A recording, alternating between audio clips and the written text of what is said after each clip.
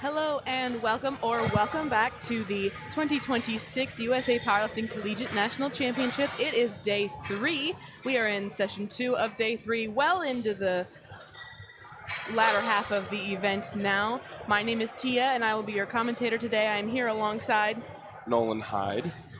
And we have a super good session in front of us. The attempts are loaded into LiftingCast and we are getting ready to go. The bars are being loaded for the first attempt and we'll start promptly at 1:30.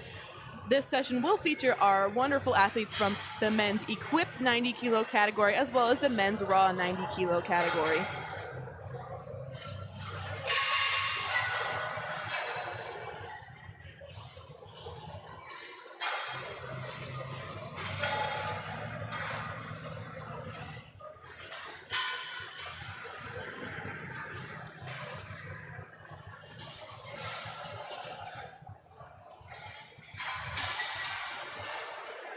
We should have a good battle for you today. The men's raw 90 kilo class has 80 lifters in it, and the men's equipped 90 kilo class has 24.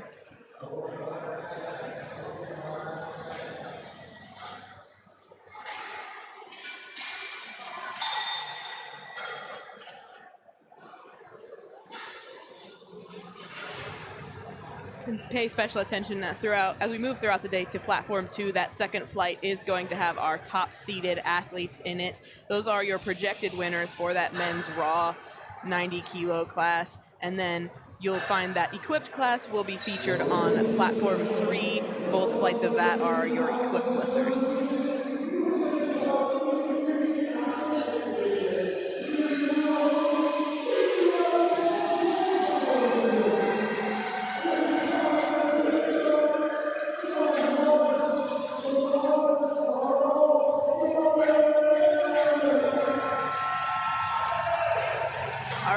Our first lifter up on the platform. Lucky Mr. Jackson Jones is going to start us off on platform 2 with a big 212 opener.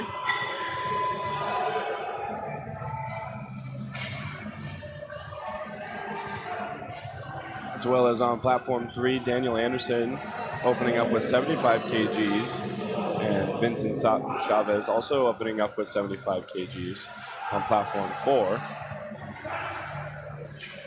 Yeah, and you saw Vincent kind of pause that at the bottom. These athletes did have a qualifying total to get here, but based on those 75s, I'm going to assume they're just tokening their squats and their deadlifts probably today. You're going to see that happen. They'll probably scratch their second and their third attempts. That could be for a variety of reasons. They could be injured. They could also just be trying to score a team point. Like I mentioned on platform 3 does have that equipped class for the 90 kilo men, and that class does only have 24 people in it. And top 25 score as long as they report a total, so they can go and basically, as long as they put up a total, even if it's a really low total, score a point for their team. And that's probably why they're here, is to just see if they can get another point on the board for their team. A lot of the teams, if you go to scoring.usapowerlifting.com to follow along with the team scoring throughout the weekend, that has been updated through the conclusion of last night's session as of the last time I checked, you'll notice that a lot of the teams really are genuinely just separated by 1 point. So even if you're going to have an athlete come in and just get 1 point, you want them to be able to do that.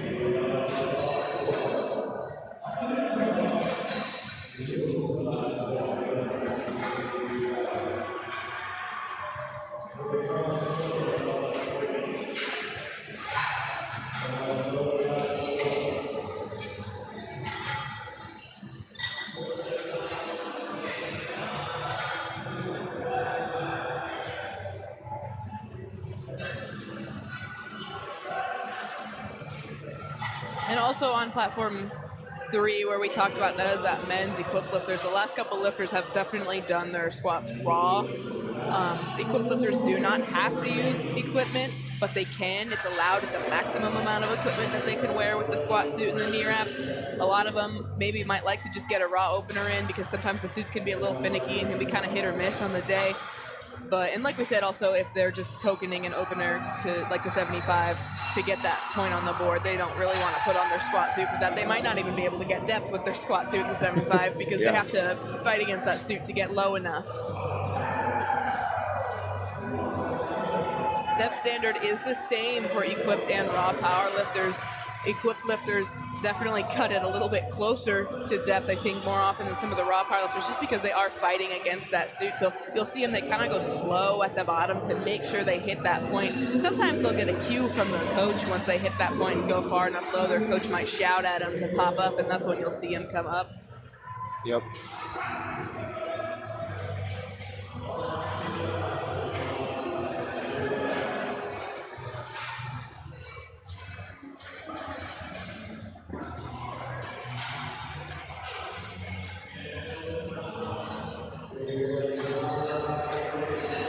And blink and you'll miss platform 4 because that flight is going to be really short. Expect to see that platform kind of finish before some of the other platforms. The flights and platform numbers are determined by where the athletes were seated based off of their qualifying total, achievable anytime after January 1st of 2025 for the 2026 National Championships. So if this session was too big to share with any other weight classes, but they could have had a couple more kids in this session, had more kids qualified and registered, of course. But obviously the kids who qualified are going to be the ones who are here, so they have to achieve that qualifying total to get here, and it's not easy.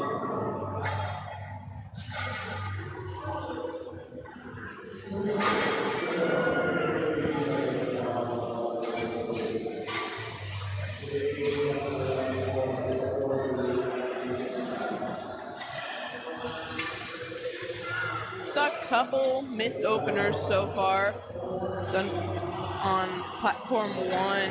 These athletes really want to make everything that they can because there's so many kids in this class that every lift is probably going to move you up multiple spots, missing or making, especially on a squat or a deadlift where you're going to try and take bigger jumps. Exactly. Every lift is very important.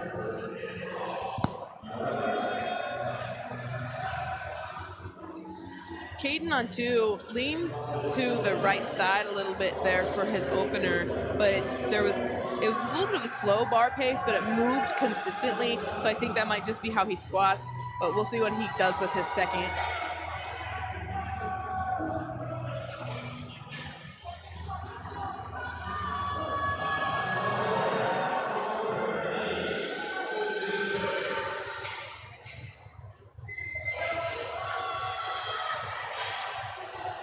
Got that 227.5 over on platform 4. If I'm not mistaken, that already puts us over squatting the 500-pound mark. Unfortunately, he does get called for depth. You see he gets the 2 side judges, both giving a red card, same as on platform 3. That really just means he doesn't get low enough. So you'll commonly kind of see the depth calls come from the 2 side judges, not so much the center judge. The center judge has obviously a lot to be watching. They're also giving commands as well, so they have a little bit more to pay attention to, but they also don't quite have the same angle as the side judge. The side judges can see more clearly past the spotters and the rack.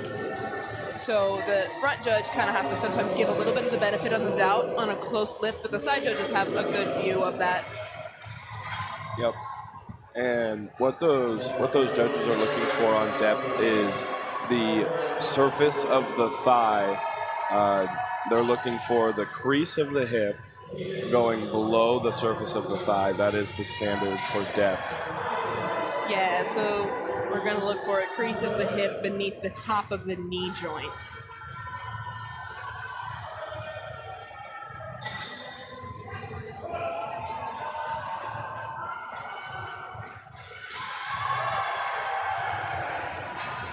And we're seeing some of our first truly equipped squats coming out on platform 3 towards the end of this flight here. You saw he had the actual suit on and the knee wraps, but with that we're going to move back to the beginning of the flight and go into second attempts on platform 4. Again, you saw the young man who did the 75 for his opener did scratch his second and his third attempts. Athletes get 3 attempts. They do not have to take all 3 attempts. So they can either choose to, maybe if they need more time, maybe if they want to do 2, they can intentionally time out on their second, but if they put in a scratch, that scratches their second and their third. But you'll see him back on bench for sure. A good lift for Luis from Concordia University on platform 1. as well as a good lift on platform 2.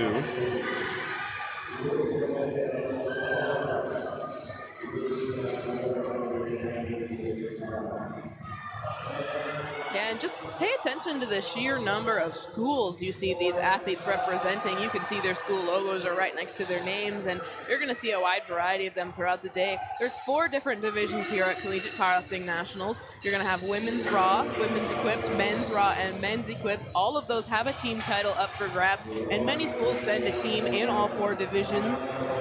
But there's also certain schools that focus on just equipped or focus on just raw. But in any of these 4 divisions, there's about 100 plus teams just competing to see if they can get titles or banners. Top 5 teams at the end of the weekend will walk away with a team award. They'll walk away with a team banner. They can hang that in their gym. You may be using a little bit of motivation for next year, remind them of their accomplishments. But team number 6 walks away with nothing. So they really don't want to kind of end up in that spot. Platform 3, we see a bit of a slow opener that can happen for a couple reasons, especially in equipped. Sometimes they can misgroove it, and that can be a little bit more detrimental on the equipped side. Equipped powerlifting usually takes a little bit more control.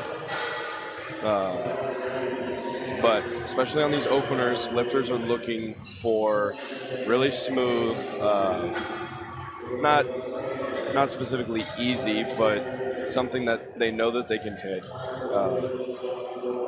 Sometimes there's a lot of factors, especially coming into nationals, a lot of travel and different circumstances that can lead to having subpar performance on an opener.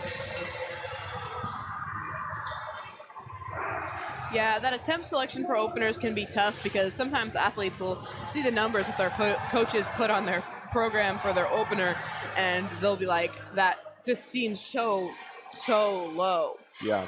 And they might kind of be flustered or mad, but what they have to remember is they have to jump for the second and the third. You're not going to do your max attempt on your opener because you can't get your max attempt on every day. Every day that you walk in the gym as a powerlifter, you have different levels of fatigue, different levels of how fueled you have been for the past week, what else you've done in training, what's just in general going on in your life, and the stress levels that allow your muscles to rest and recover properly. So, and the rest and recovery can be a problem at nationals because of, like what you mentioned, with all the travel and staying in an unfamiliar place. And obviously, last night, that 3rd session, we didn't get out of here until like 11:45 at night. So if any of those athletes had teammates in that session and were trying to watch, whether it be online or in the venue, they're just kind of staying up late and they have to go weigh in the morning. They're not getting very much sleep, so it's going to be kind of hard to maybe hit that top end attempt. But again, this is nationals, so they do get the benefit of they're going to have a little bit of extra adrenaline, and that can either help or hurt the athletes. Yep.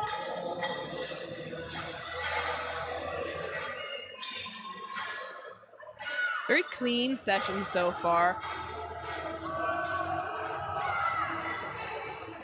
Not a whole lot of missed openers at this point. We saw earlier in the day, session 1, battle of the 82s, quite a bit of missed openers. Had a few lifters bomb out on their squats. Does not seem to be a problem on this session. Yeah, and we did have a couple missed openers on platform 3. That equipped platform, it can sometimes get a little bit dicey. Like we said, it's a little bit easier to misgroove over there because it's less of just strength and a little bit more technical. So if, like we said, you got a little bit of that adrenaline, you go out there and you're a little bit tight or nervous, you might kind of miss your cue over there. But platform 4, we're already on our last second attempt for this flight. Eric is going to take 252.5.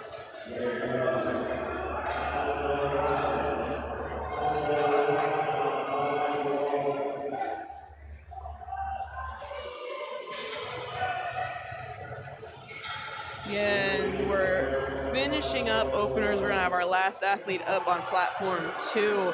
So far, every athlete on platform 2 has made their opener. We haven't had any misses.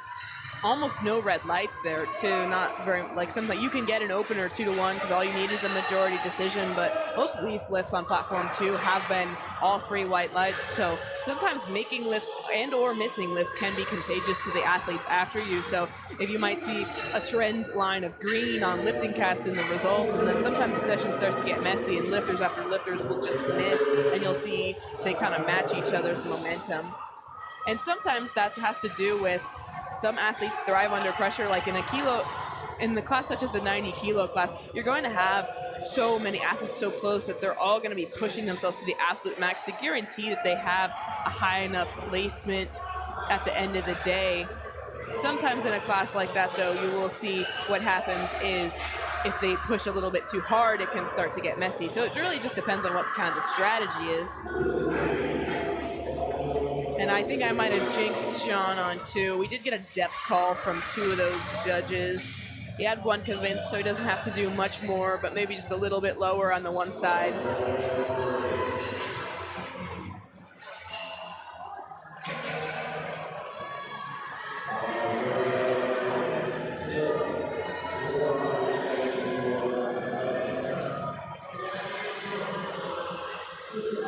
As we move into these heavier weight men, compared to what we were seeing yesterday, we're a little bit in the middle still with this 90 kilo class, but as they get stronger and start lifting more weight, you're going to see less of the openers and second attempts that are absolutely just going to fly. Like you see a lot of the lighter weight lifters, their first or second attempt, they just kind of look like nothing for them. The heavyweight lifters, even and middleweight lifters, even with their openers, there's just so much weight that it's not physically as possible to move it that fast. Even if it's objectively like an easier RPE still for them. You have to hold it a little bit faster, otherwise it's easier to lose control. Yeah, for sure.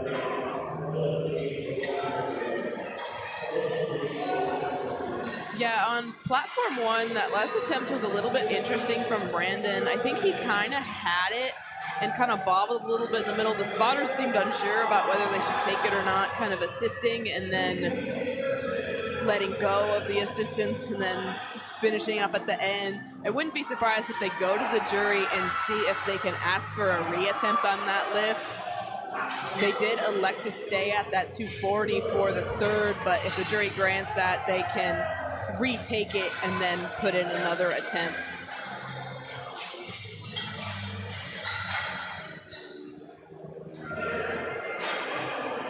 And how the jury system works is there's one jury for platforms 1 and 2, and there's a second jury for platforms 3 and 4. So the jury has to share the 2 platforms. And what happens is if you have a 2-1 no lift, you can go, or a 3-0 no lift. There's different processes for the 2 of them, but you can go and either ask the jury what the color cards were for if you aren't quite certain, like a yellow card. There's a lot of reasons that fall under the yellow infraction color, so you might not know which one you need to make better. Or you can say, what did you guys think about that? And the jury will either agree or disagree with the platform referees. But most of the time, the jury is going to agree with the platform referees. We have seen a couple overturned successfully this weekend, but they read the same rule book and they see the squats from some of the same positioning as the different referees, so they're going to have a pretty similar view and likely a similar opinion. A lot of attempts are kind of cut and clear. Did they miss it or did they not? And the thing about the jury is, in order for the jury to overturn a lift, all 3 jury members must have agreed upon that the platform referees were wrong. So if 2 out of the 3 platform referees thought your lift was bad, there's a good chance that one of the jury members also thought your lift was bad. So that is going to make it hard for you to get a unanimous decision from the jury disagreeing with the platform referees.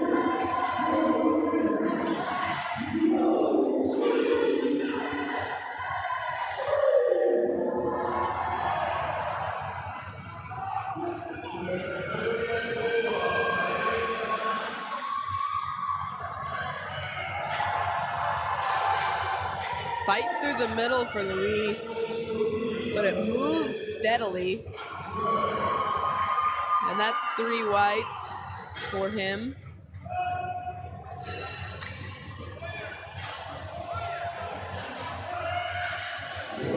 Elijah just went up 2.5 kilos on platform 2. Moved quite easy as well. It's not something you see very often, especially on squat and deadlift, and even more especially as you get up into these heavier weight classes. The more common jumps are usually 10 to 17.5 kilos for these guys. 2.5 kilos, quite a small jump. Yeah, the guess there is if he's not feeling very well or the opener felt really slow, maybe just take that minimum and see if you can get anything else on the day. But based on how fast that moved, he definitely could have jumped more than 2.5, and we'll see what he does for his third.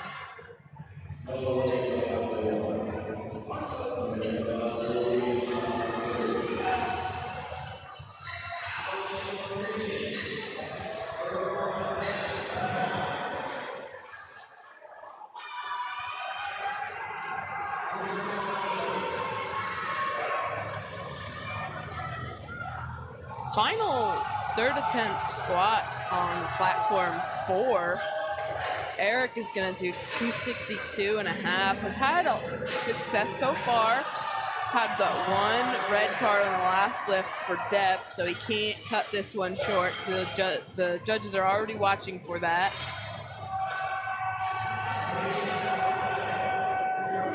I think he went a little bit extra low after receiving that one extra red card. Kind of got himself stuck at the bottom there. He almost made it through the hole, but not quite.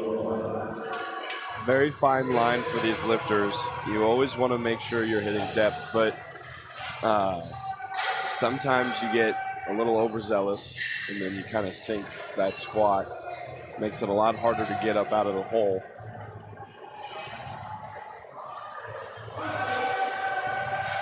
So now we're moving into our second flight on platform 4.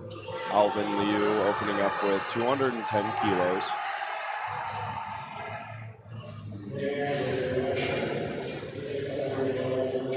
As Xander gets 3 white lights on 277.5 kilos, breaking into the 700-pound mark as we loop back around for thirds on platform 3.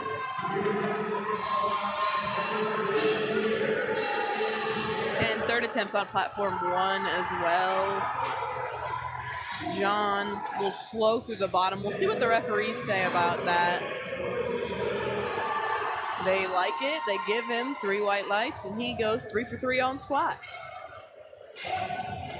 Oh, I lied. I'm sorry. 2 for 3.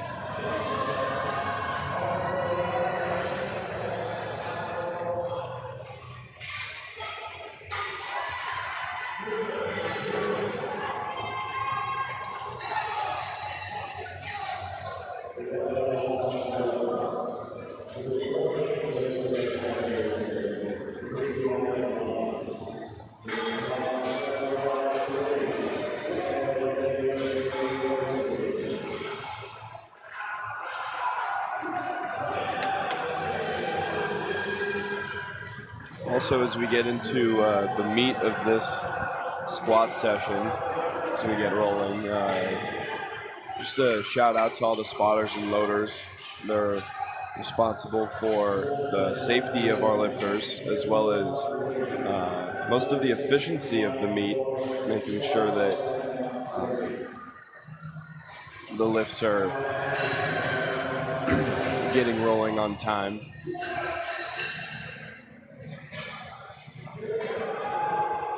Yeah, and on different platforms, you'll see different numbers of spotters and loaders. Like on platform 3, there's only 2 side spotting right now, and on the other platforms, we saw a couple of them that had double spots on the sides. The spotters are allowed to have basically as many as is felt needed for them to successfully and safely catch the weight. But in general, a rule of thumb is that anything over 225 will be spotted by 5 spotters, 2 on each side and 1 in the back.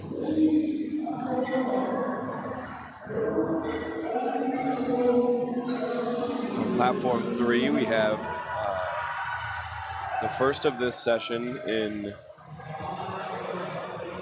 in danger of bombing out.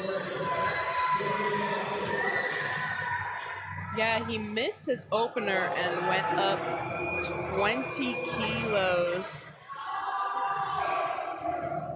Got called on depth on his first on all 3 judges. He moves that one up and moves quite fast. Let's see.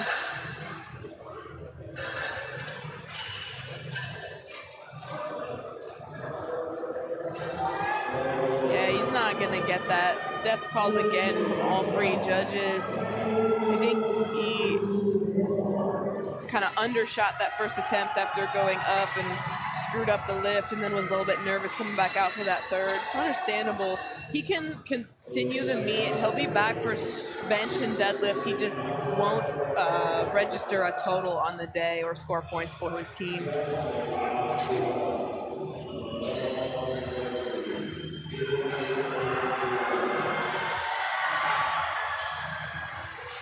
Tough break for Nicholas on one, just barely unable to get past that. Had quite a high point actually where he got stuck. Usually gets stuck a little bit lower. I kind of thought he was going to get through it.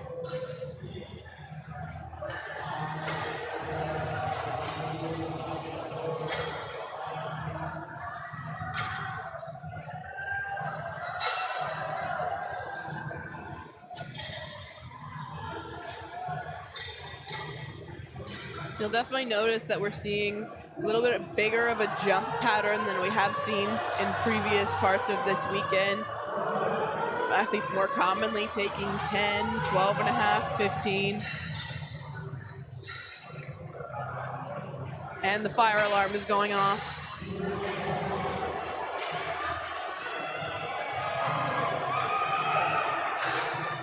And that's just because a 10 or a 15 kilo jump is a lot less of a percentage compared to that which a 10 or 15 would have been on Thursday or Friday with some of the lighter weight class lifters.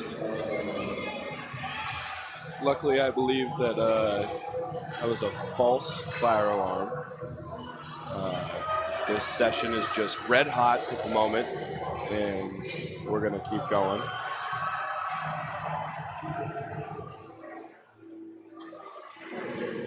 At first I thought Gino just got a hold of the light show, started making some noise, but it is definitely a fire alarm.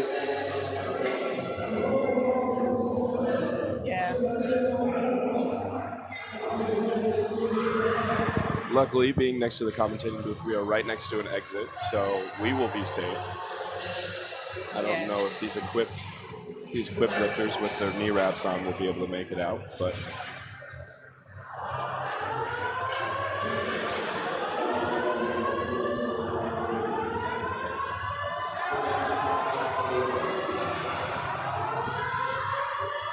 it's funny, usually fire alarms are unbearable for your ears, but this place is so loud it's almost not noticeable. Yes, this was rather pleasant fire alarm actually.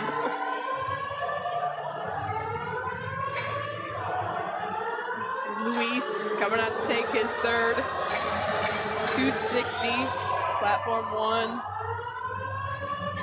You'll see he made a 15 kilo jump from his first to his second, and then a 10 kilo jump from his second to his third.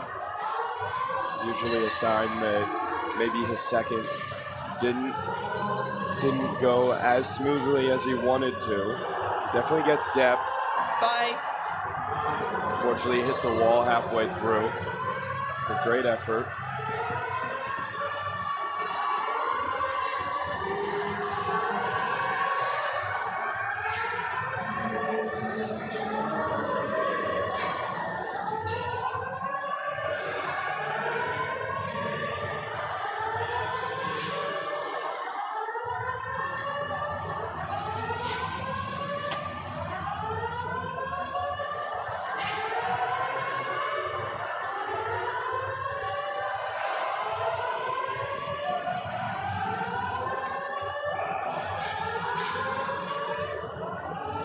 Sean on platform 2 unfortunately misses his second after missing his first.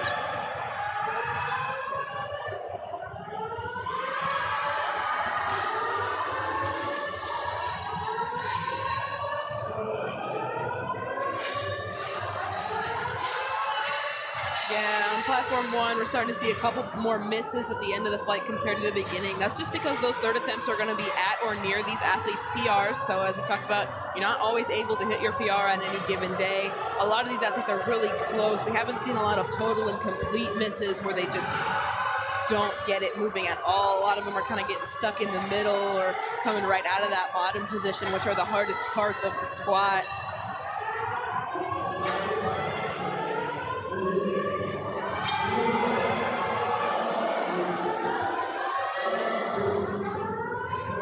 Luis on platform 3 made a 5-kilo jump from his first to his second, missed his second on a couple yellows, maybe most likely missing commands, ups 2.5 kilos and can't get it.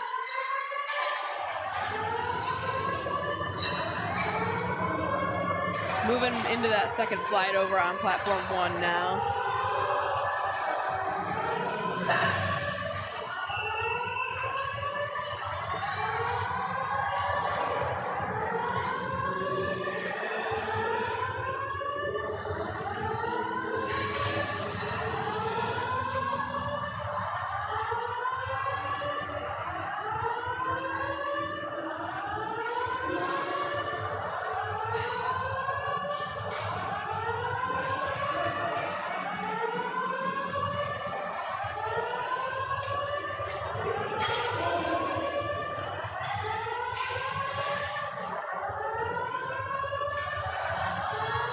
Ronnie on platform 3 with his third and final attempt, just shy of 600 pounds, sorry.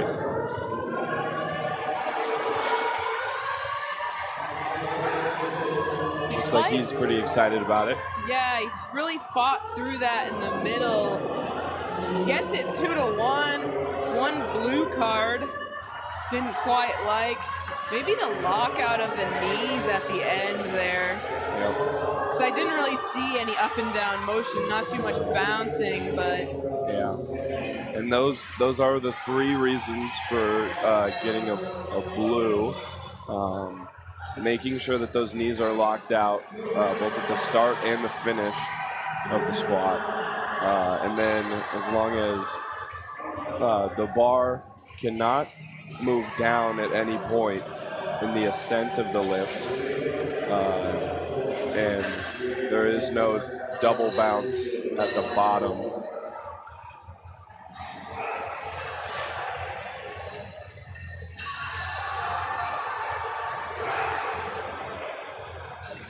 Xander with a monster 633 squat for his third. That'll end the first flight of platform 3.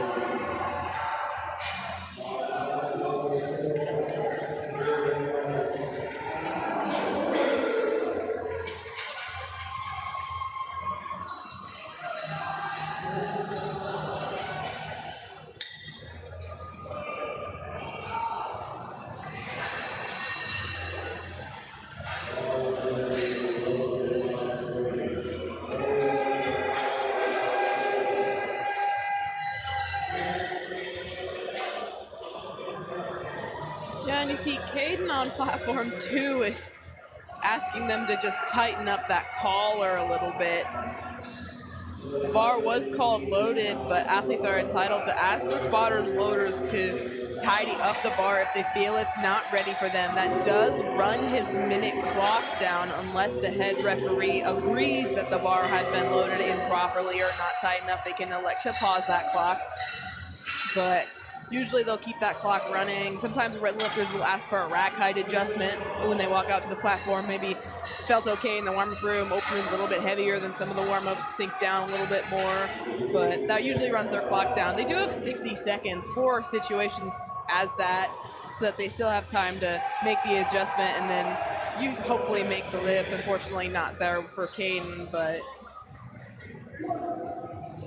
you definitely, the reason why he asked for them to tighten in the collars is if the plates are loose and they slide around a little bit, it can kind of knock you off balance, especially if one side is loose and the other side isn't.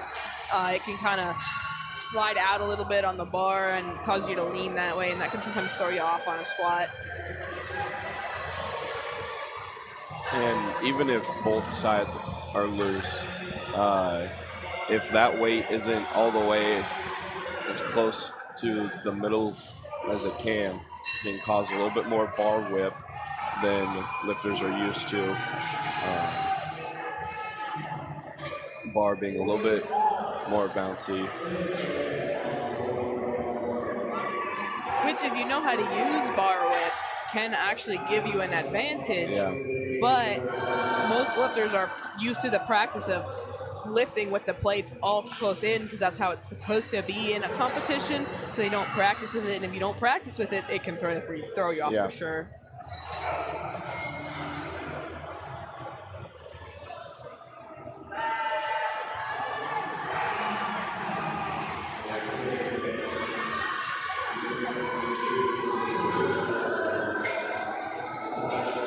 Tim on platform 4 with a big celebration after making his second.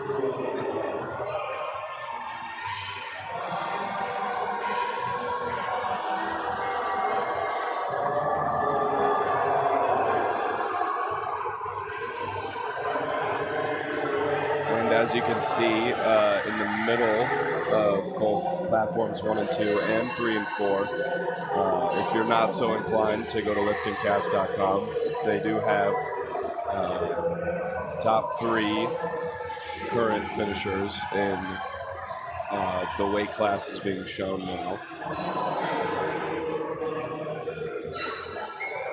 Yeah, and that section in the middle is just your current leaders that obviously will change throughout the day. A lot of these platforms we're still working through those second flights, so maybe the third attempts for the first flights are higher than the openers for the second flight, but expect the third attempts on the second flights to be higher than those of the first flights.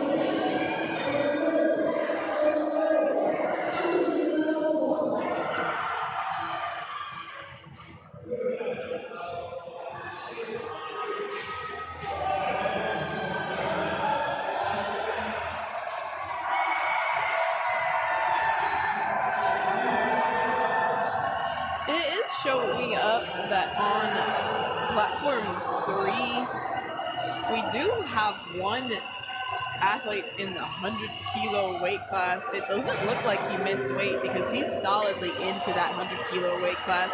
So the reason for that is they assign the sessions for athletes a couple of weeks out from the event, and the weight class change deadline is after they assign the sessions. So if it's easy to move an athlete, or if the athlete changes weight class early, they can move them into a proper session. But if you change weight class at the very last second and they don't have a spot in the other session for you, you might end up just staying in your initial session. They will move you to your session or earlier than your session if your initial session was after the session that you should be lifting in, because it's not fair for one lifter to go after everybody else. But if you switch weight classes and it's different from what you initially registered on, that's on you. So if you end up lifting earlier than your weight class, that's allowed, because it's at a disadvantage to the lifter who lifts earlier. Yep. Then the only disadvantage, say per se, is just that everybody else knows what your total is and they know what they have to get to beat it. Yeah.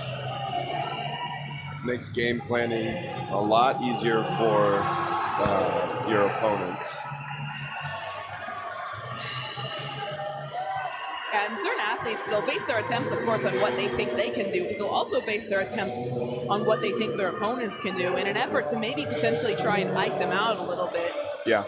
Certain athletes, they have a big squat or a big bench. They might try to build their subtotal around that and say, I think my opponent could potentially deadlift X amount, so I need my subtotal to be Y amount so that they can't pass it with their big deadlift. Yeah.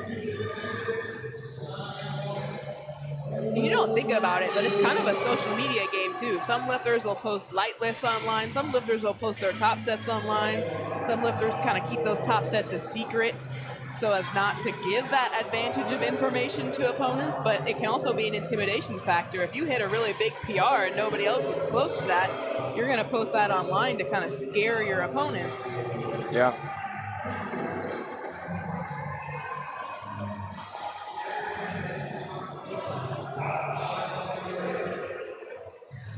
Powerlifting is a lot more of a mental game than you realize. Most strength sports are.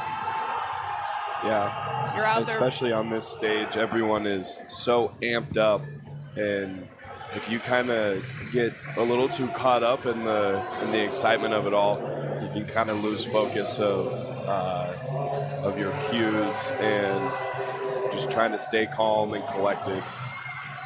And on 2, that move's phenomenal for Austin. Judges like it, 3 white lights.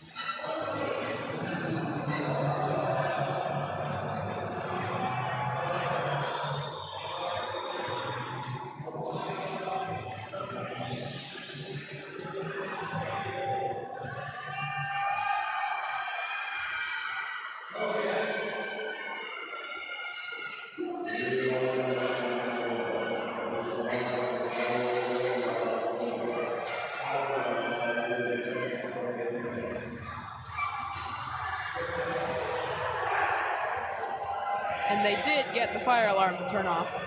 So any noise that you hear anymore is just athletes from teams cheering on their teammates. They also brought us a DJ this year to Collegiate Nationals. They play music all the time, but we actually have an in-house DJ this year, which is a little bit new, exciting. Can get kind of loud. The DJ is doing a fantastic job. You hear from some of the athletes that it was so loud on day 1 they couldn't hear the referees, so they ended up miking the referees. Platform 2, I think the spotters took it early, and then so the athlete kind of let go once the spotters touched it, and then they actually had to spot the lift. You saw the athlete went and talked to the referee a little bit in front of the camera there, I think asking if he could ask for a reattempt. We'll see if that gets granted. If the spotters take the bar early, the athlete sorry, that was platform 2, my bad. If the athlete can be granted a reattempt at the end of the flight, it does look like he has been granted that reattempt. You can see that marked on LiftingCast. They move them to the end of the flight so that they don't have to follow themselves. We did have an athlete yesterday who was the first lifter in the flight and had to move to the end of the flight and then follow themselves. So they had a 4-minute clock in between their 2 lifts.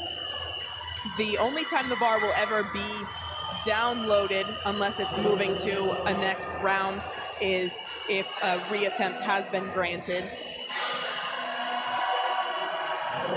And there's definitely a risk and reward in going and asking for a reattempt and taking it. First, you might not be granted it anyway, but if you are granted it, if you choose to take it and you miss it, you just wasted a lot of energy twice on one lift that you didn't get. If you make it and you get the kilos on your total, that's amazing for you. And in Elijah's case, he could get himself 30 more kilos by making this. Yeah. Definitely a game time decision. Can be a lot of risk, but also a lot of reward. Yeah, and before he goes, we have a high-pressure situation where Sean needs this lift on platform 2. He missed his opener. He went up 15 kilos. He had both times. He had a 2-to-1 no lift on depth, getting a white light from one judge on both attempts, a white light from a different judge on both attempts. So they're all kind of on the bubble there. Let's see if he can take this out, convince 2 referees.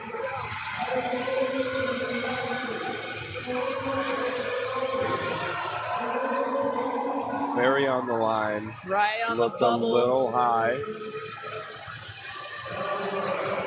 Yeah, those 2 side referees this time don't like it. He got 1 white light from each of the referees, but they all were on different attempts. Yeah. And it looks like Sean did go to the jury table. He's on platform 3. Holden opens with 300 kilos. First 300 kilo squat of the session.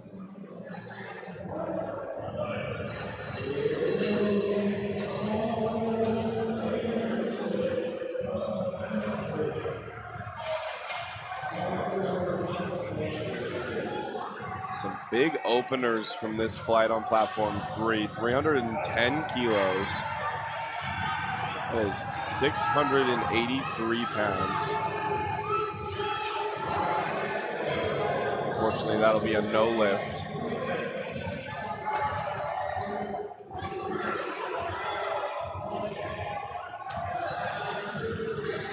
Is Michael from LSU on platform 4, retries 240 kilos.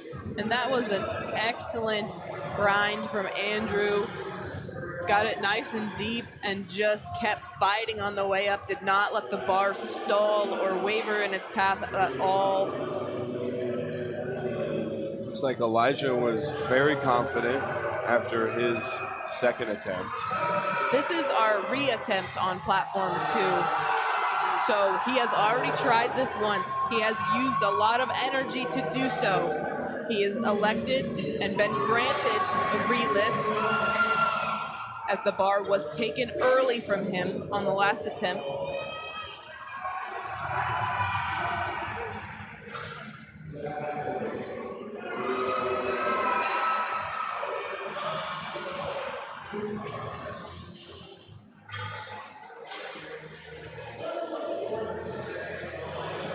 His clock is running.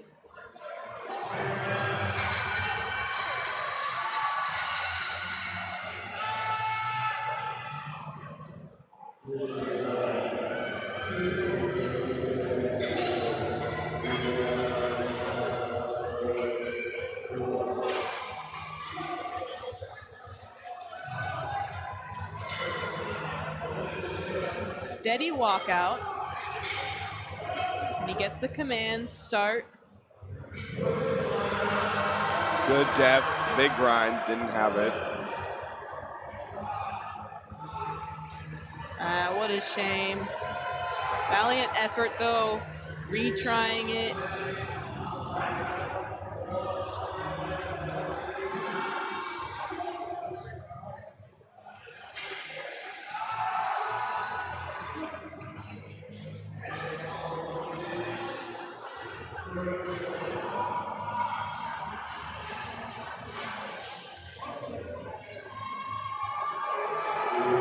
Big grind from Colin as he heads into his bench session, 3 for 3.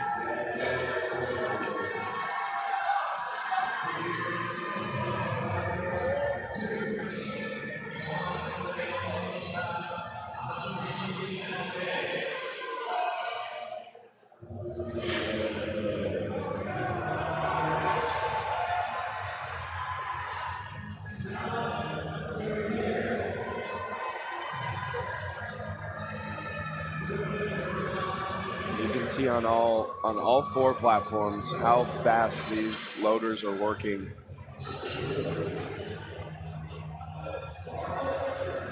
Yeah, into that top-seeded flight of lifters now, taking their openers on platform 2.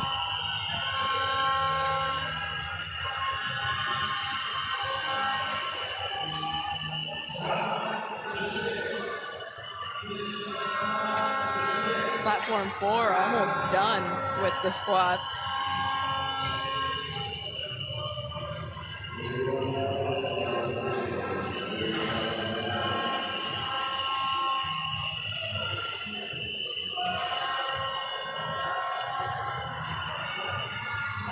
Having a shorter flight can kind of be a little bit of a curse for these lifters. If you're used to, 14 lifters all getting a minute apiece.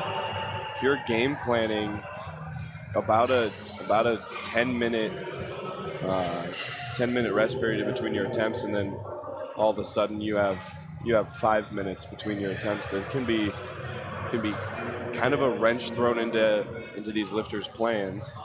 Yeah, they've been managing it well, though. Mostly green lights, or white lights over on that platform.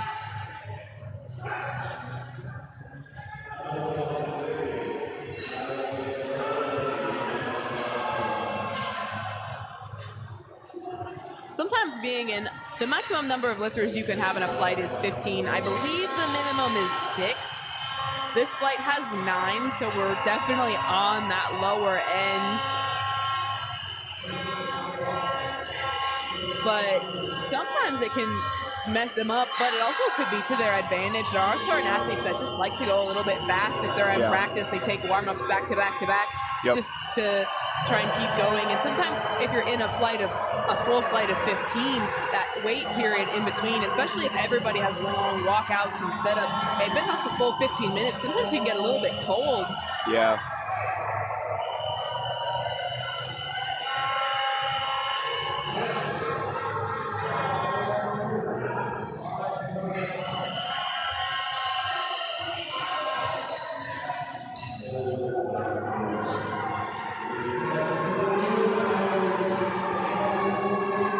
Lift on platform 4. I'll bring up Nolan Miller of West Virginia University. Yeah, Benjamin on 1 really fought through that. His wrist wraps were on wrong on the one arm. You can see that they were not overlapped at all. There's a maximum width that the wrist wraps can be when you wrap them on your arms. The technical controllers are supposed to kind of look at them before they go out there, but sometimes they can move as the athlete walks out if they're loose. But I think that looked like it was down his arm too far, but it didn't throw him off. And you could tell, I don't think it was intentional because it was only on one side. Yeah, sometimes there's a lot of jitters, a lot of adrenaline, and sometimes you just miss stuff like that. Nerves of steel on 1 for Walker. Missed the opener, went up 15 kilos and smashed it.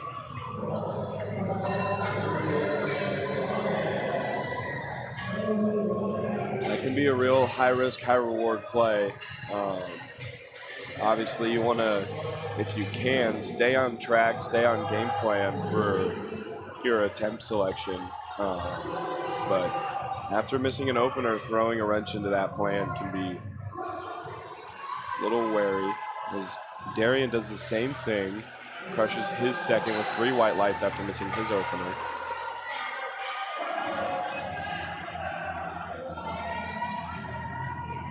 Ryan shook his head at the top, no, but that was a great squat, I think.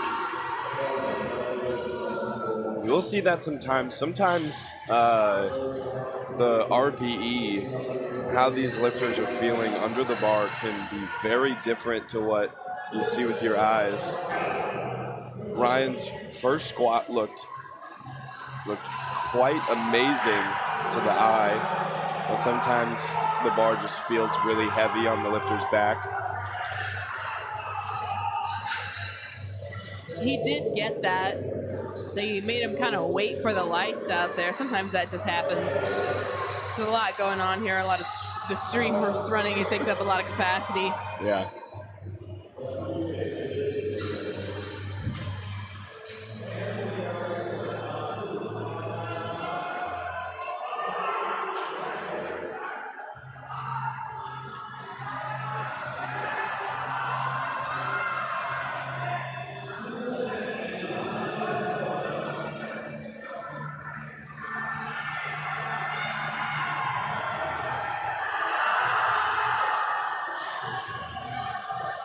Fortunately, a couple of misses on platform 1 and 4.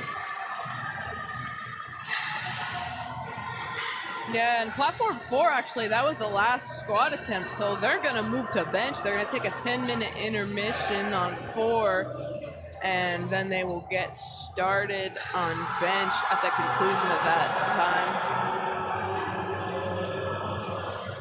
Wow, bit of blood coming out of Andres Ruiz's nose.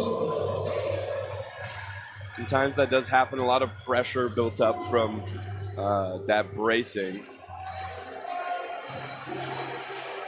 Yeah, before the lifter squats, when they pick up the bar on their back, they'll brace by kind of breathing in and squeezing all of their muscles in their core, and that could cause a lot of tension up in the head, and sometimes that causes that bloody nose kind of scenario. Yeah. So they'll just make sure the platform's clean and everything before the lifter next comes out. Had a couple kids throw up this weekend. Yep. That does tend to happen. USAPL runs on a 2-hour weigh-in clock, so Lifters are required to weigh in 2 hours before they lift. So that means that sometimes if there's a big weight cut for a lifter, they really need to fuel their bodies after cutting weight for a couple of days or even a week. You're putting your body under immense pressure trying to get every kilo you can, and sometimes that fuel comes up on the platform. Yeah, a lot of times these lifters are cutting weight for weeks. So to cut weight for weeks and try and replenish yourself as much as you can in 2 hours, if you eat a little bit too much before you go on the platform, it doesn't feel pretty. No. Holden got 3 red lights on depth for his opener, electing to up 5 kilos. He's not too worried about it. Yeah, just a couple more kilos, that 5 kilo mark. Maybe he thinks it can help him push that suit down a little bit further. That looks lower than his first one. We'll see if the judges agree. Yeah. They do, 2-1. That's all you need. And like you said, Tia, that does tend to happen a little bit more with those equipped lifters. Missing their first, coming out and adding weight, which is kind of counterintuitive to the uninitiated, but these squat suits and the knee wraps pretty much act as a rubber band trying to bring the lifter back up standing. So sometimes you'll even hear in the warm-up room or after an attempt, well, you got it down, which seems stupid, but for these equipped lifters, it can just be a struggle to get the bar down to depth.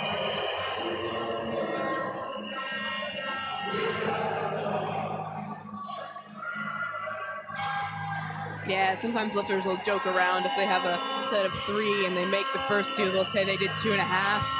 Yeah. They go down. But for an equipped lifter, that's kind of valid. Yeah, especially once we get into the bench portion of today, you'll see these equipped lifters wearing what's called a bench shirt.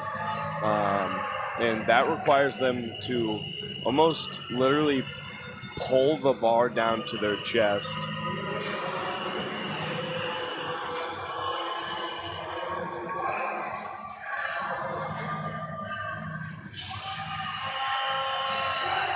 Ethan with his second at 305 looked a little high. The judges will give it to him 2-1.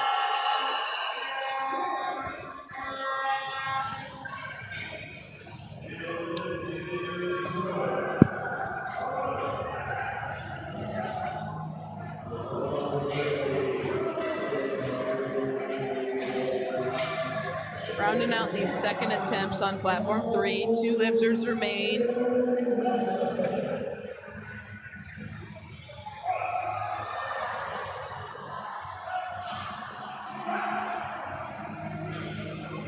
Parker's second looks a little bit better than his first, and he'll get 3 white lights. As we see a 744 pounds on the bar on platform 3, waiting for Jackson Mabel.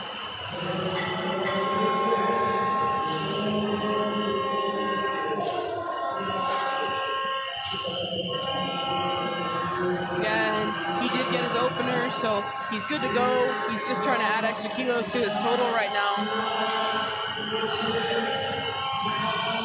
Jackson, hailing from Texas A&M University, Kingsville.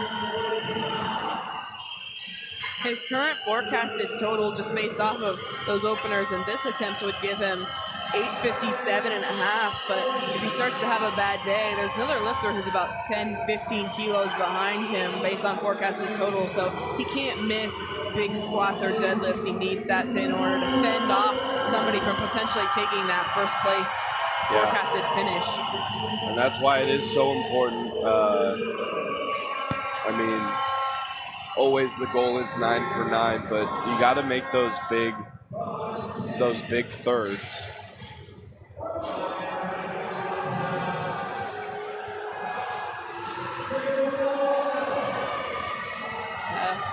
So when they make their attempts, they go back and they have 60 seconds to submit a card to the score table. And that card basically says what they want their next attempt to be. A lot of lifters will try and go back there and just say it to the score table, but they actually have to write it down. That's just so that there's not a miscommunication. We talked about it's really loud in here, it's hard to hear, it's a little easy to misunderstand, or if something types, if one of the people, because they type the attempt in, so we want to make sure that there's a way to check our work if the question comes up later about what an attempt was supposed to have been or what was turned in. That's the reason for the use of the paper card system. But they have 60 seconds to turn in that paper card system. So when their attempt selection is being made, a lot of times coaches will pre-fill out multiple cards and say, we're going to do this. If it was easy, we're going to go up half as much. If it was hard, and we're going to go up 2.5 if you made it, but it was really, really bad. Or they have an attempt card for that same attempt that they're going to stay at that weight if they miss it. So a lot of times coaches will have 4 cards filled out for every attempt, and then they have to turn in based on what the scenario presents itself to be. Yeah.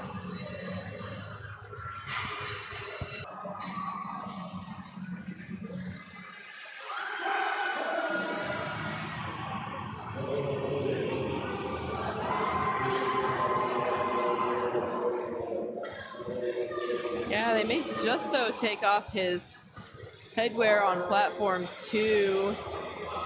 He looked a little confused. I wonder if they let him wear it the first time out and then noticed it. So when a lifter has on things that aren't helpful to them but aren't allowed, hats, headphones, the wrong kind of shoes, if it's not noticed and they make the attempt, they still give them the attempt, but they will tell them for the next time, and the next time they won't be allowed to go out and take their attempt unless they correct what's wrong with their equipment. But the reason for equipment check is so that the athletes have the opportunity to know the refs approve of my equipment, I have everything I need before they get to the platform, and they're told, oh, you need deadlift socks to go deadlift. Well, if they didn't go to equipment check and they didn't have them, they would be stuck because they wouldn't be allowed to step onto the platform without those if the jury and the judges were noticed that. Mm-hmm. So that's the real reason for equipment check, because athletes are visually inspected by the technical controller every time they go out onto the platform.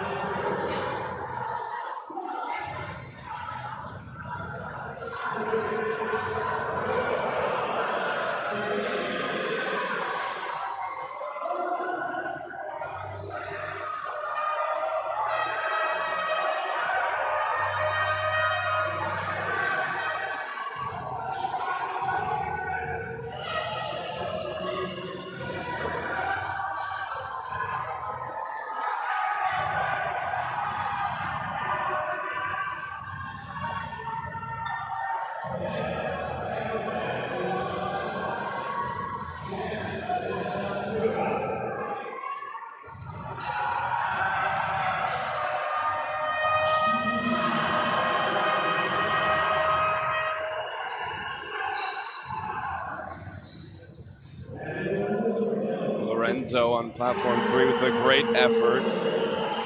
He'll be rewarded 2 to 3 with a good lift.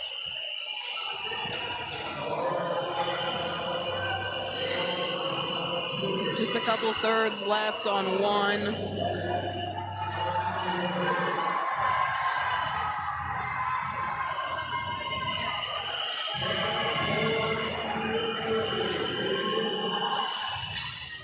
The last couple athletes on 1 are really on the bubble of some critical placements. They're not rotating with that top group, but some of their projected finishings are in the teens, and our last athlete up on platform 1 is actually currently projected to finish 10th.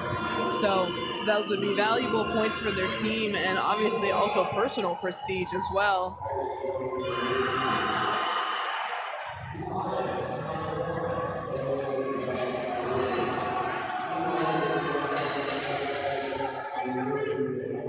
It was a nice third attempt on 1. Judges like it too. 3 white lights. And as on platform 3, Eric elects to reattempt his 292.5 after getting called for depth. We now start on platform 4, the bench session for today. And Lukian will get 3 white lights.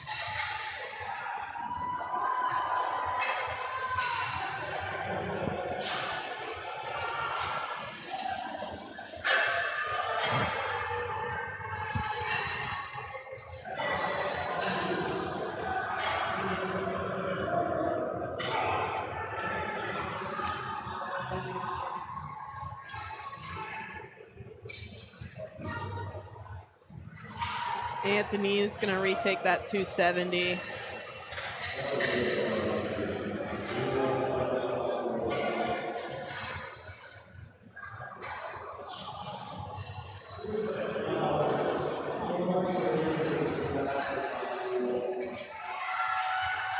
And another reattempt on platform 3 for Harville out of Texas A&M University.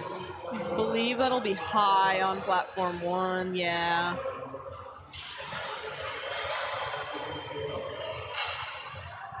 All right, final squat, platform 1. Jimmy Gamino, 290 kilos. It's about 640 pounds.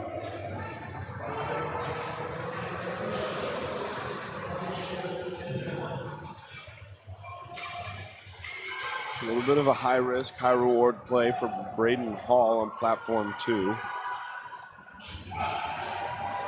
I think he'll be rewarded for that.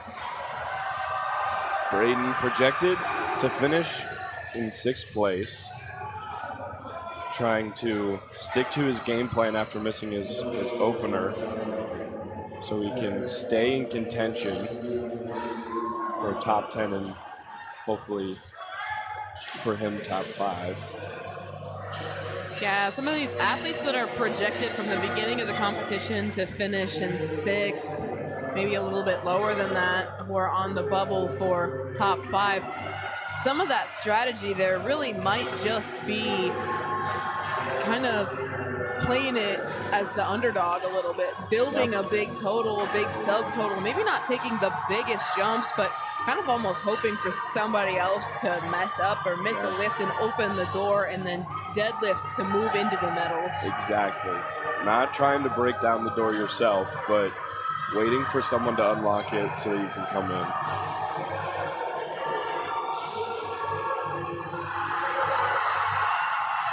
Jaden Wesley with 142.5. And that'll be a quite popular attempt selection, as 142.5 kilos translates closest to 315 pounds, which can be, for most lifters, is a big milestone to hit, because 315 is 3 commercial gym plates in pounds.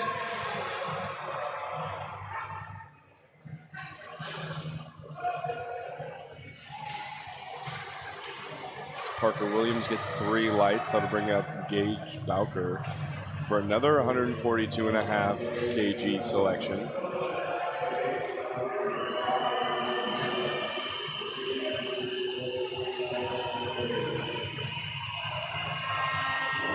Now only 2 platforms still on squat. Platform 1 taking their 10-minute break in between. Yeah, and that clock on platform 1 just started, so we're a solid 10 minutes out over there.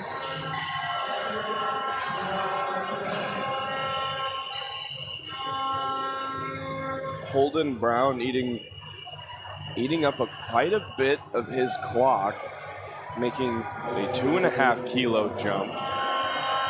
Yeah, I almost wonder, because we're already at 25 seconds, I already almost wonder if he's not coming out. They didn't, I'm assuming that 307 is because they did not turn in a 3rd attempt, so since he makes the 2nd, it automatically increases 2.5. They could have, of course, turned in an attempt selection at 307 as well, but I think he's just burning clock. now. And it'll look like he is not going to come out for his third as the spotters and loaders are looking ready to get on to the next lifter. And he does time out there, so that'll be a no lift. See, the spotters and loaders kind of are impatiently wait on things like that because they want to load as fast as possible, so they're like ready to move the bar as soon as that clock runs out.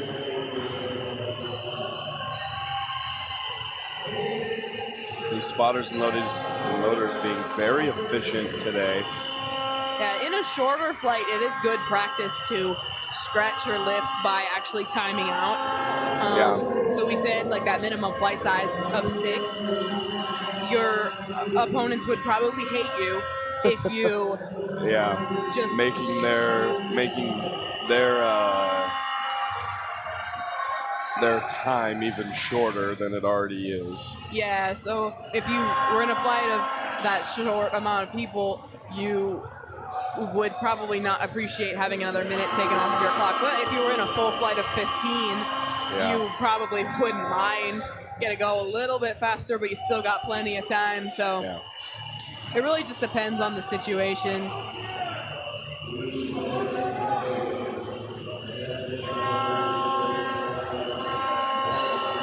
As we get into these heavier squats on platform 3, you can already see the bar starting to bend on the rack.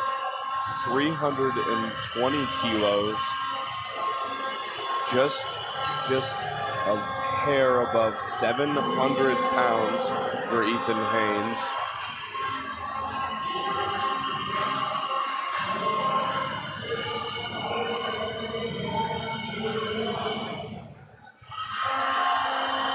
Looked a little high, but a good smooth on the way up. And that'll be a 2-to-1 decision on a good lift for Haynes.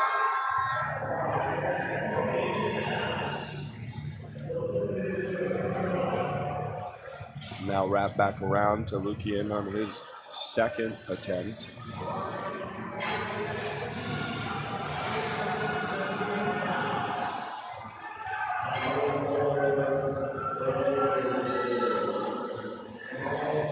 Nice fast walkout for Parker. He's ready to go. Really fights through that middle there. 711 pounds and a good lift. Will bring us to our last squat on platform 3. Jackson Mayville with 345 kilos, 760 pounds. You can see that spotter or that loader trying to get all those plates into the middle.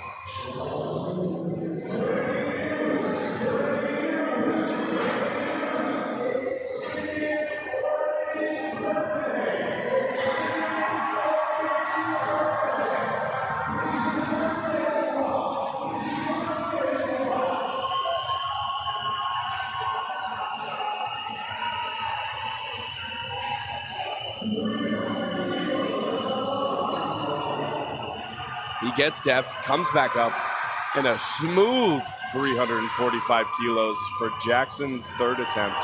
That should be 3 white lights.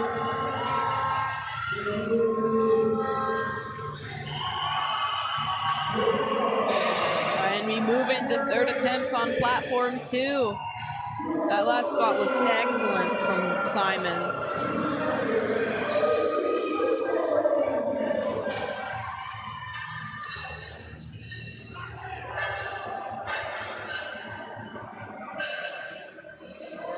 A lot of athletes have stuck to about that 10 kilo roughly jump, give or take, for their third attempts on platform 2. So we're just trying to kind of stay with each other and make pace.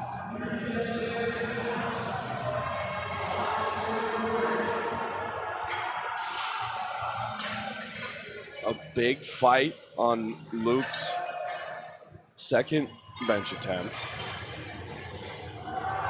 Unfortunately, it would be a no lift.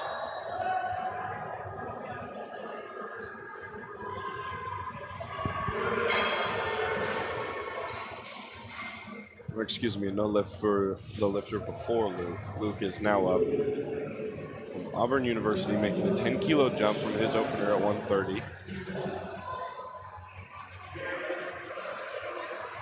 Never mind.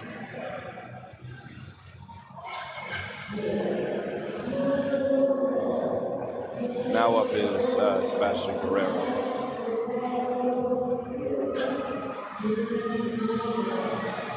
Yes, Luke did get 3 yellow lights.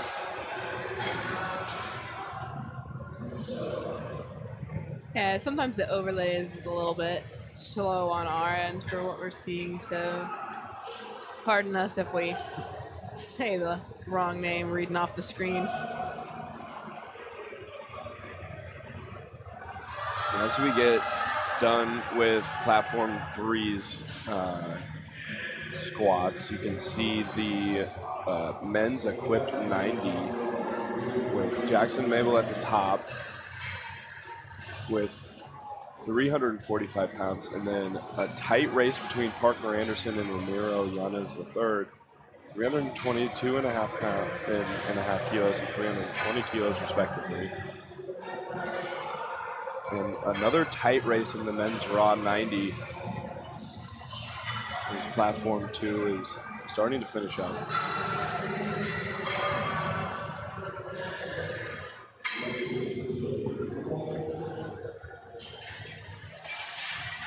Only a 7.5 kilo difference between first and third in the men's raw 90.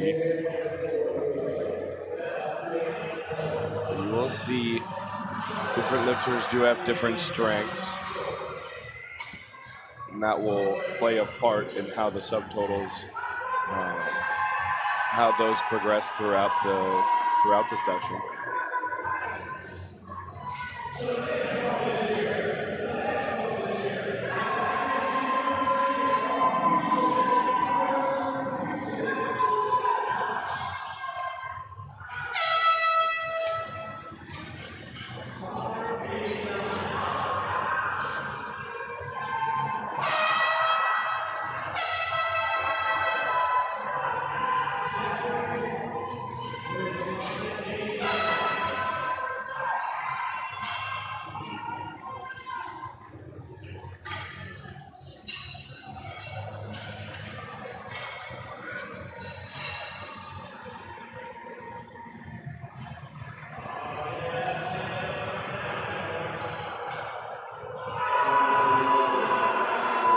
Big fight for Azagidi on platform 2.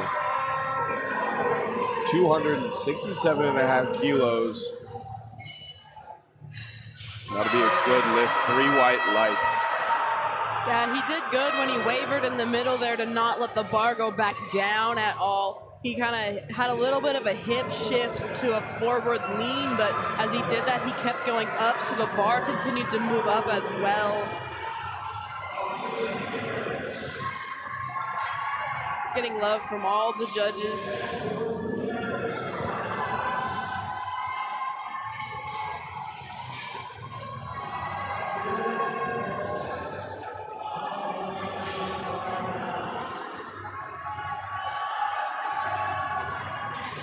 Unfortunately, it looked like Eric had a little bit of downward movement in his bench, and that'll be a no lift.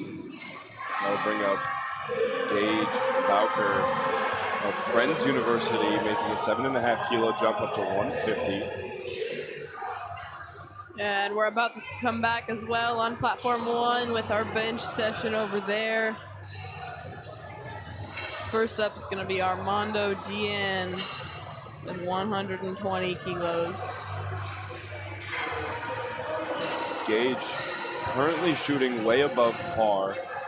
He is projected 64th, is currently in 4th place.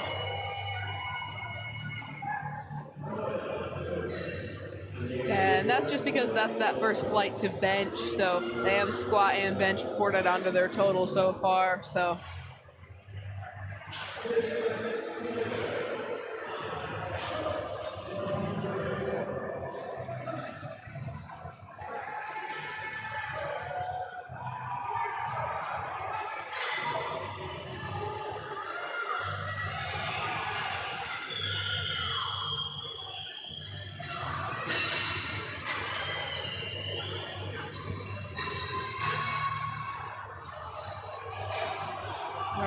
attempt from Brennan, 272 and a half.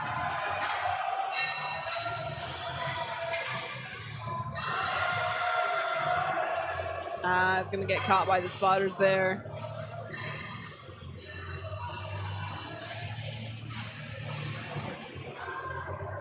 Really wanted that 600-pound squat.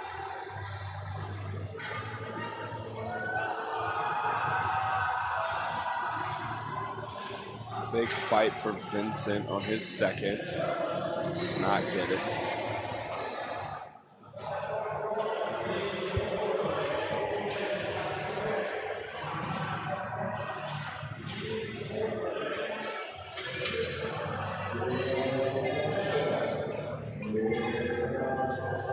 Thomas coming out for his second from West Virginia University. Had a little bit of a hiccup on his first squat. Stayed course and has had 9 white lights after. Looking to carry that momentum into his second bench attempt.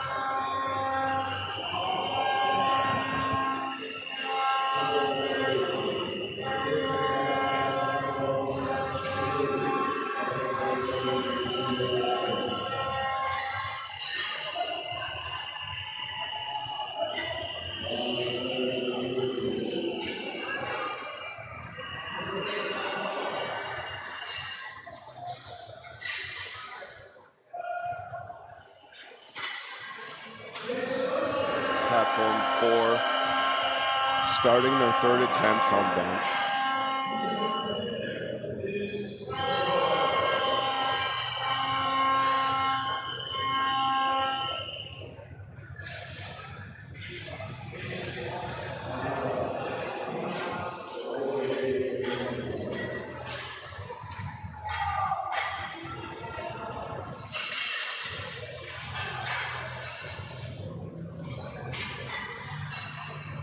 Hayden missed his second, went up just a smidge, 280.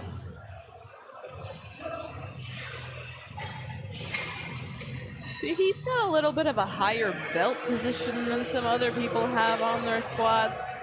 It might just be where he braces from a little bit more in the middle. Good fight, gets the rack command, should be a good squat.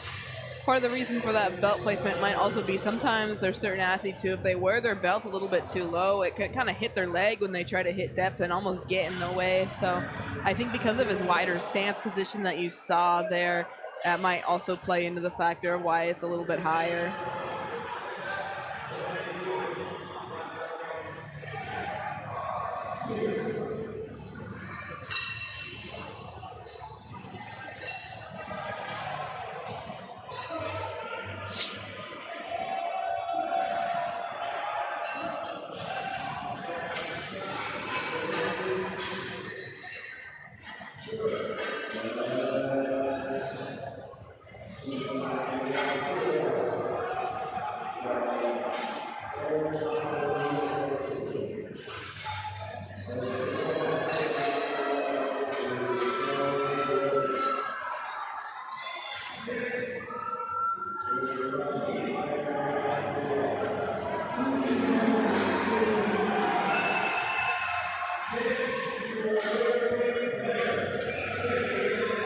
Now that the 10-minute timer has gone out on platform 3, they'll start lifting for the bench portion. And Daniel Anderson of Texas Tech University will kick us off on platform 3 with 115 kilo bench.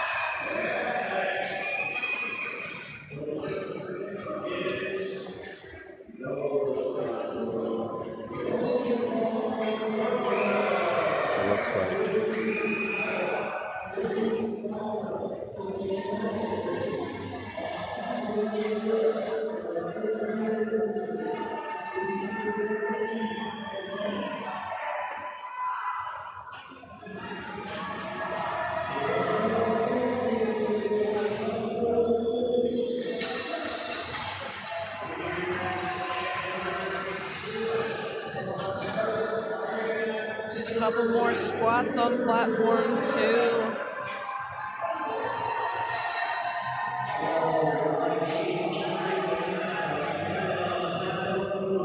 Daniel on platform 3, getting 3 more white lights. Has not gotten a red light yet today.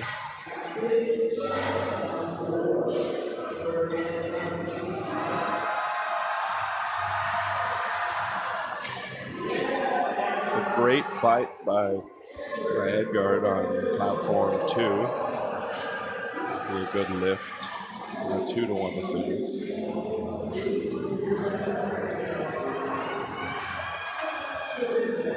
And he's currently forecasted in 5th place, so that'll mean a lot to add some kilos to that total to defend potentially getting himself a medal. It is such a tight race in that 90 raw men's division. There is very little wiggle room for missing attempts today.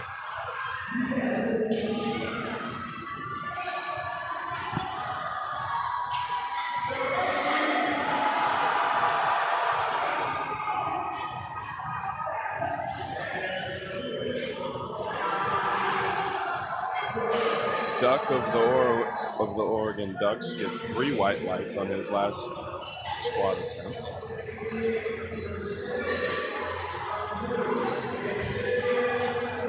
That'll bring up our last squat attempt by Simeon.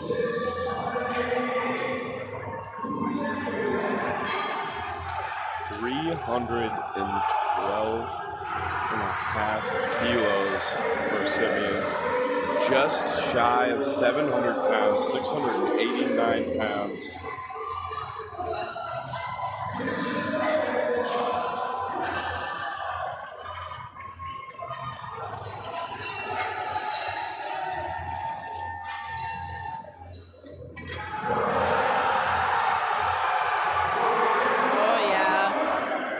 Well to get through that middle steadily. Yeah, it looks like he might have sank it a little bit, causing him to fight on the way back up, but still a good lift and a good celebration.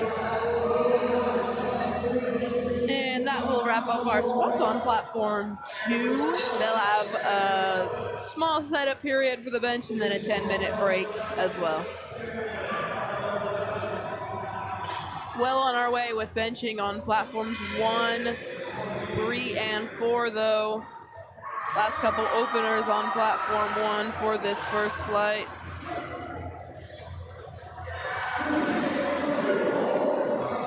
And we are moving on to that second flight already on platform 4. Michael Pickney will start off second flight with 125 kilos.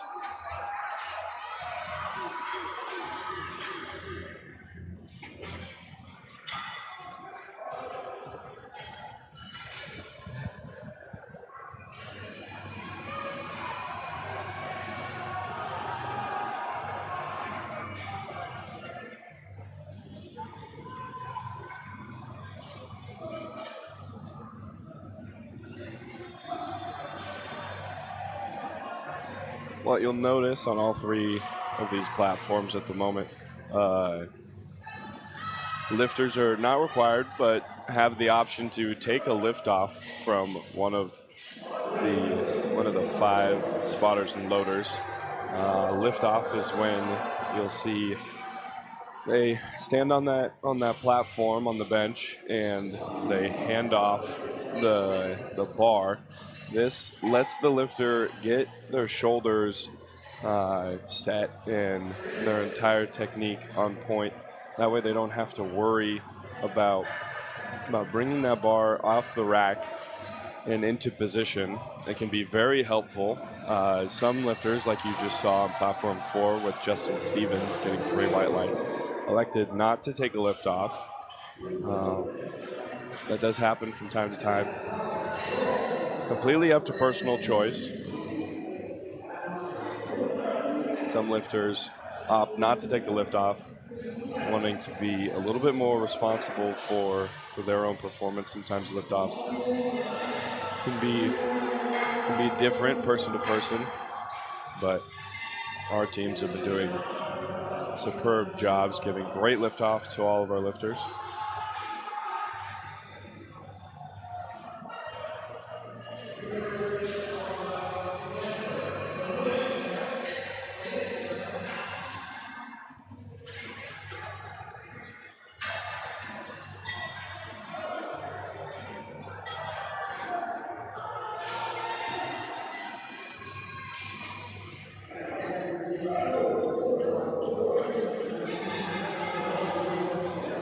Two to one decision, good lift on platform 1.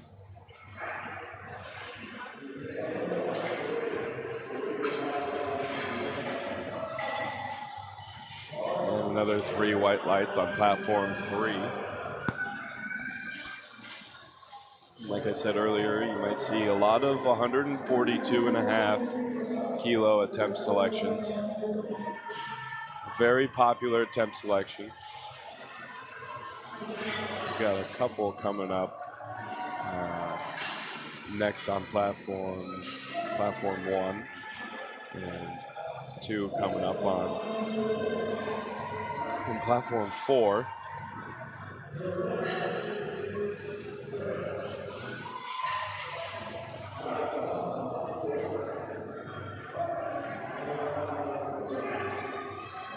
Albi Marini perfect on the day.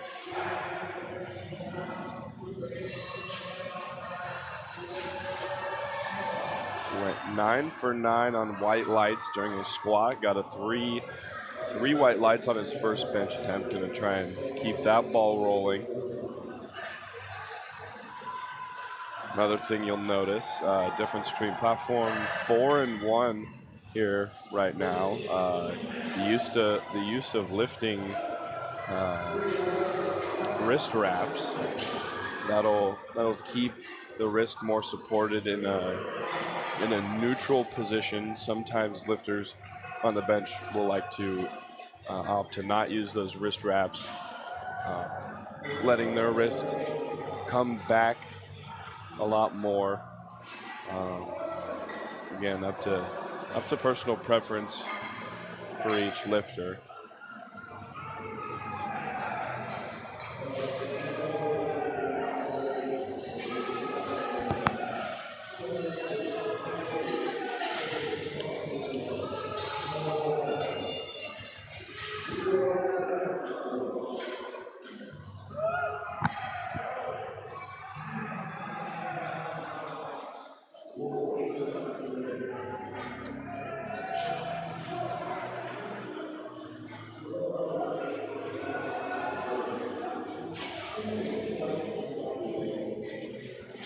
Mason Wallace, another lifter going perfect on the day, as well as Obi on platform 1. Always good to see that. Especially when you know on the national stage, everyone is going all out. Great to see that when they're going 100%, they're still making all their lifts. Another 3 for 3 on platform 4.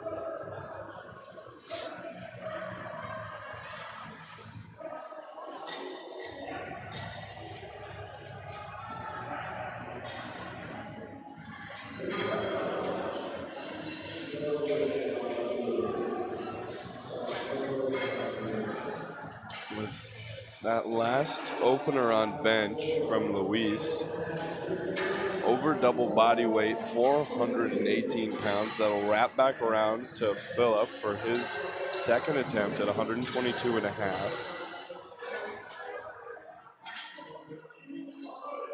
As we now get started on the second session on platform 4.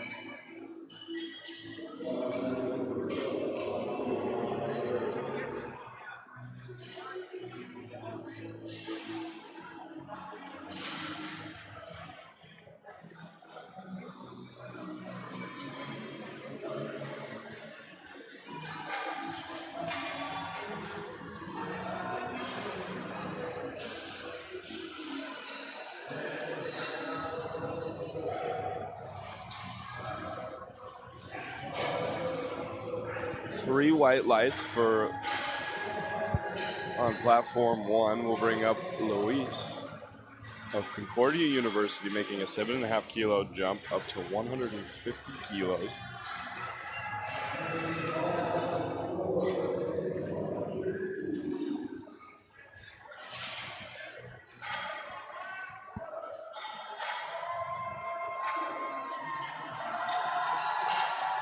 A bit of a fight for Luis, but gets it up.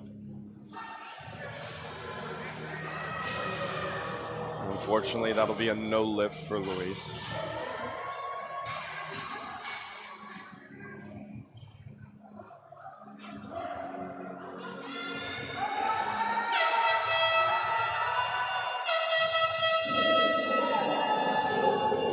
Luis's handler, unfortunately, from what I've heard, was unable to be here today. Chevy Stout. Recently had a beautiful baby boy, Jameson Stout. I would like to ask Chevy right now if it's worth it. Is Jameson worth missing nationals?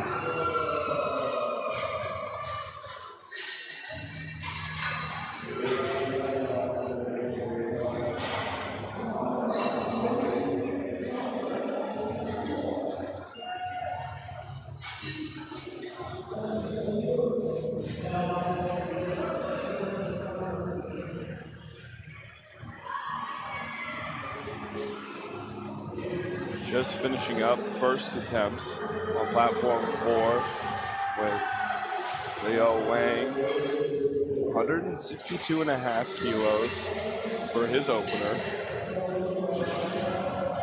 That'll loop back around to Michael Pickney from LSU, just down the road. He'll be taking his second attempt at 132.5. Yeah, you saw him kind of explain for a second to the spotter there what kind of handoff he wanted. Usually they do that more so on their first attempt, and then they kind of just remind him quickly on the second attempt to look a little bit longer. So maybe he asked him to tweak something from that first attempt. Yeah, sometimes you'll see that a lot. Yeah, like Tia said, mainly usually just like a little bit of a reminder to the person giving the handoff, not usually a full explanation again. So unfortunately, he misses his second attempt. As Jose on platform 3, up 7.5 kilos after missing his opener. That'll be a lot more common for those equipped lifters. You'll see wearing those bench shirts. It can be quite a struggle to get the bar down to their chest because they have that bench shirt on. They're almost trying to pull the bar down to their chest. So sometimes adding weight to the bar can help get the bar down to their chest.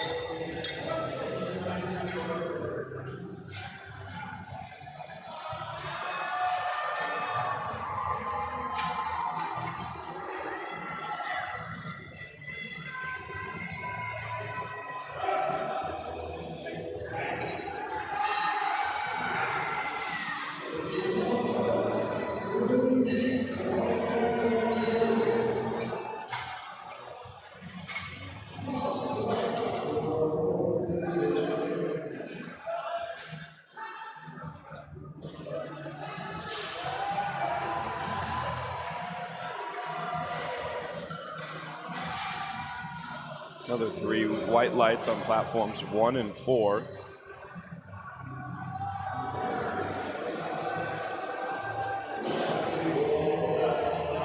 A pretty smooth session so far as we move into the bench portion. Not a ton of red lights.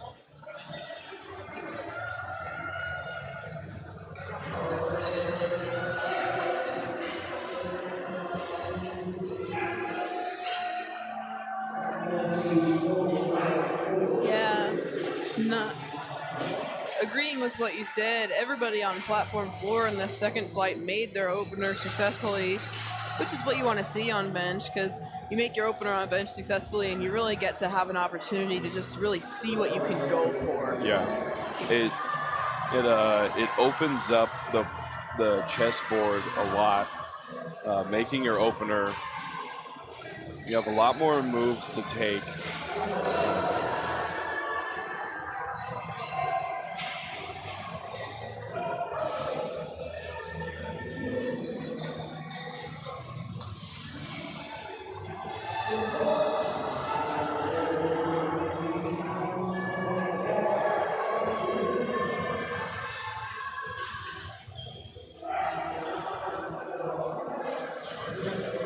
First couple thirds here, platform 1. These are really the bench press is what these athletes look forward to. We've been talking about these are their maximal attempts. And John made that look easy.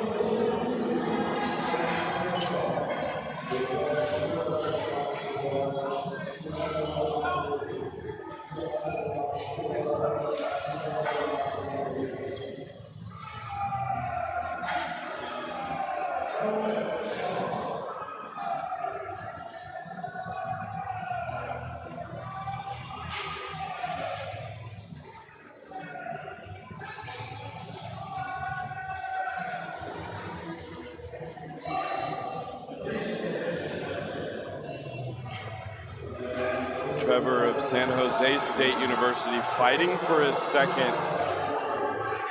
Unfortunately, can't get it. And that'll place him in danger of bombing out.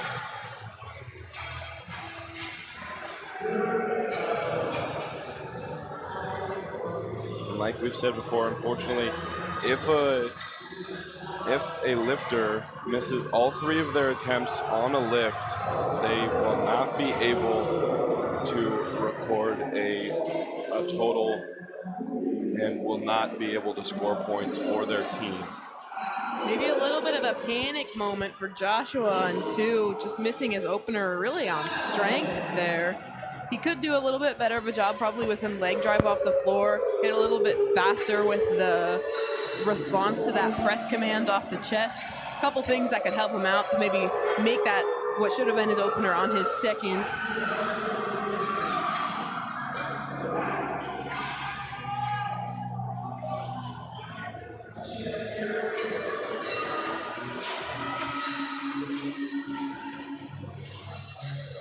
Also, another thing you'll notice difference as we're switching, as we've switched from squat to bench, is the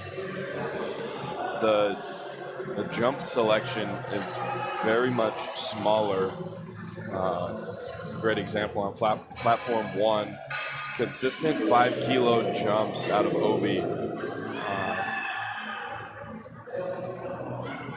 Pretty typical for bench. Closer from squat, you'll see more 15 kilo, 17.5 kilo jumps. Now going down to around 5 to 10 kilo jumps here in the bench portion.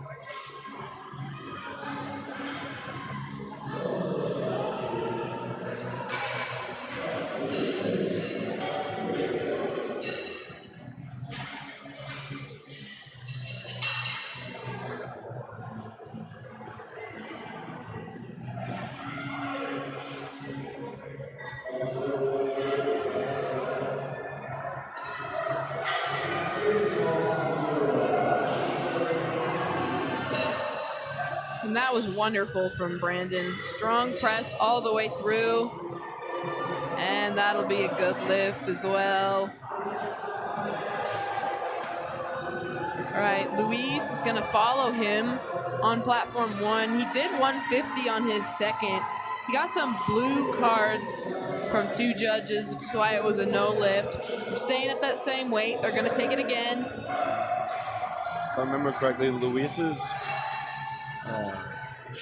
did not, it didn't look like he had any bar path issues on his second, so probably looking for the elbows to be fully locked out. That moves well. See, 2-1 decision. That'll give Luis a good lift. His right elbow did look a little soft on lockout, but the judges will give it to him.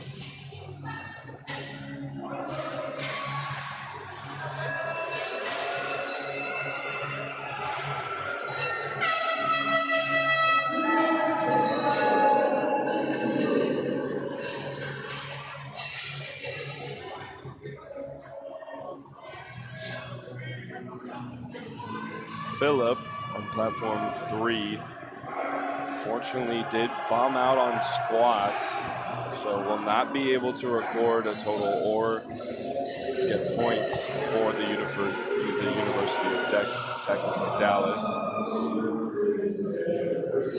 He does get 3 white lights on his third attempt on bench. That'll bring up Daniel Anderson, attempting 132.5 kilos.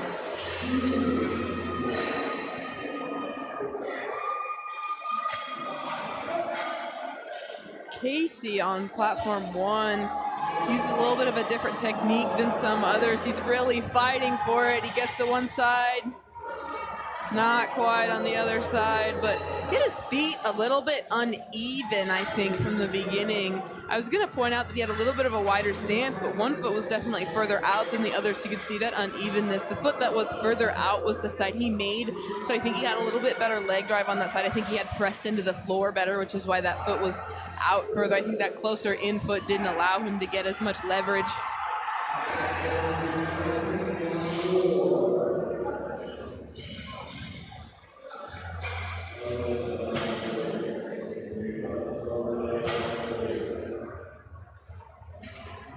300-pound bench up next for Jose on platform 3.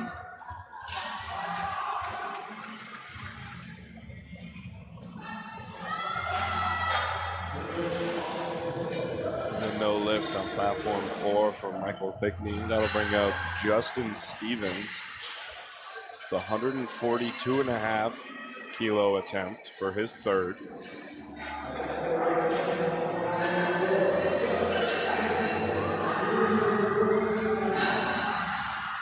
Also, another individual thing you'll see is while the refs are looking for the same things on everyone's bench, everyone seems to set up for the bench a little differently. A lot of different ways to set up their technique. They'll have some high arches, more flat backs, wide stances and narrow stances.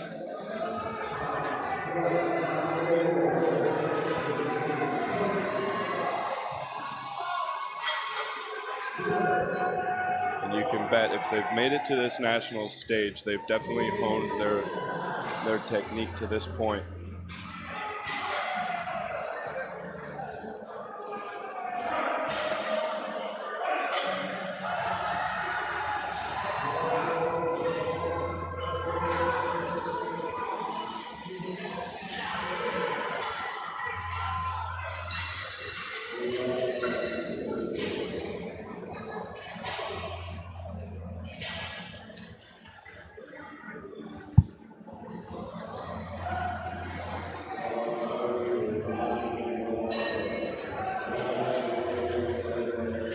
And on platform 1, we have moved into our second flight over there.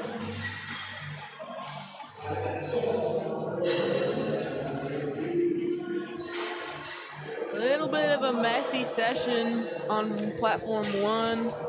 Only one person in that first flight made it through the benches, making all of their lifts so far on the day. There's some sporadic no lifts spread out on the results sheet.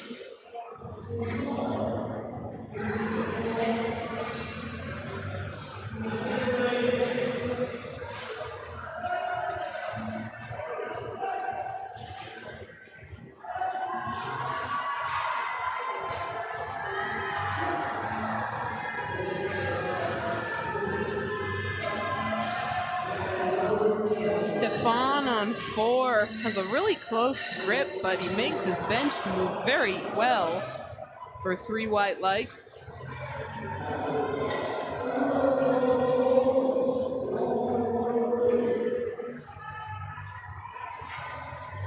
Alvin Liu misses his second. Ups 5 kilos. Got 3 yellows, which could mean a number of things, but if he upped it, I'm assuming he missed a command. He's fighting real hard. Spotters take it from him.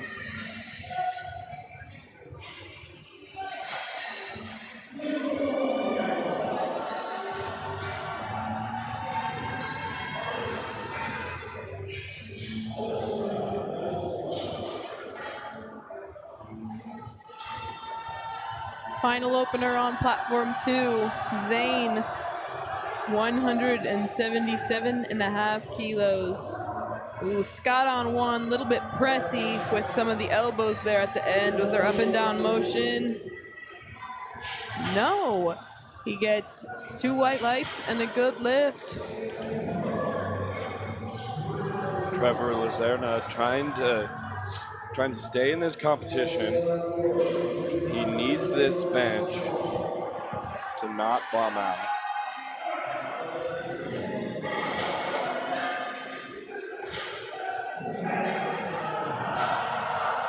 A big fight trying to get that lockout, and he does. We'll see what the judges say.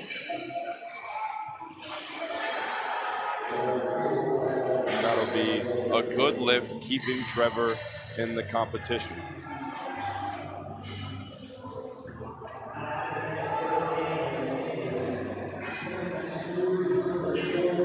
Xander, however, perfect on the day, all white lights, trying to keep that streak alive. As he now attempts 162.5. Steady 5 and 5 jumps for him.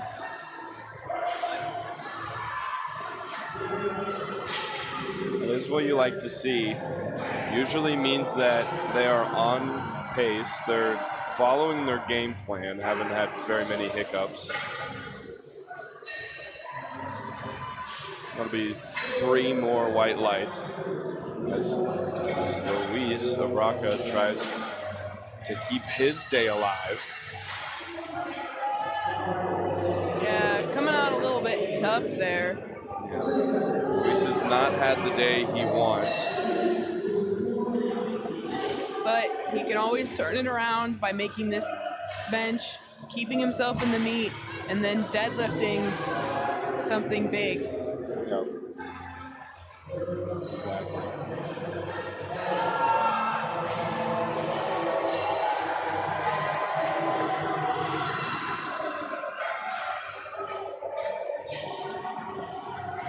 One of those mental things that's kind of hard for lifters to wrap their head around is it is a very individual sport, but nationals is different, being a team-based scoring system. Unfortunately, he will be unable to get points for his team now. But as I was saying, it is a very individual sport, so sometimes it can be hard not to get wrapped up in having a bad day and try and just stay the course just so you can get a point or two for your team. Yeah, that yellow card that was just thrown on too is going to be for foot movement. As the center judge, it can be hard to see the foot movement because it's kind of behind the stands that the bench has.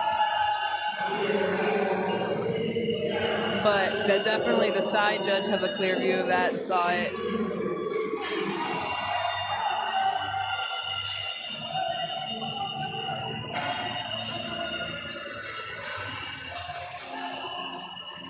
That 142, much better than the opener for Sean.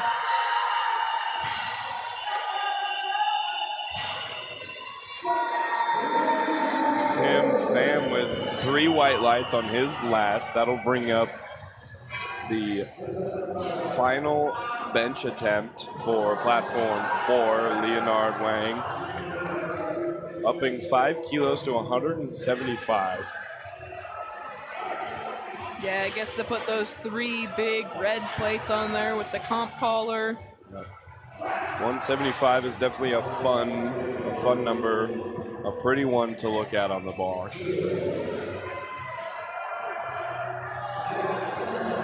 See if he can end out the bench on platform 4 with a good lift here.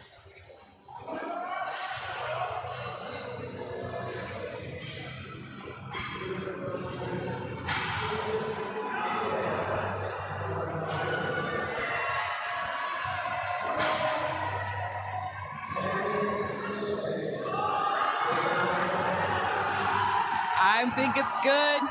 It looked good to me. It is. It 3 white lights.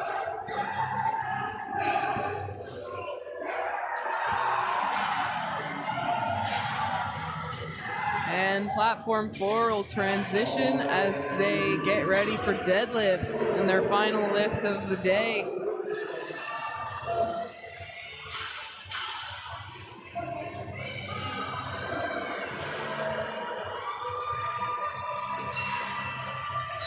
Now on platform 3, looks like we're starting our second flight.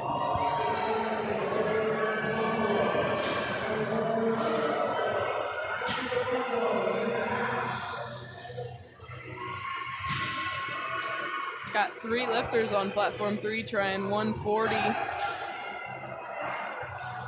Very popular attempt selection. And 3 lifters in a row making 140.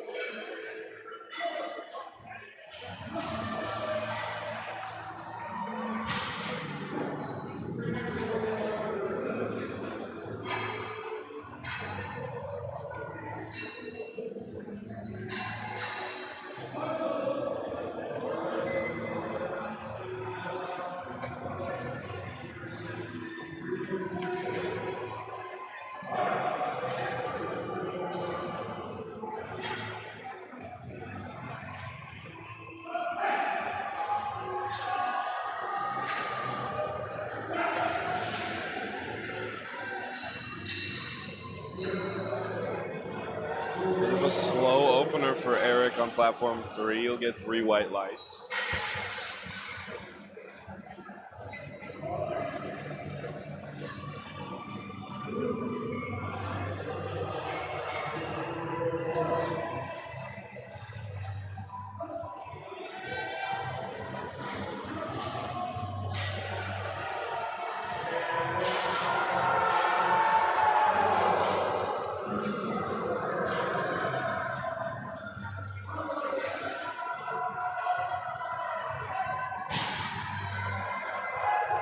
Soft touch technique for Luke, platform 2. Works well, earns him the 3 white lights.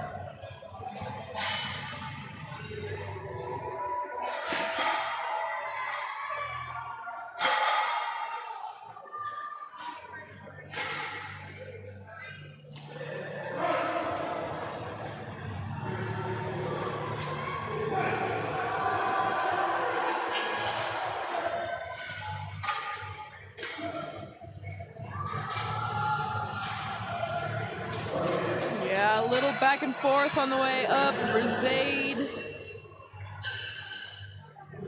Good lift.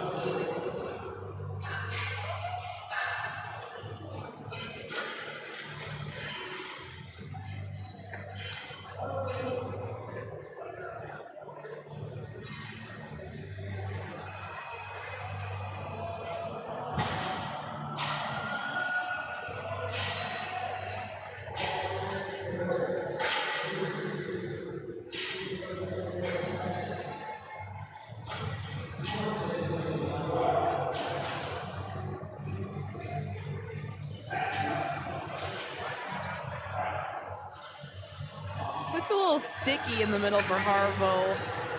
Maybe on the right-hand side of your screen, a little up and down, but the judges didn't seem to catch it, so it's a good lift, good opener.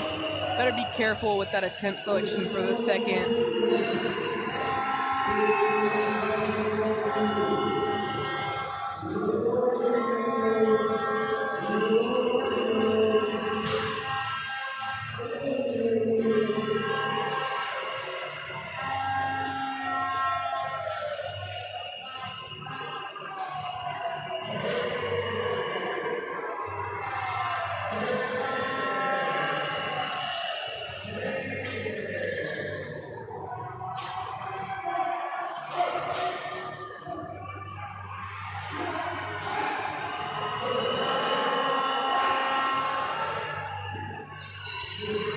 Bit of a fight for Caden Chase on his opener, but it is good.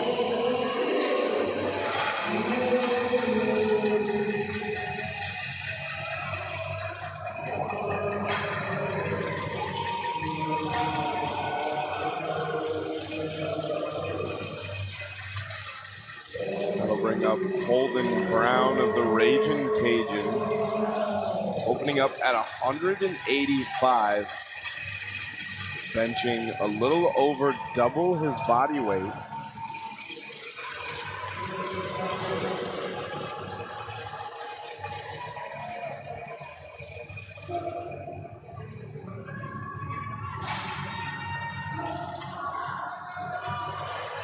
Incredible fight for Walker. That was phenomenal. 2-1, good lift. Holden with a bit of a fight trying to get it down to his chest, but absolutely explodes on the way up. Gives a heart to the crowd as he walks back with 3 white lights.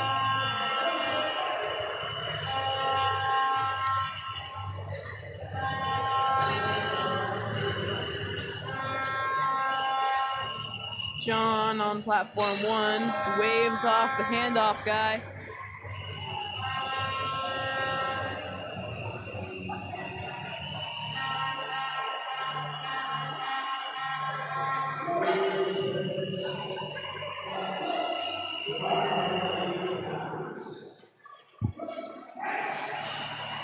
I think it's gonna be good. And it is.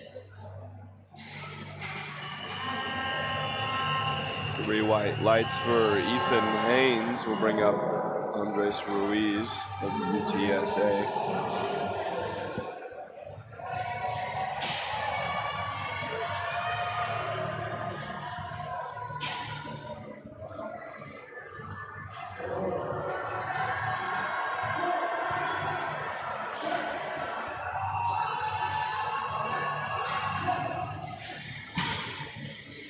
Few incredible bench attempts in a row on platform 1, kind of carrying the momentum for each other, these athletes are.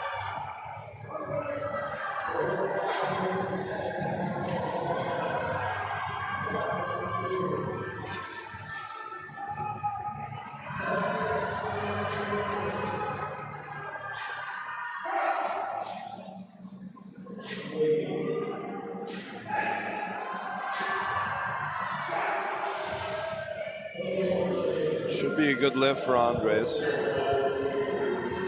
And it is 3 white lights. So we now move on to Parker Anderson in his opener of 220 kilos.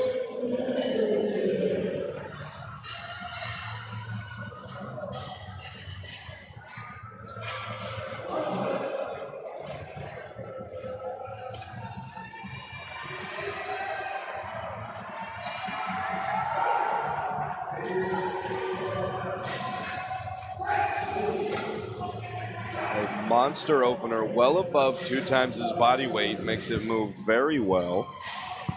And that'll be 3 white lights.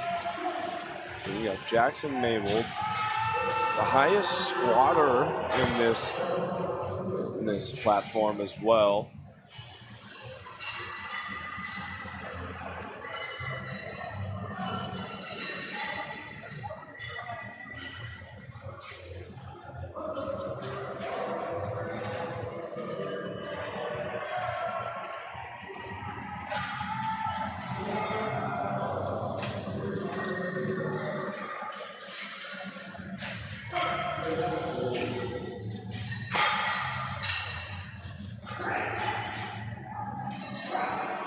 Yeah, you see benches so much, you gotta have double spots on the sides. Yeah. That'll be 3 white lights, bringing us back around to the start of the flight with Adam Lindgren. Upping 5 kilos to 145. Just a shade above 315.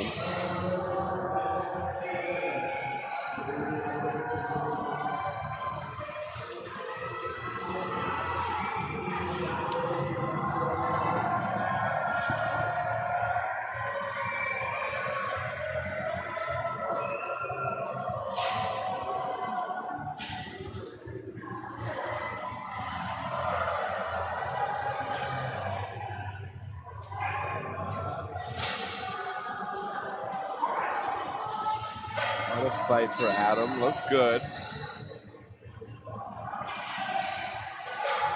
And that'll be 3 white lights. He's on platform 4. We're getting ready to start the deadlift portion.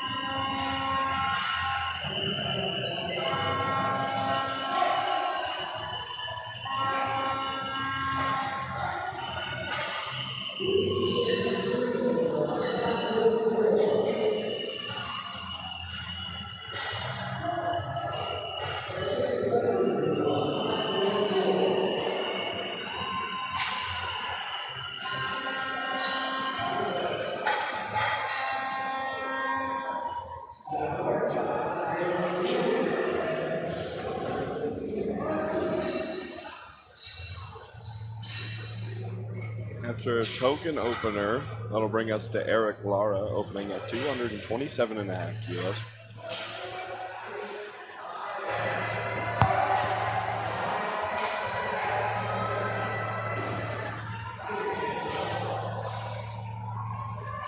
And a nice smooth second from Luis.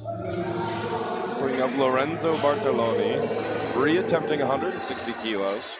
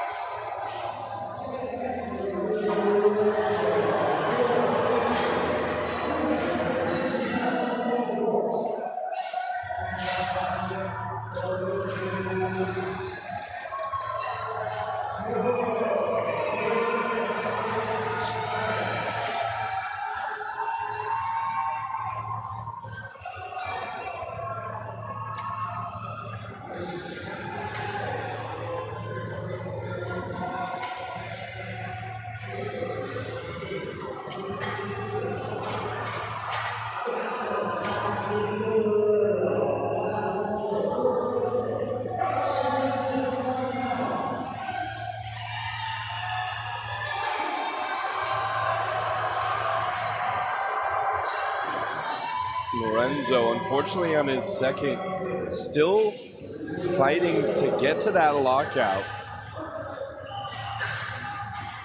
Now in trouble of bombing out if he does not get his third.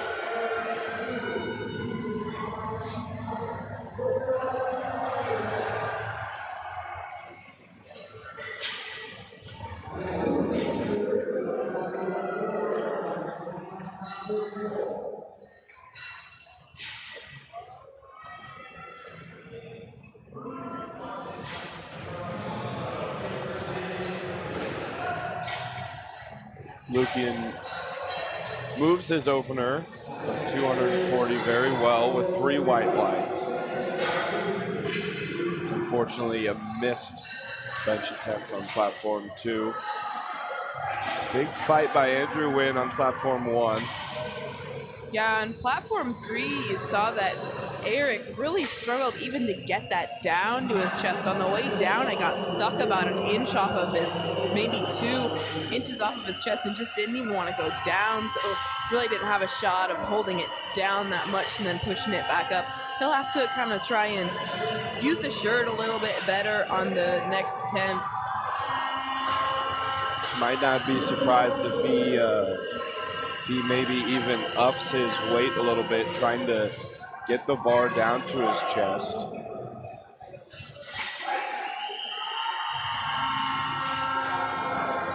As Ramiro has a little bit of a wobble, ups 50 kilos from his first attempt. Big jump to get 3 white lights.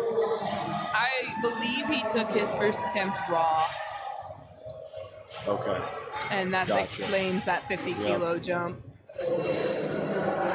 He might be kind of fighting with that shirt a little bit, so if he wasn't 100% confident in it, he's going to want a total to get a team point for his team. We talked to everybody who scores in this Equipped 90 division gets a point for their team. Exactly. So he wants to get a total, and then that second one, he wants to add a lot to that total and start thinking about placement. That third one, we might get a little bit of a big jump to that third one too, because this is probably what his equipped opener would have been. Yeah. So we might get a split difference between what it would have been if he would have taken 3 attempts in the equipped fashion. A bit of a different strategy to this session of the men's equipped 90 because of that reason, only not having 25 lifters. Yeah, and Collegiate Nationals is really kind of one of the only places where you're going to kind of see that strategy, because at most competitions you're just going for placement, so you wouldn't necessarily care about getting 24th or 23rd. You would want to go as big as you can, so you wouldn't, like, quote-unquote waste an attempt on a tokened opener or whatever. If you're competing in the equipped division, you're going to want to use your equipment. Exactly. But Collegiate Nationals is so team-based, and you're here with your friends, and there's so much pressure to not let anybody down that you have to record a total. Yeah, and especially with some of these team races are so they're so tight that one point can make a difference in getting a different place. And like you said, Tia, this is completely different to any other competition. Being a team-based format, it adds another layer of competition.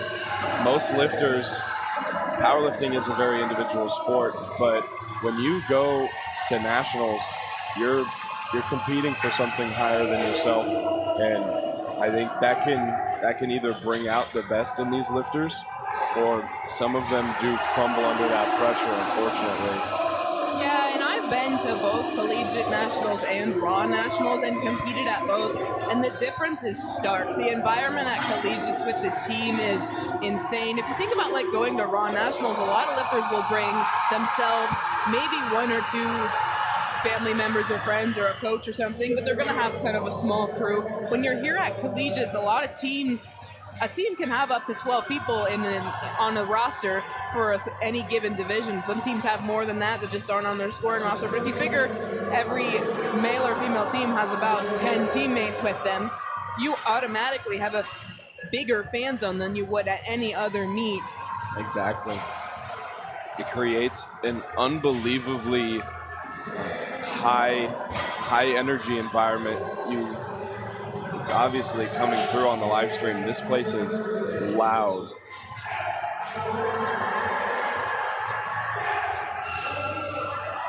Step-by-step bench for Andres on platform 3, but gets the 3 white lights.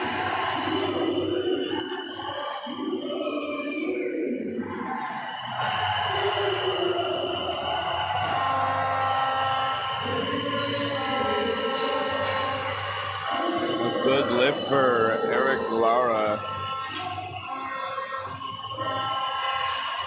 We'll bring up Sebastian Guerrero making a 20-kilo jump from 240 to 260.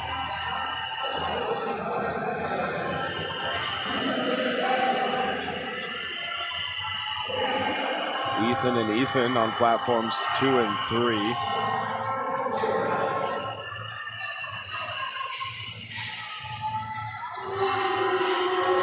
Ethan will make his, and Ethan will make his.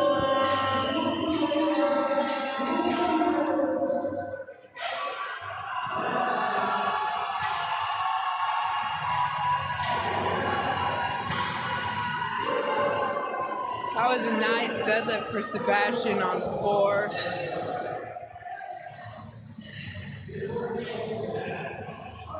Took a 20 jump, but it didn't look like it. It's always good to see, especially you get a good opener, feels good, and then you make a big jump like that, and then it moves that fast. You have a lot more leniency on the jump you can make to your third. As we get a no lift on platform 3, bringing up Jackson Mabel, making a 12.5-kilo jump up to 250 kilos. That'll be 551 pounds.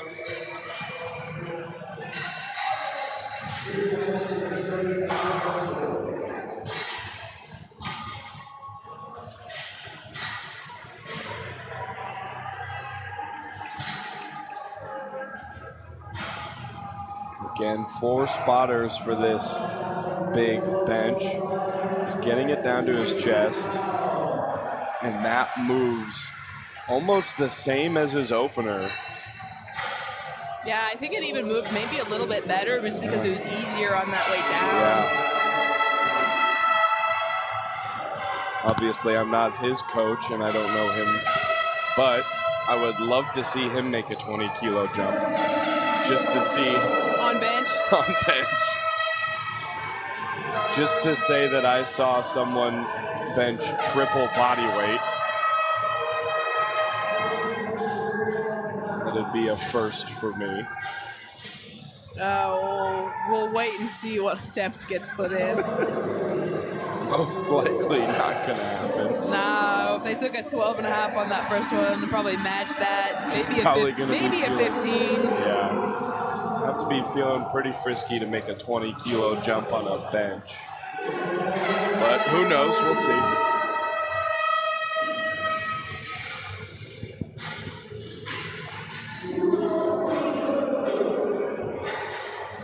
Yeah, sometimes we were talking on the live stream for, I think it was that second session yesterday with that women's 65-kilo category, and we had that national bench record set and then reset again on the third.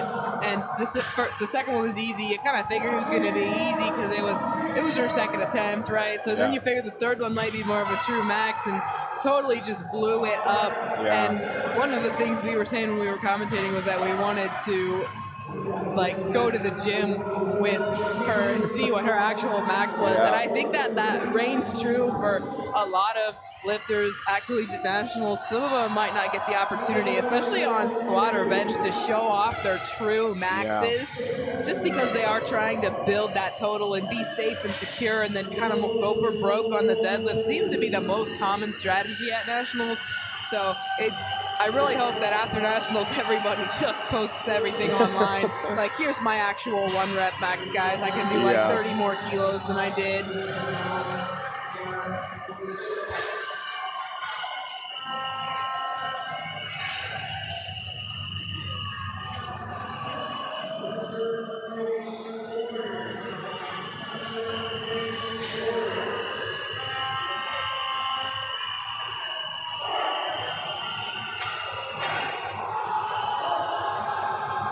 A big fight for Logan Crowell. Gets it up. That'll be 3 white lights as we go into Lorenzo Bartolone's 3rd attempt on bench, trying to stay in this competition and get team points.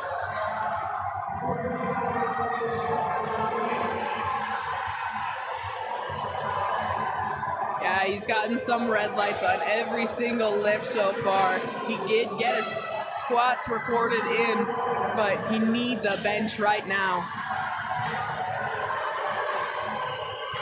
Played it safe after missing, stayed the same. It's probably a good choice, stayed the same again.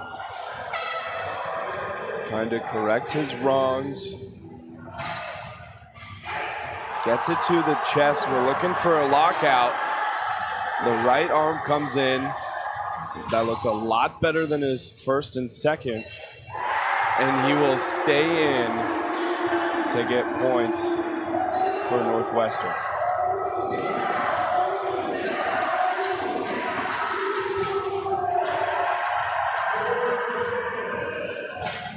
Yeah, and that's big for that team because I think Northwestern in the equipped division specifically was slated to do really well based on that predicted team scoring. Yeah. It's always awesome to see under that kind of pressure being able to stay calm and correct the course.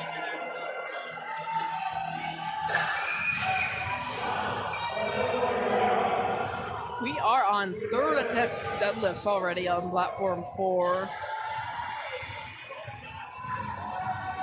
Eric fighting to get it to his chest, and he does, but he unfortunately misses it.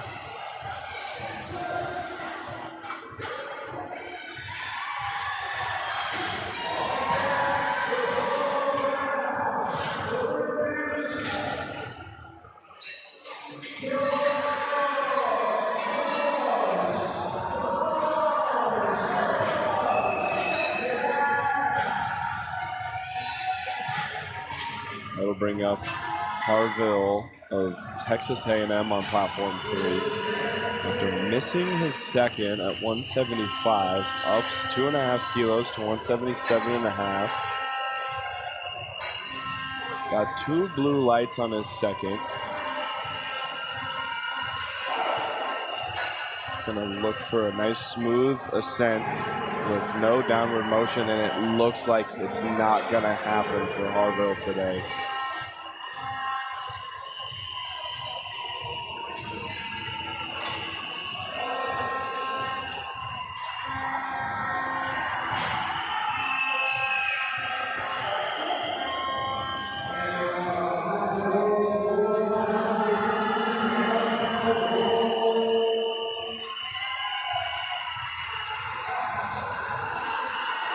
Very fast on the way down for Logan, kind of just dropped that bench there, but did well to match that speed almost on the way up. So 3 white lights for him. All right, got one more coming up on platform 1. Carter Canizaro needs a bench.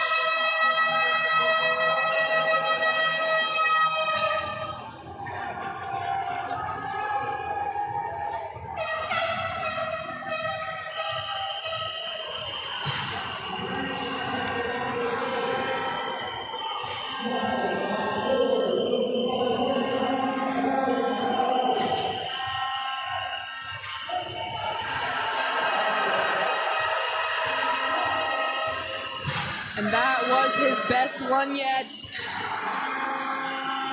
Rewarded with the 3 white lights for that effort as well. A no lift on platform 4 will bring up Sebastian Guerrero for his final attempt at 272.5. That'll be exactly 600 pounds. And that making that bench for Carter was huge. His team is currently in 9th. And so they're looking to try and move up. So they really need everybody to try and stay in the meet and try and score.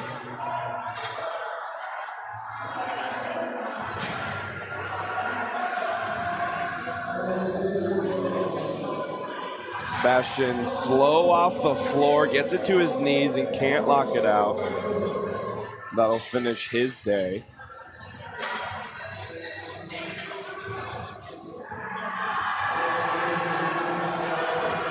As we will have another Another attempt at 600 pounds for Lukian of George Mason University.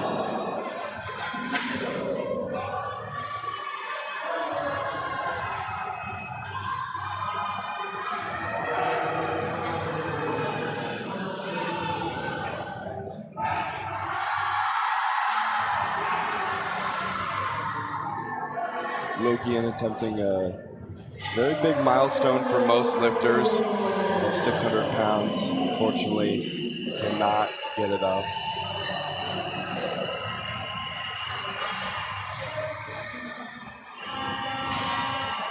Yeah, keep an eye out coming up on platform 3 at the end of the flight. Jackson Mabel is going to attempt a 257.5 on bench. The men's equipped 90 kilo collegiate national record, I believe, currently sits at 250.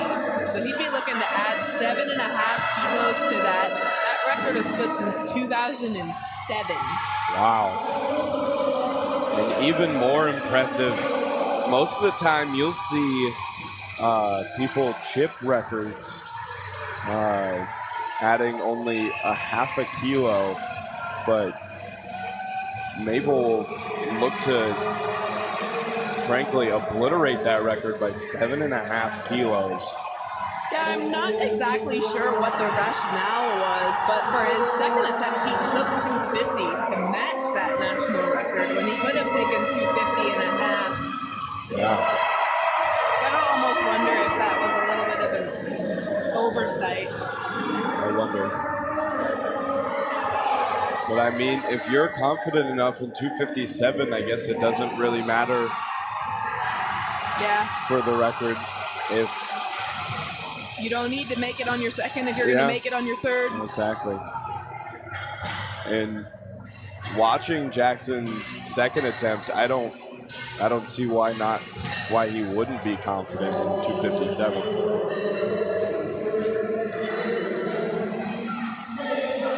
Before we get to that, Parker Anderson of McKendree Bearcats will reattempt 232.5. He got 2 blue lights last. Either would have been a bar path issue or soft lockout. Looks like on his third, probably going to be another bar path issue, and it will be.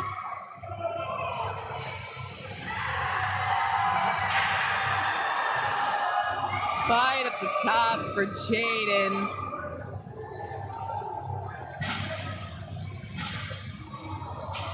Oh, he gets that yellow card. My guess actually is that yellow card is for slamming the bar on the way down. I think they thought he had a clean deadlift. I think he kind of threw the bar down. You're not allowed to do that. You can drop it a little bit. It's obviously going to hit the ground kind of hard. It's heavy. It's not easy to set down gently. It doesn't need to be set down like a teacup, but you can't throw the bar, and I think he did. I kind of was looking for that from the judges, and they agreed. Wow.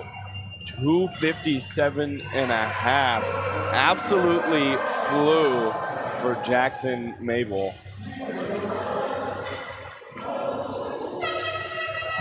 And that'll have been that record that we were looking for.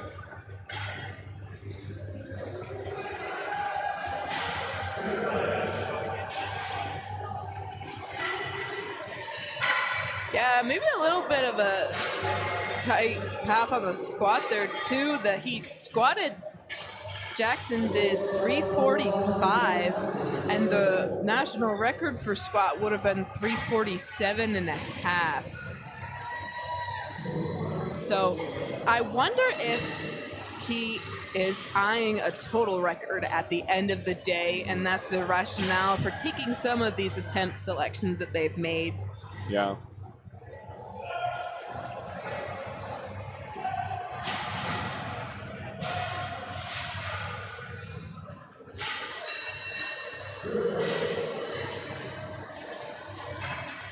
Now platform 3 taking its 10-minute break. We'll come back for deadlift.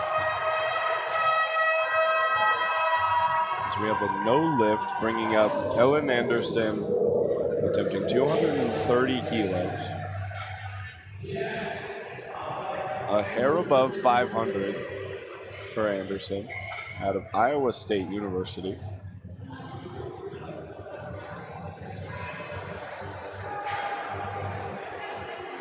A nice clean lift, a good opener.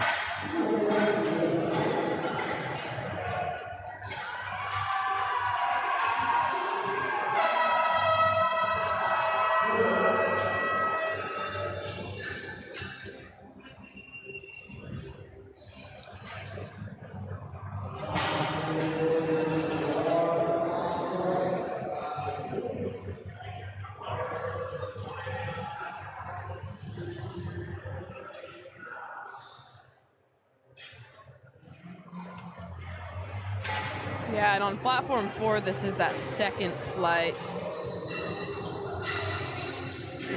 Lifters looking to claw their way up the rankings with this deadlift. Platform 4 is so far ahead. These guys have no information about what the other platforms are going to hit on deadlifts. They get to set the bar. No pun intended. Knowing you, I was assuming that pun was intended, but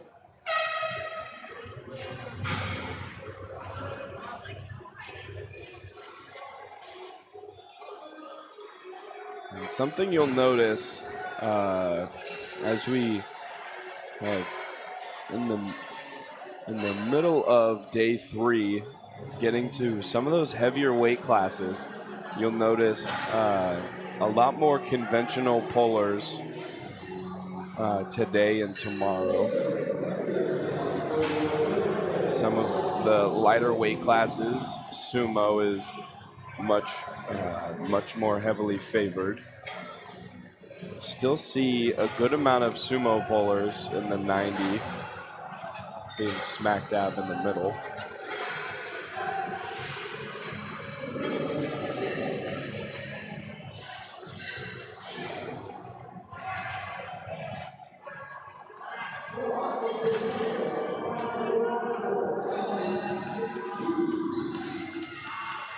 Yeah, that first flight of session, that first flight on platform 4 with deadlifts, all but one athletes missed their final deadlift attempt. So really hoping that that second flight on platform 4 can tidy it up a little bit here. They're working through openers, so we got a long way to go yet before we get to their thirds, but hoping that they can have some good openers to set themselves up for those third attempts to go well.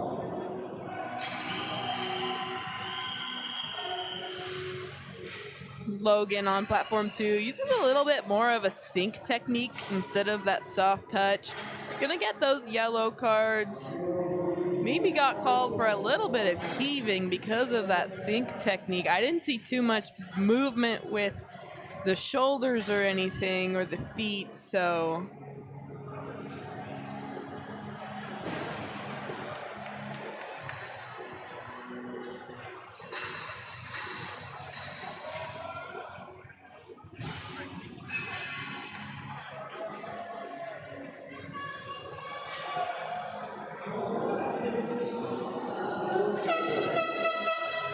excellent second for Braden on 2.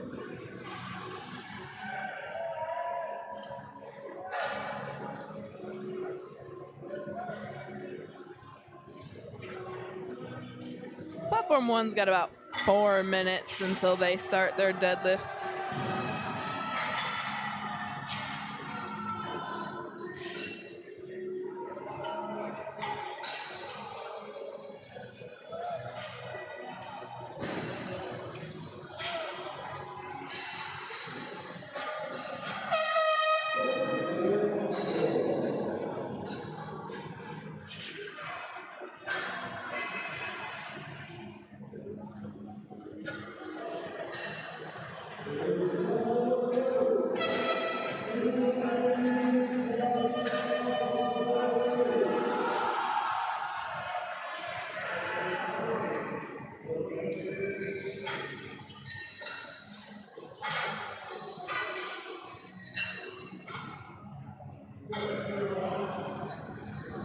2-1, good on platform 2. And again, yellow card can mean a lot of different things with the lifters. Hard to tell 100% what the referees are thinking, but again, if coaches are unsure and they want to know, even if it is a good lift, they can just go ask the jury what the card specifically was for, and they can clarify that up so the lifter can tidy it up. They're taking their seconds, so they have a third lift, so they definitely want to know what they did wrong so that they don't get called for it again on their third without even knowing what it was.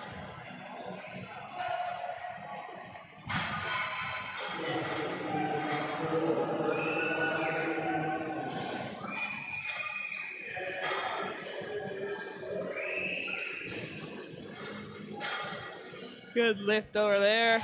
Last opener taken on platform 4.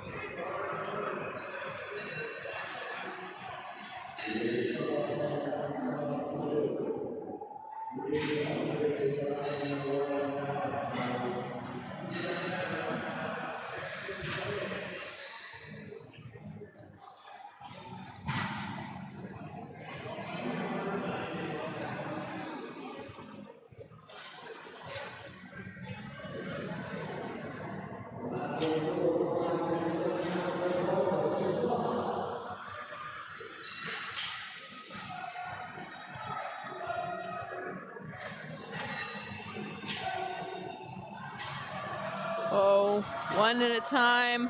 Come on. He's got to get that arm. He does. Gets the rack command. And 3 white lights for Jackson. I think he just breathed a sigh of relief as he walked away on platform 2. He had missed his opener and went up. So for it to be that hard, you got to wonder what he has left for the third. But he has a bench. He's in the race.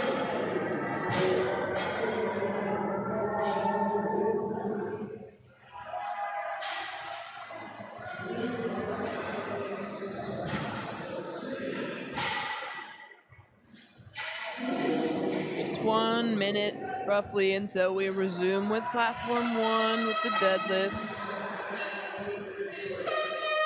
Over there, we're gonna start with Mason. He's gonna open us up with a nice 210.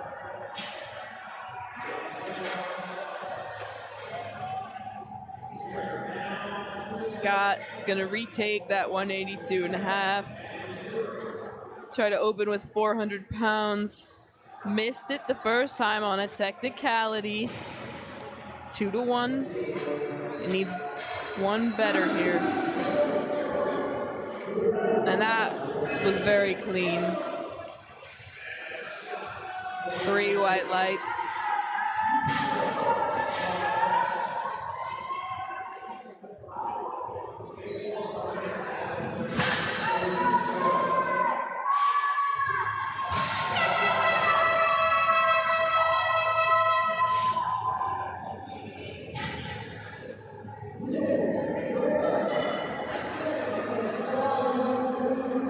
Tim Pham on platform 4, almost perfect through the day. Only 1 red mark on his resume.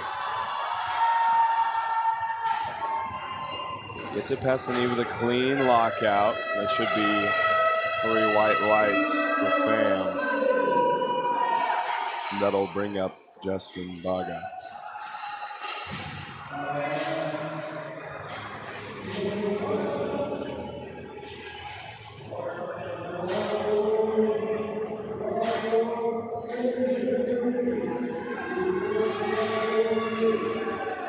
Nice 5-kilo jump for Brennan.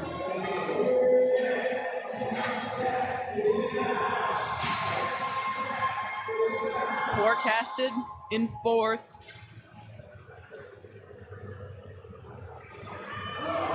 Gonna try and earn himself a medal.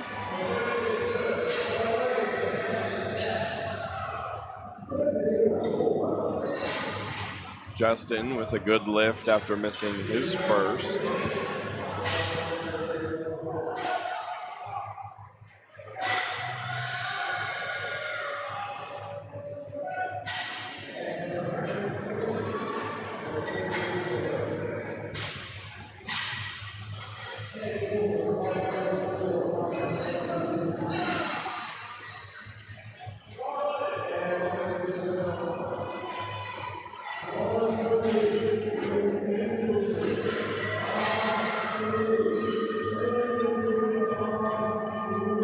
Colin Price with 3 white lights. Third attempt bench press is now starting. Platform 2. This kind of will set the pace for what they need to deadlift. This is our lead group, so they'll want to give themselves the biggest subtotal possible in order to fend for positions in the top 10, maybe medals, potentially All-American status, and even our champion. Nice work from Ethan, going 6 for 6 through squat and bench. Dylan trying to set himself up to do the same thing.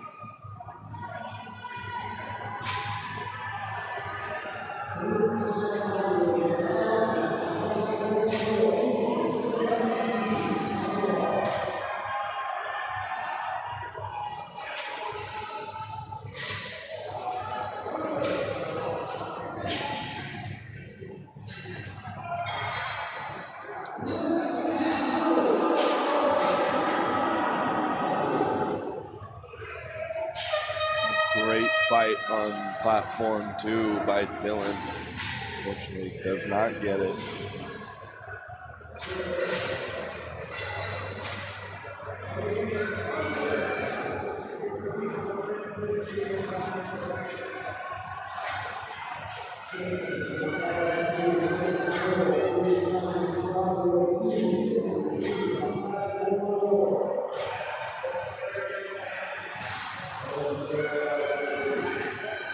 Can't ask for a better opener than the one Jose just put up on the platform.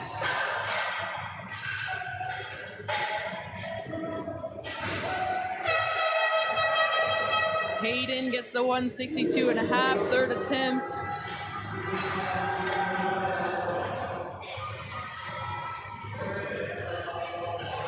Look at the lats on Connor Wong as he opens up at 215.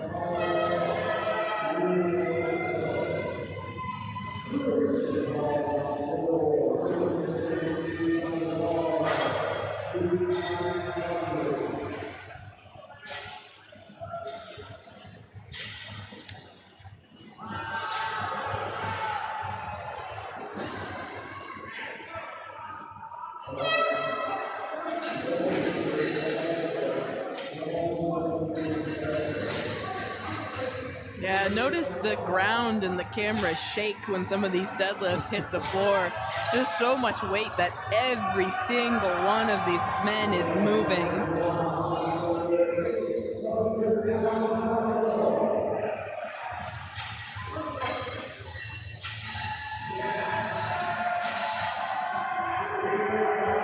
Good lift on platform 3. We'll bring up Phillip of the University of Texas at Dallas.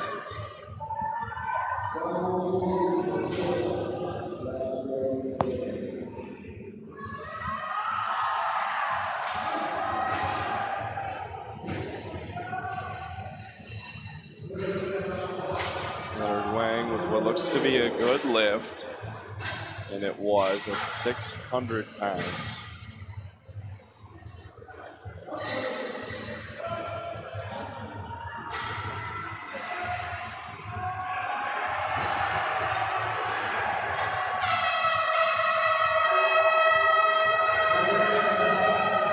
Jeffrey, good lift, platform 3.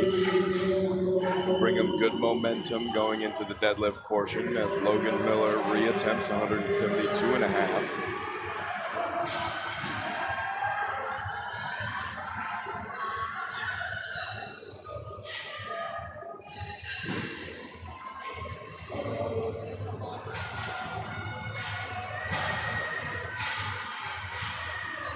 Justin Stevens seems to be quite the deadlift specialist. His third attempt on squat was 232.5, if I'm not mistaken.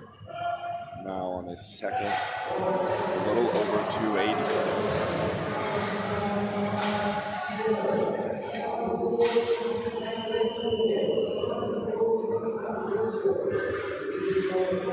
light whites for on this platform 3.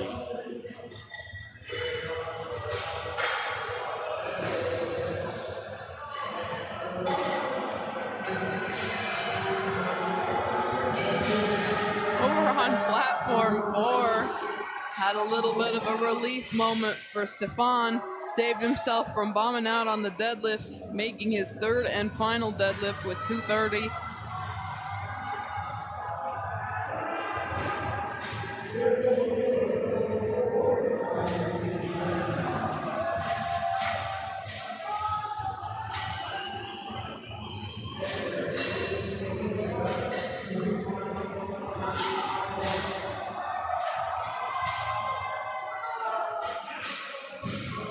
A little bit of a fight at the top of that opener for Abdul Rahman.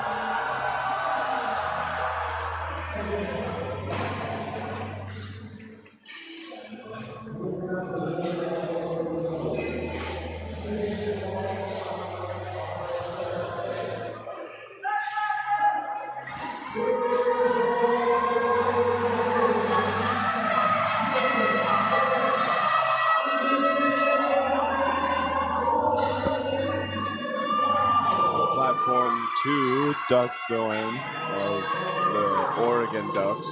Attempts 177.5 kilos.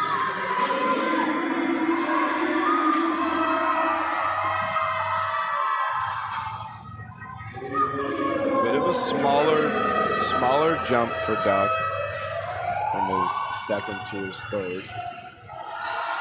A bit of a fight as well, but he gets it. Did well to hold that brace in the middle. You can see his core kind of shake, and he gets 3 white lights.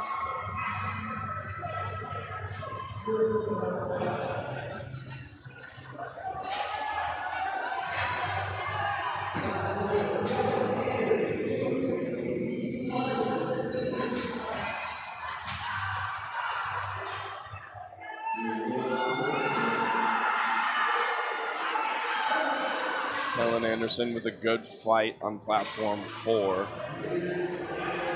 Will be rewarded with 3 white lights from the judges, bringing up Justin Baga.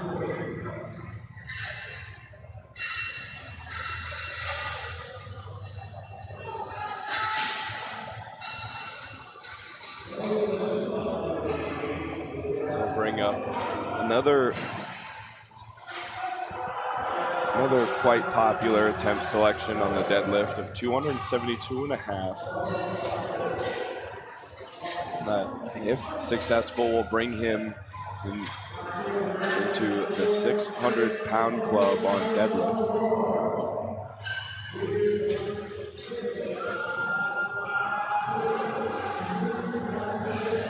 Fortunately, was not there for Justin.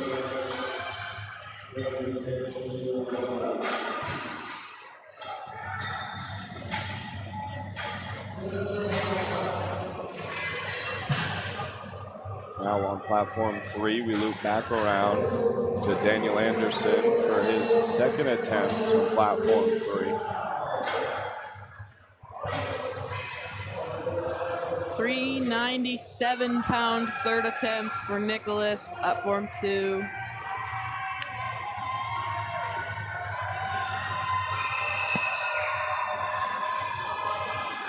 Wow, that'll be a good lift.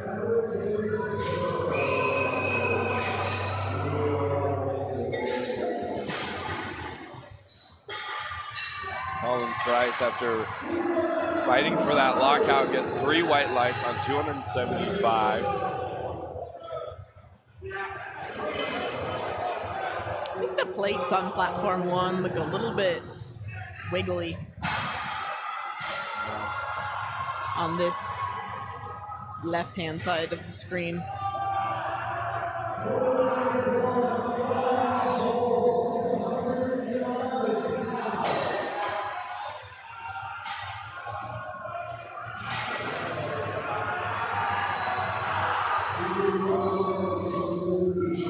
Didn't seem to bother Armando.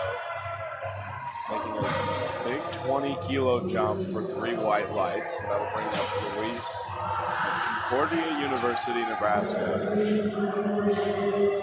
Making a 12.5 kilo jump up to 270 kilos. Just 5 pounds shy of 600.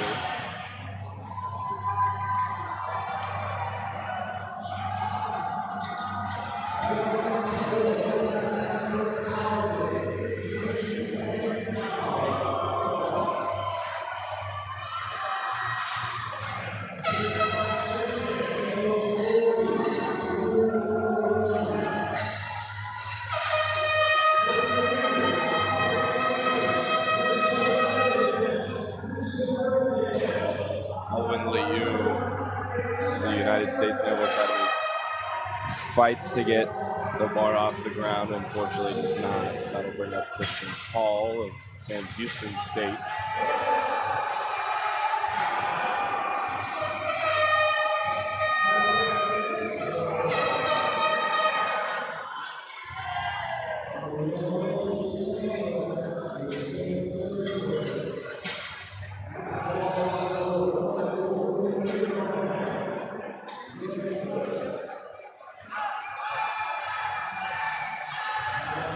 Christian with a little bit of waver past the knee. And we'll get 2 blues. Fortunately, there's just a hair of downward motion. Xander fought so hard at the top. He's gonna get a couple different colors from the referees. No lift, red. We think maybe he didn't finish the lockout in 2. If he did it by supporting the bar on his thighs.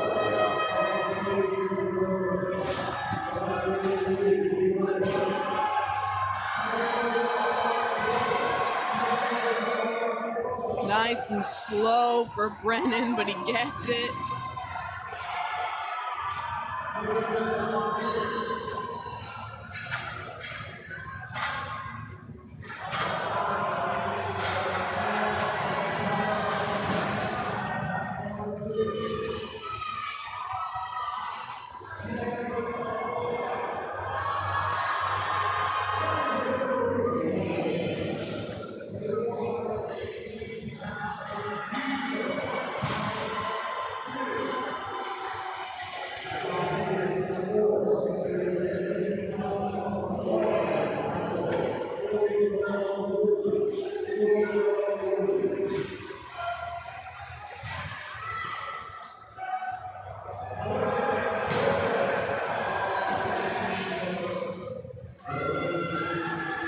Henderson fights hard for his last, unfortunately does not get it.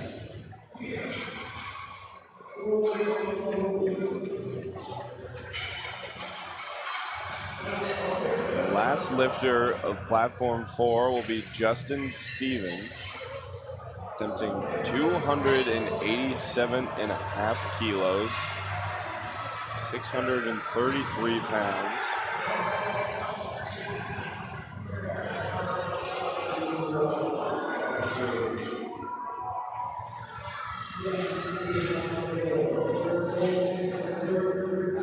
Justin's had a good day so far, making all 8 of his lifts that he's taken, looking to go 9 for 9. Justin goes 3 for 3 here. He will have all white lights. A big fight trying to get the lockout past the knees. A great effort by Stevens, unfortunately finishes the day with a no lift. Still a great day. And that will finish platform 4 on deadlifts.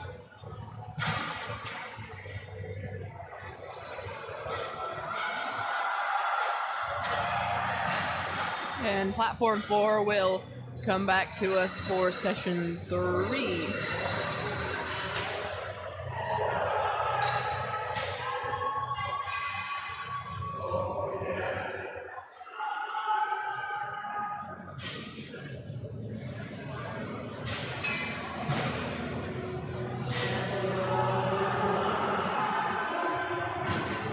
Christian of UT Austin ups 10 kilos after missing his first.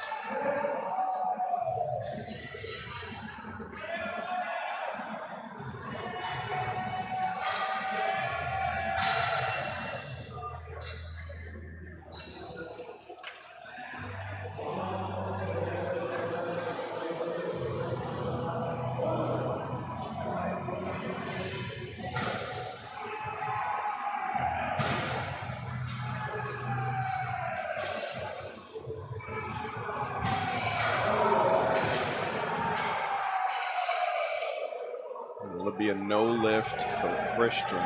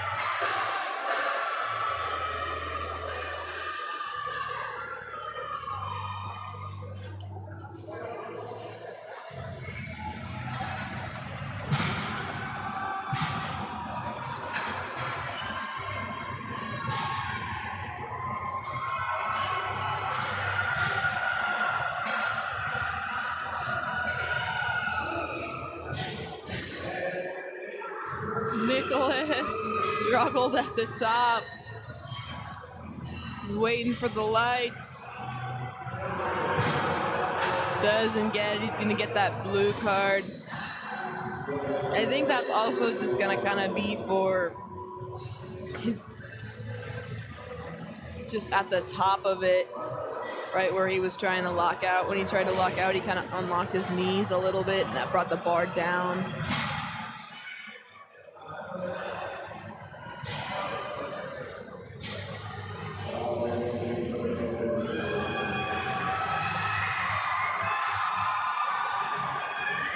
Great fight for Obi on platform 1. Oh, he had that. He got the down command just in time because that was falling out of his hand.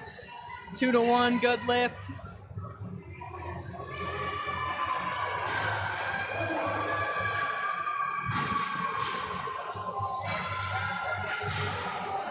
Now we wrap back around to thirds for platform 3. Yeah, just a reminder on deadlift, you actually don't have to hold the bar at the top. The judge just gives you, you have to just get the down command. So as soon as you get to the top and the judge thinks you're locked out, you can get that down command. You don't have to get it up and then hold it. But you do have to maintain contact and control of the bar till it hits the ground.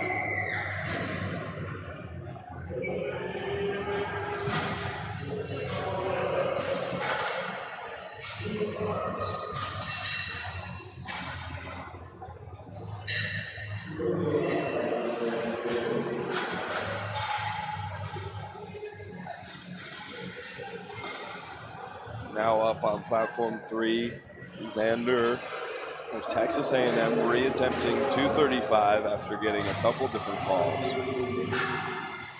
Aiden over on platform 1, he's got a nice 5 reds loaded up on the bar. If he makes this, it gives him a 700 kilo total.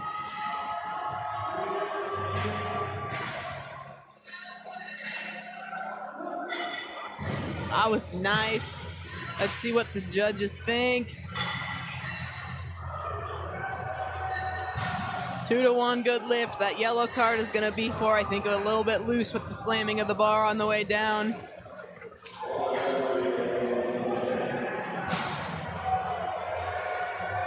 I think, obviously you can't get too crazy with it, but might want to be a little bit more lenient on thirds, finishing the day on deadlift, slamming the bar, people making PRs, allowed to get a little rowdy.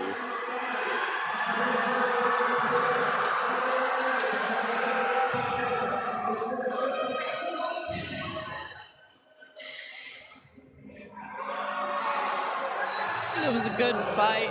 Platform 1, couldn't quite get it locked out to the top. Kind of got stuck a little bit.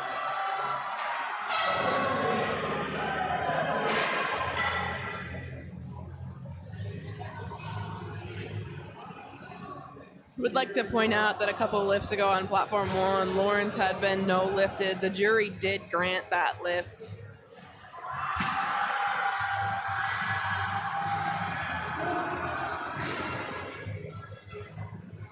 He had gotten the blue from the 2 side judges, but had been overturned. So although uncommon, it does happen. Worth asking, especially on your last deadlift.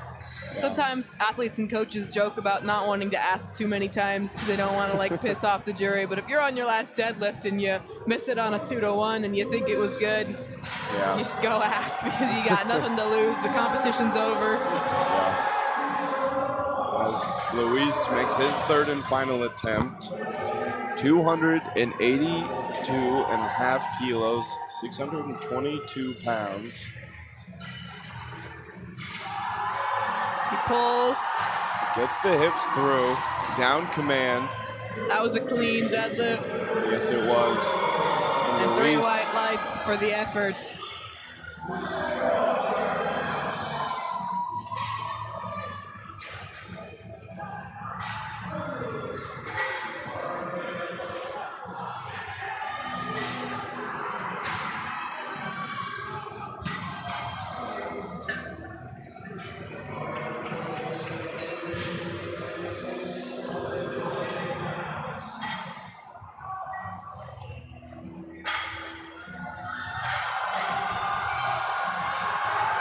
A big fight for Abdel Rahman. Trying to get the lockout will not be a good lift. Yeah, he knows that when he put it down. He doesn't wait for the lights. But when you're there, you're on your last lift, you don't have to conserve energy for any more lifts. Even if you can't make it on a comp standard, if you can still make it, maybe have one of the Barbell Productions guys take a picture of you with the bar at the top so you can post it on your Instagram. They call it a gym PR. Yeah.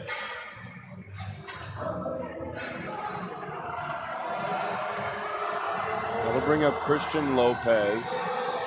Asking for some help from the crowd for this pressure situation. Another athlete in danger of bombing out. Well, it looks like he's registered under men's equipped guest.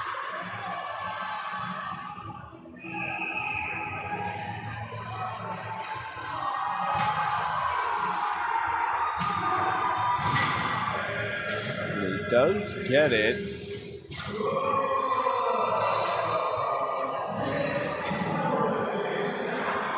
That'll be a good lift for Christian Lopez.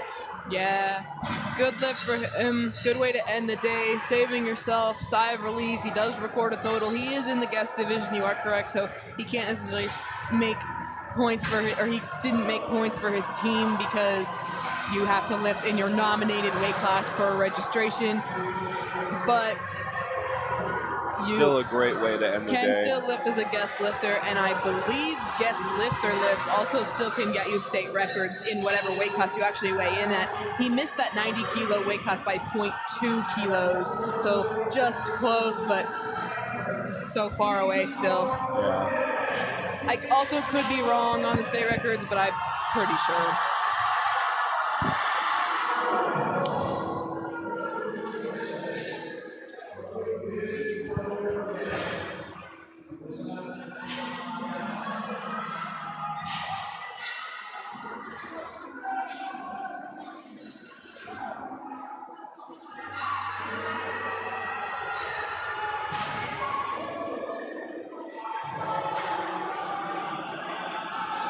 All right, final third for this first flight on platform 1, taken by John Morale,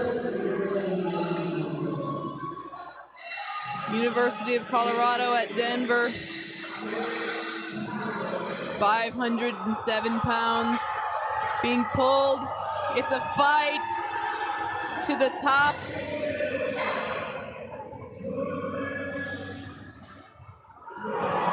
And a good lift.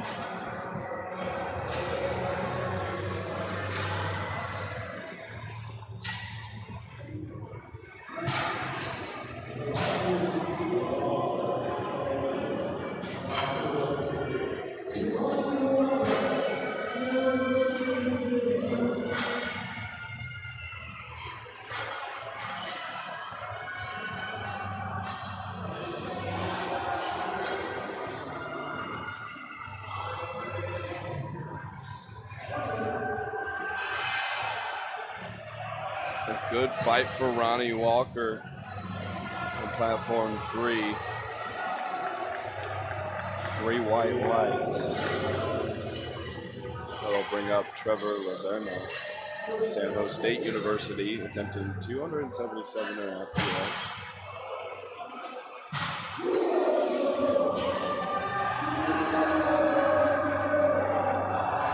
Trevor saved himself from a potential bomb out situation on bench. Has gotten a lot more white lights in the deadlift. Try and finish his day off strong.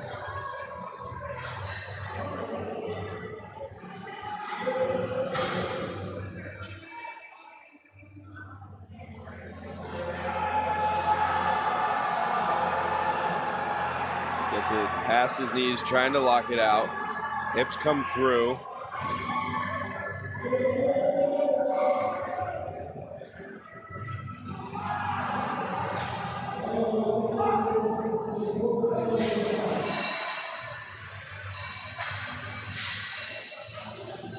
That'll end flight 1 on platform 3.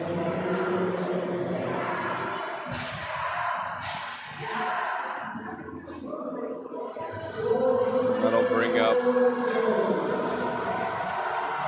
second flight of platform 3. Predicted top lifters of the men's equipped 90 kilo class, starting off with Lorenzo Bartoloni of Northeastern University. Another lifter that saved himself from a bomb out opportunity with 3 white lights on his third attempt at 160 kilos on bench. Opens up with a smooth 210 kilos.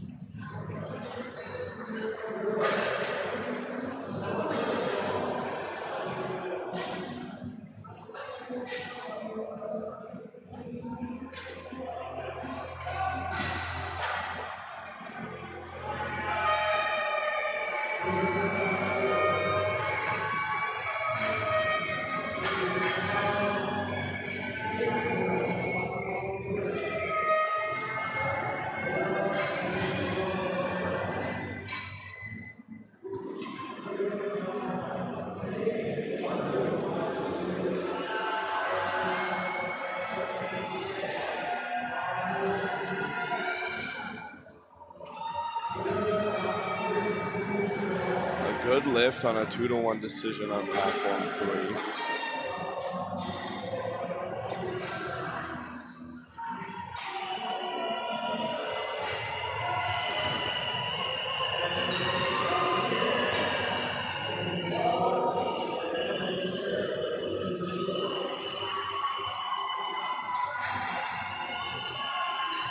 Two good lifts on platforms 1 and 2.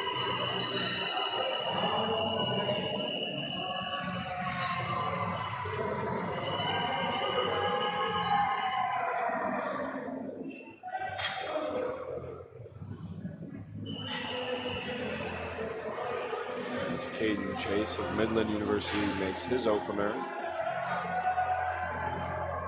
And bring up Eric Dio.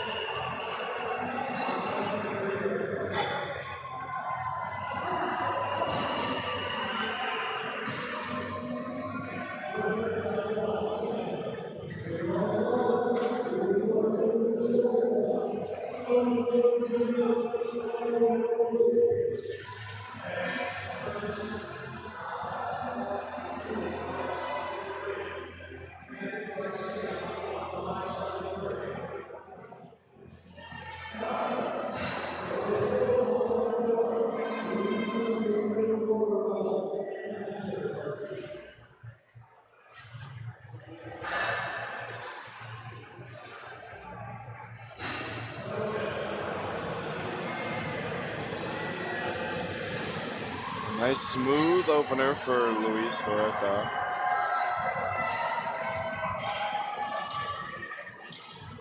That'll bring up Harville of Texas A&M, opening at 235 kilos.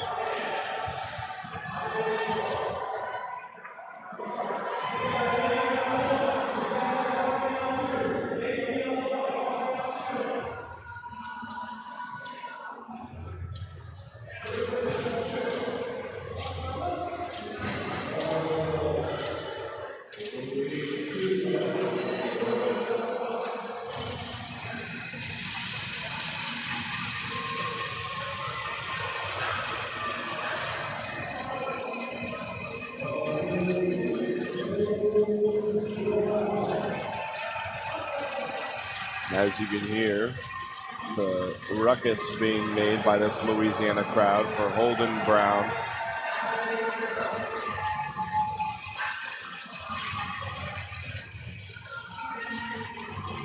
Lifter for the University of Louisiana, Lafayette, a Raging Cajun, opening up at 245 kilos for a very smooth opener.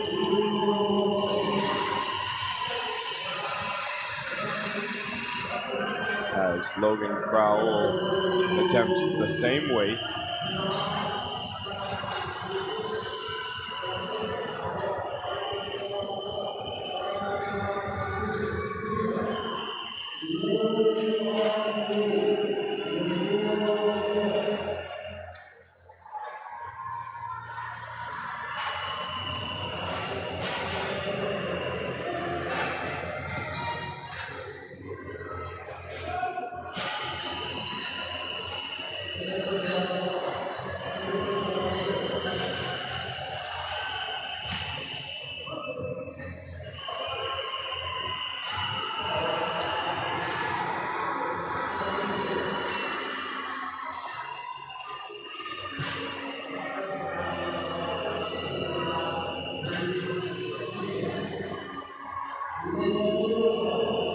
Steady through these first attempt deadlifts so far across platforms 1, 2, and 3. Of course, we're done on platform 4, but it'll get more exciting as we move into, as we get through the second attempts, because we'll know what everybody needs to pull for their third attempts, and we'll get to start to see probably some chaos as people start to pass each other, maybe make some attempt selection changes for that third deadlift. But for now, people are just getting their total. They're building up their foundation and their wall to try and protect themselves from other lifters on that third round of deadlifts.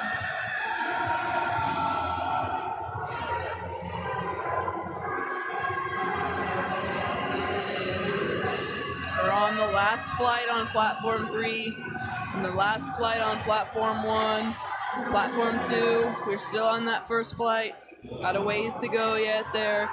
Lots of anticipation as we move towards this next, as we move through this first flight and towards that second flight for our biggest pulls of the day in the men's raw 90 kilo class. Another good lift. We'll bring up Parker Anderson of McKendree University, opening up at 272.5 kilos. Right on that 600-pound mark.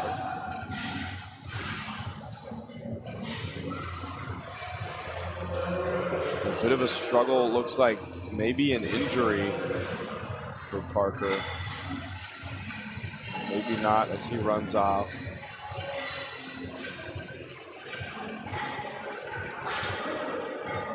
Yeah, there's something about deadlift that just makes it a little bit more painful physically than some of the other lifts. Yeah. It's painful to pick up that much weight off the ground because for most people it's their heaviest lift. And it's painful to sit it down too. On squat, it's right there for you to sit it down nicely. On deadlift, when you put that bar back into the ground, it kind of jolts a lot of energy into your body. So this will be the last opener of platform 3, flight 2. Jackson may build 282.5 easy kilos.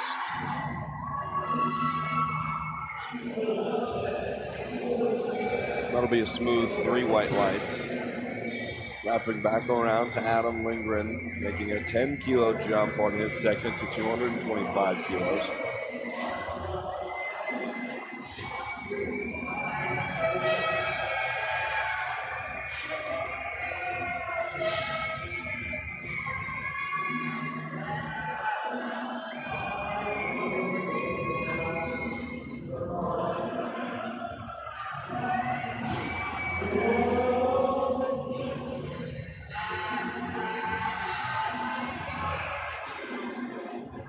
Nice solid lockout for Lindgren.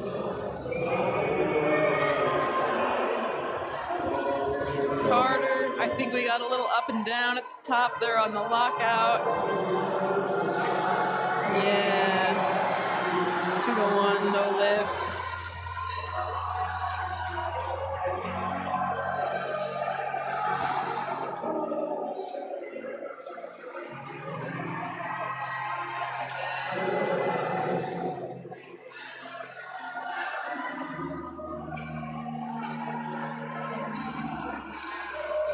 Yeah, and take a look at those team standings as they scroll across the bottom of your board. You see how tight that men's raw class is between those top teams. That's potentially just the scoring points of one athlete.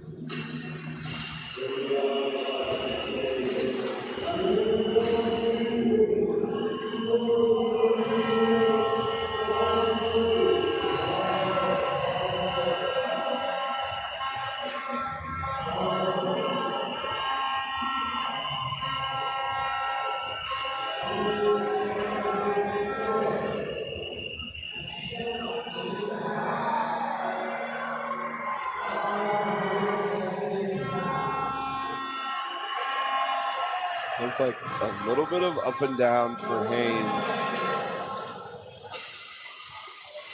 And the judges did pick up on that. That'll be a no lift.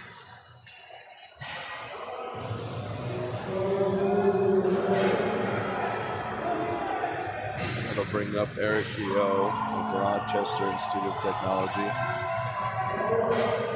Making a 17.5 kilo jump.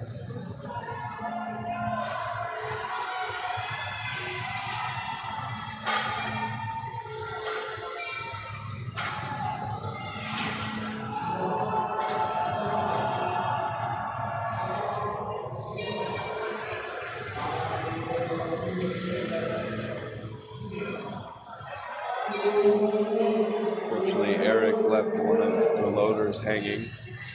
Hopefully he can rectify that on this third.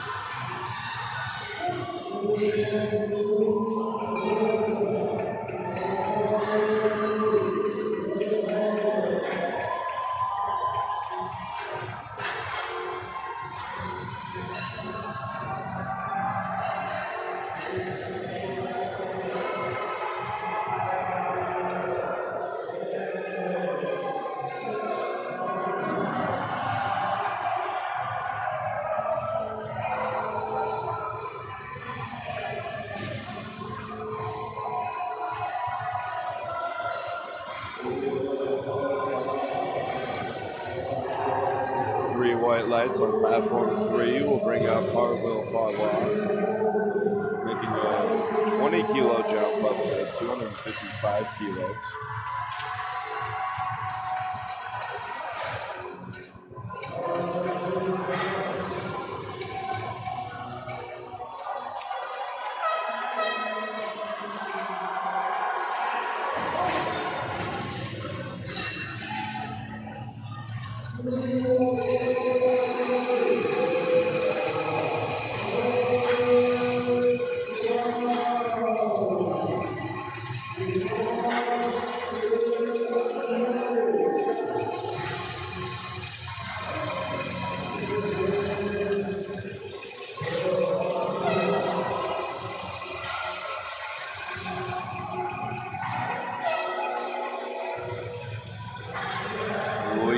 crowd will bring another big, loud, warm welcome to Holden Brown back to the platform. So 260 kilos.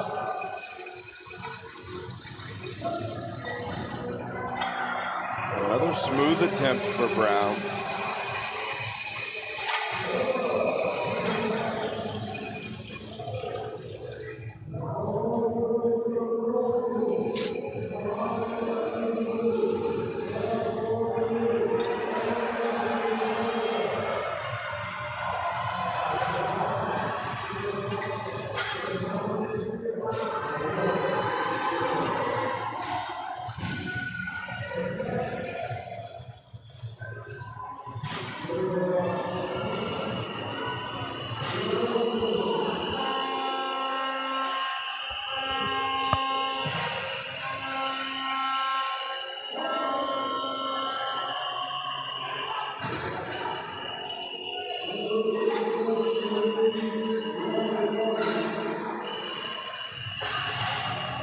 Logan with 3 white lights. Only 1 red light on the day for Logan. That'll bring up Parker Anderson.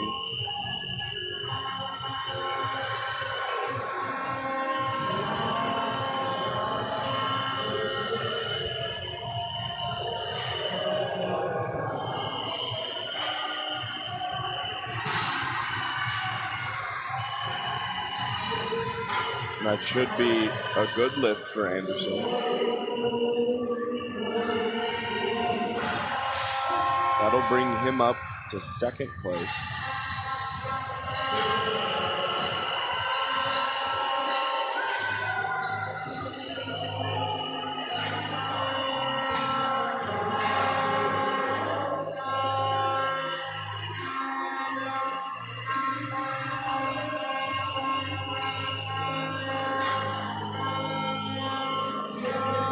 Looks like Jackson Mabel is running away with the men's 90. Just gonna try and stave off the competition. Unfortunately, Ramiro grip fail on 280. Looked at his hand afterwards, kind of wonder if maybe he's got a little bit of a rip. Yeah.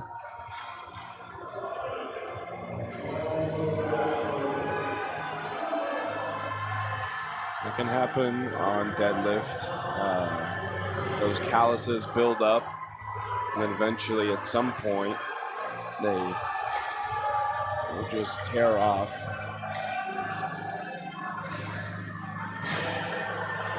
Going to bring up Andres Ruiz,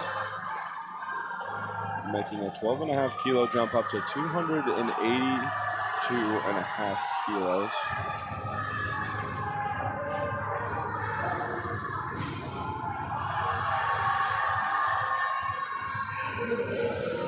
Will be a good lift.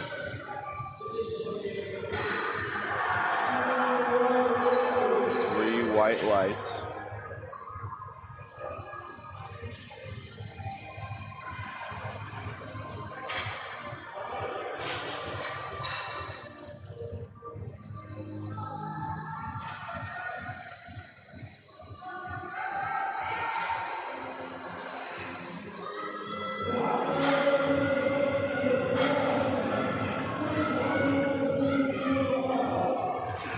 Jackson Mabel absolutely running away with this 90 kilo equipped division.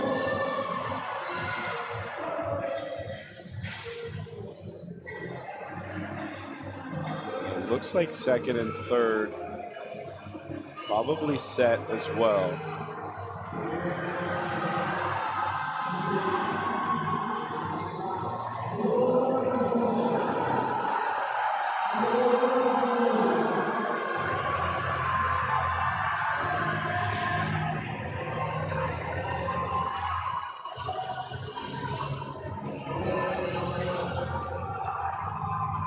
Yeah, it doesn't look like right now anybody is going to try and pull a big enough deadlift to pass Parker Anderson in 2nd place. And it's a little bit more possible that somebody can pull to pass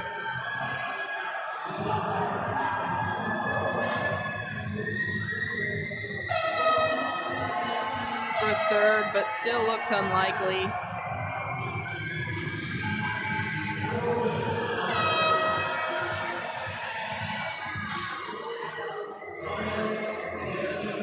Andres Ruiz in third does have a 787 total. Holden will be pulling to total 790, but he will pull before Andres, so expect if Holden makes that to pass him for third, expect an attempt selection change there.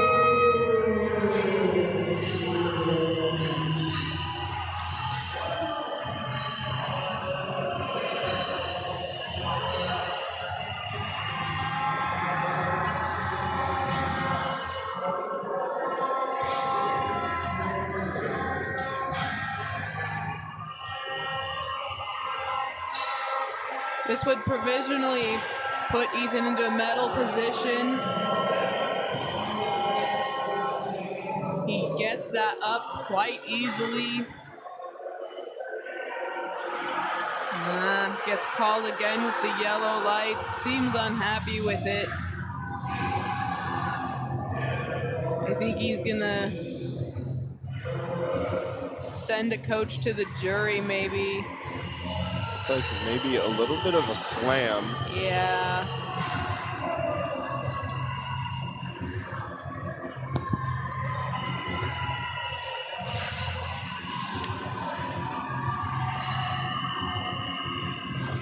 Tough lockout for Caden Chase. Does not get it.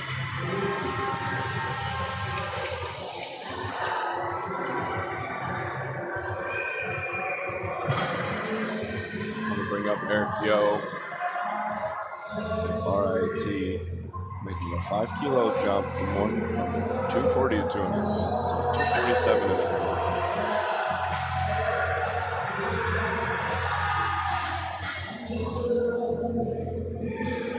Eric trying to solidify his place in the top 10.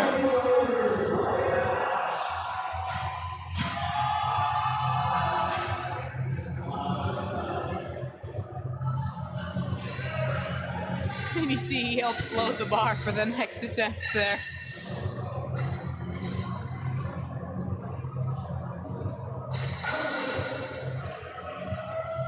That is good form after missing that fist bump, helping them out a little bit.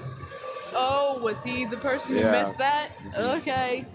Then yes, he should have done that. Yep.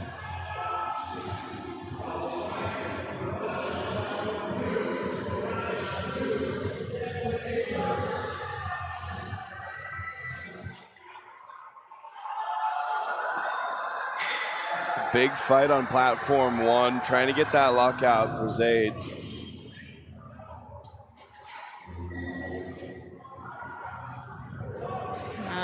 Didn't get it.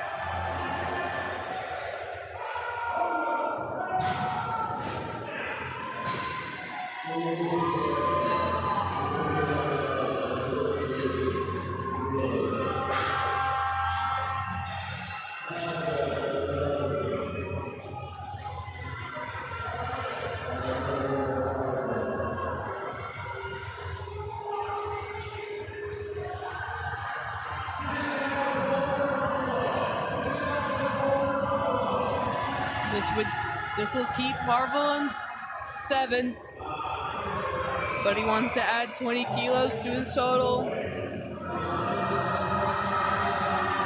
Big fight past the knees, gets the lockout, hips come through. Looks pretty clean to me.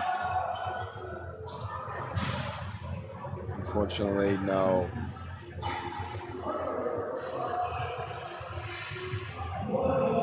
Not my favorite judging call of the day.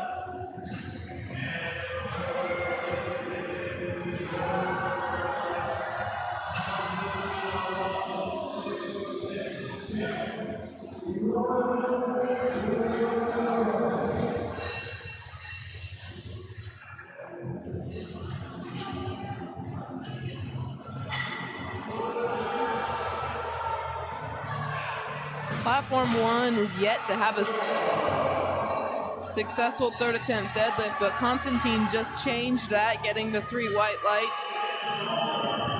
hoping to continue more of that positive trend over there.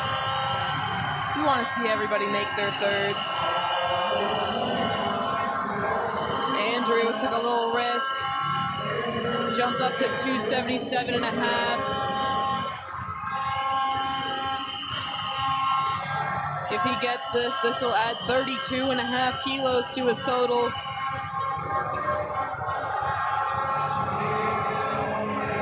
Andrew with the lockout gets the down command, trying to move from 5th to 4th, and he will with 2 white lights, a good lift.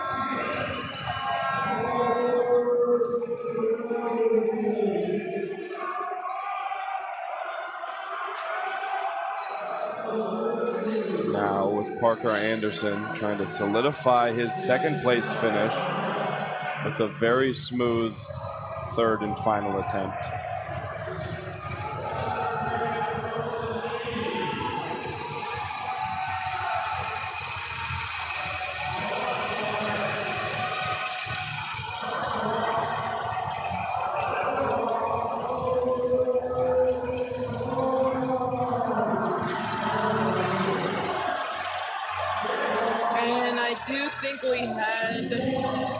They're reloading the bar.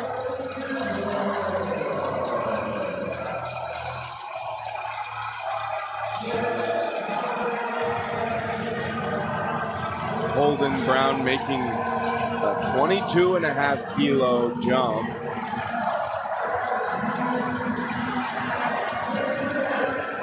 Trying to jump his way from 5th to 3rd. His first 2 looked very good. He would actually tie that 3rd place, but on body weight, he wins the tiebreaker. A big fight, unfortunately, doesn't have it today. He will, however, end up with a 5th place medal, so he still walks away with a medal today on the podium, which is amazing in a class so stacked as that 90 kilo. Yeah. We've seen so many amazing lifters in this 90 kilo men's equipped.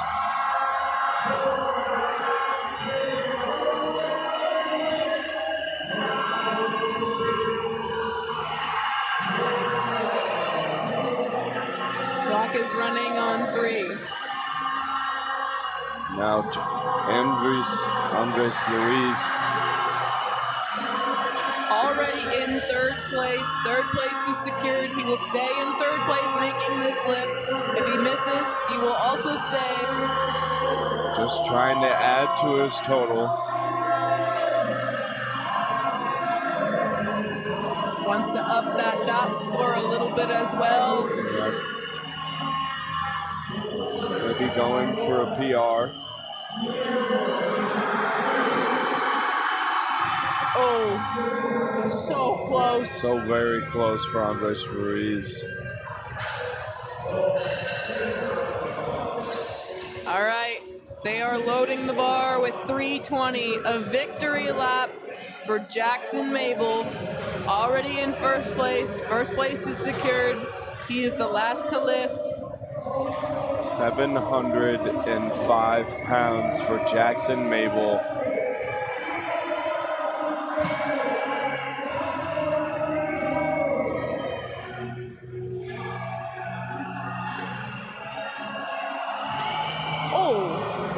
That moved so fast, just got caught off guard, I think, at the top. Fortunately for Jackson, that does not matter. And Jackson Mabel will be the winner of the 2026 men's 90 kilo equipped collegiate title.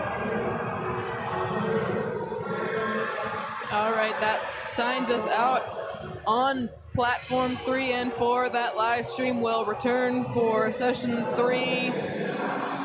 Excellent lifting from all across the board there.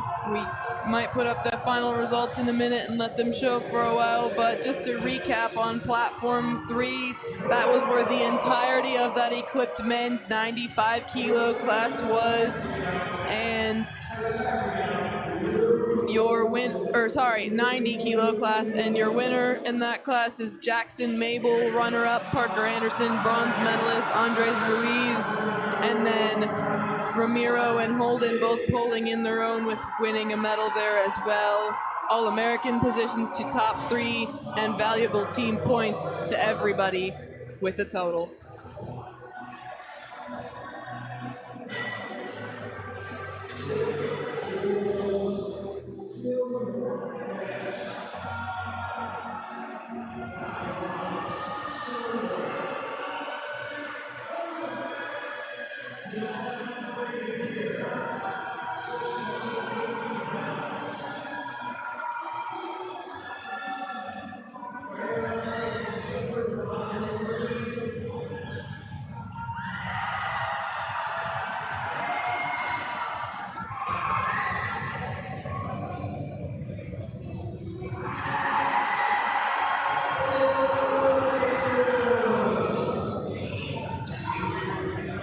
Alrighty, 2 deadlifts remain for platform 1. And then all eyes will turn to platform 2. Fight at the top for the lockout for John. Turns around, hopes for the white lights. Doesn't get them.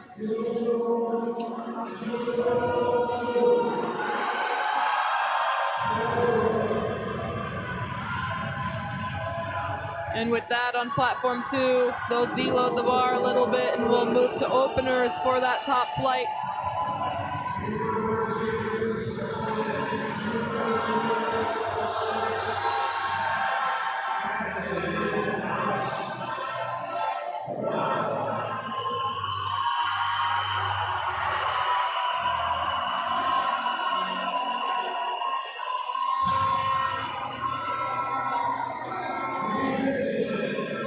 Scott's gonna get some blue lights for that.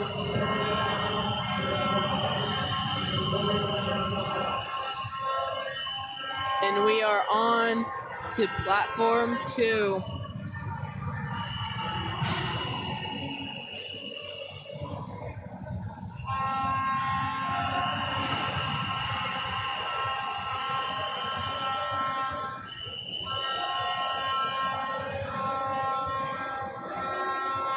Assume everybody will make their openers.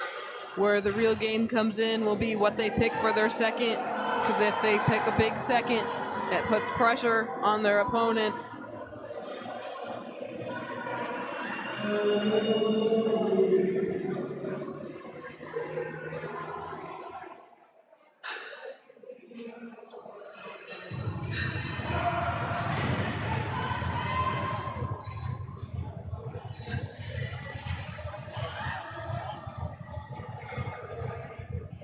Good lift for Agazidi.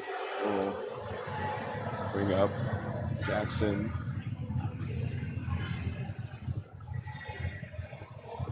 Opening at 247.5 kilos.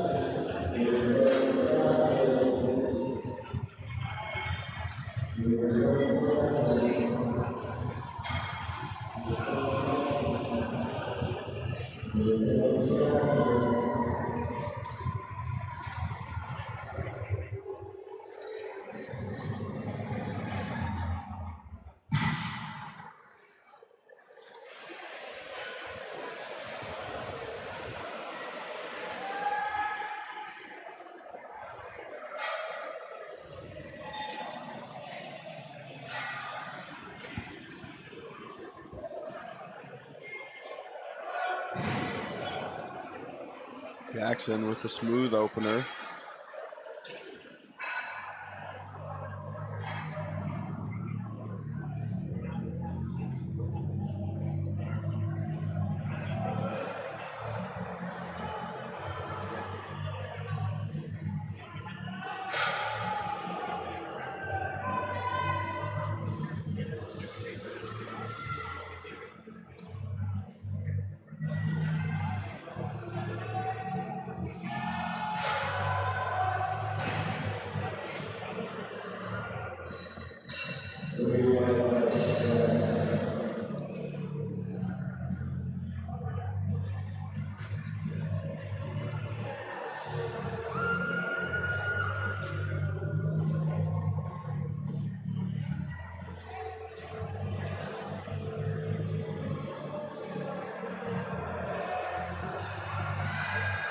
Nicholas has been having a good day so far. Expect that to continue with these deadlifts.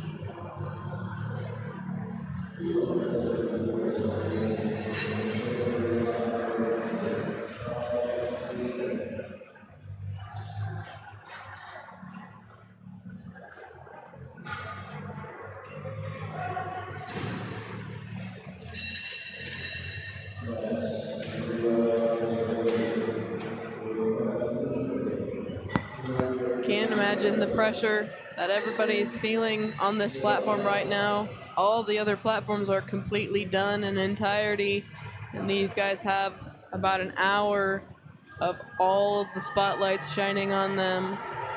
But this is the moment that they have worked all year for. For many, this is accumulation of multiple years of work. Probably not their first national championship, but could be their first time winning a medal, placing top 10, top 25. So it means a lot to them.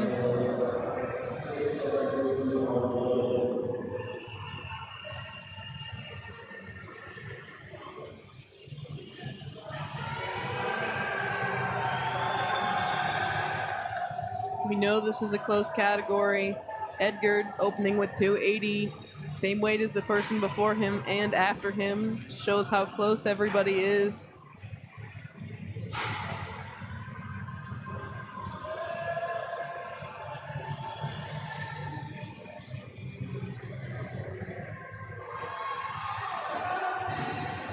Might have been one of the fastest deadlifts we've seen all day.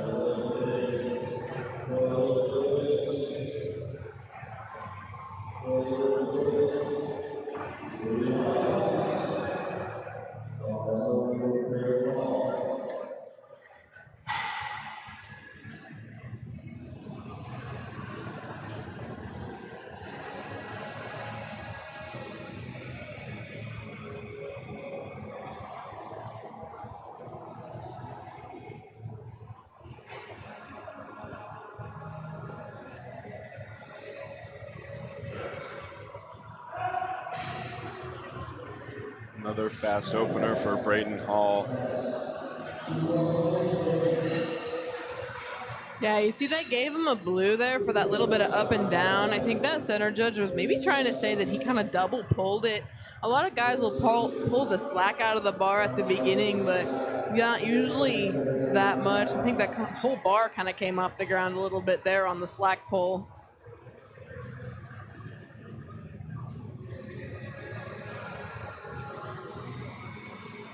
Seen a lot of sumo in this weight class. Very controlled deadlift.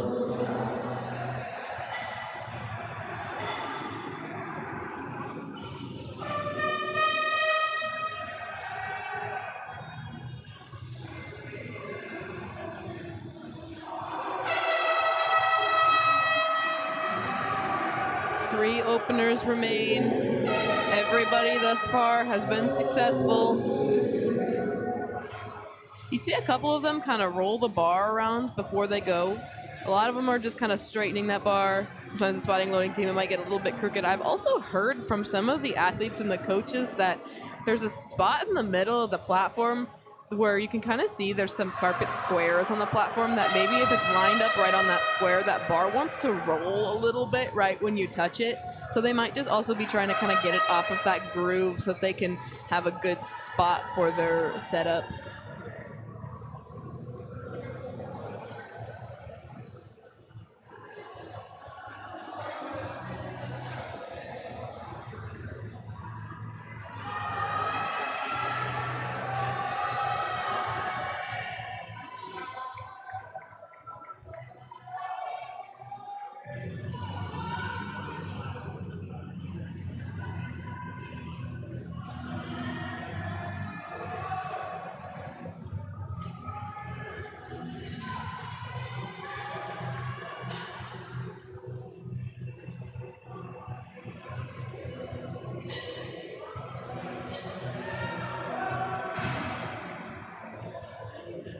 Not as easy at the top as some of the other openers we've seen, but it moved fast, so it didn't create an issue.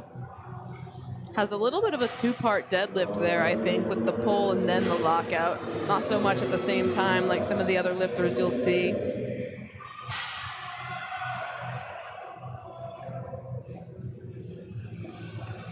Last opener of the day.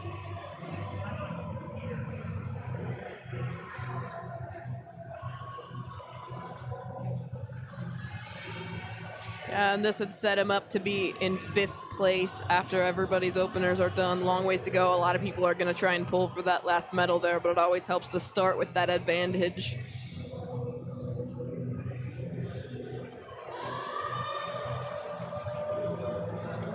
Some trouble. I don't know that they're going to love that, the referees. Yeah, we get those blue lights for that up and down. He's probably going to want to retake that on his second, and then he has a big enough deadlift. He's going to kind of be pulling towards the end anyway. He can take a bigger jump to that third and then just pull for whatever placement he wants. They do get some attempt change selections on that deadlift, so if he can put in maybe a placeholder of a third, if he retakes that on his second and just kind of wait and see what everybody else does to know what he needs to pull for a medal, but he needs to get an opener in first to get a total.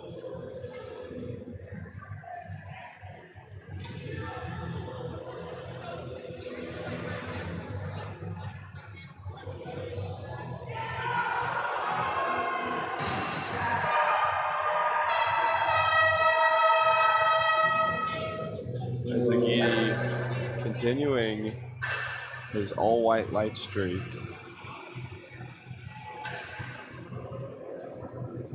Little bit of a messier day from Jackson, but still sitting in a good position to earn points. Forecasted top 20 right now.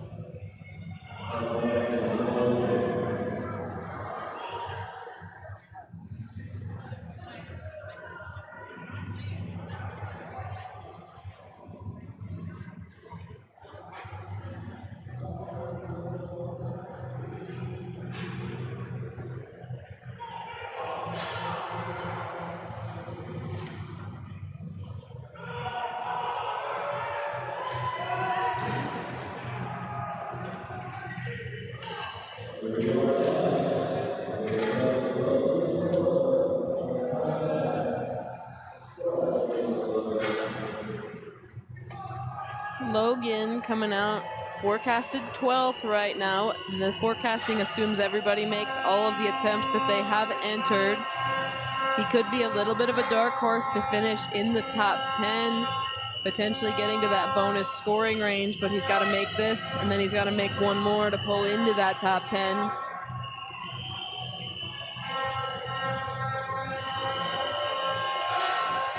That looks good. He definitely has some room to go up.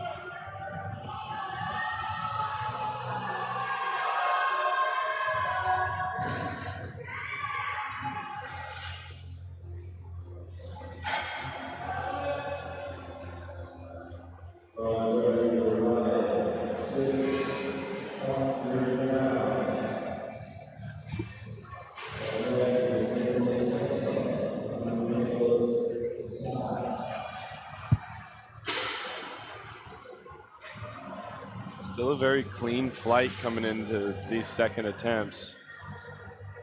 Assuming you're going to see a lot more red coming into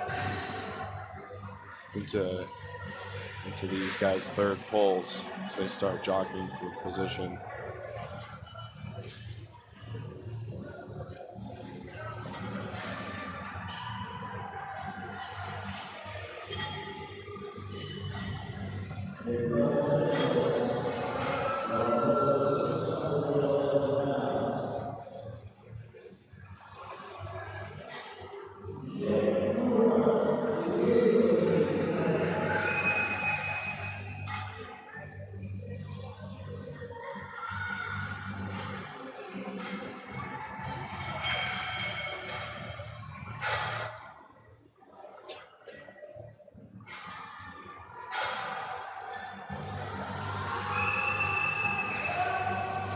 That moves very well for Nicholas.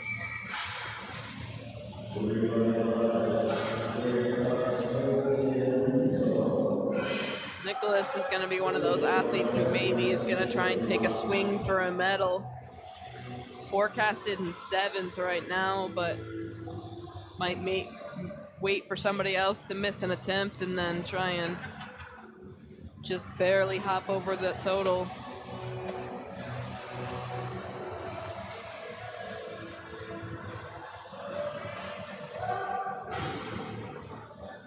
Wider conventional stance for Hayden works well.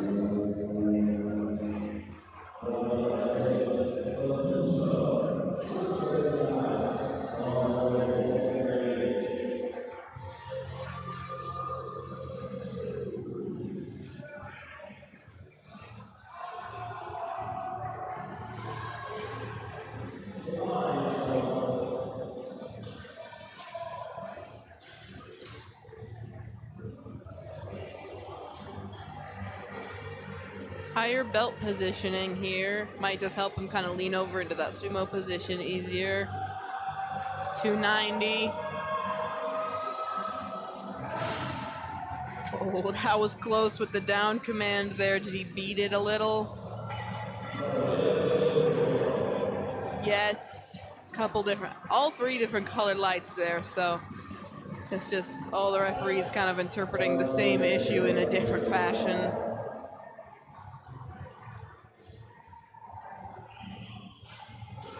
You see, it was requested that the spotters loaders center that bar.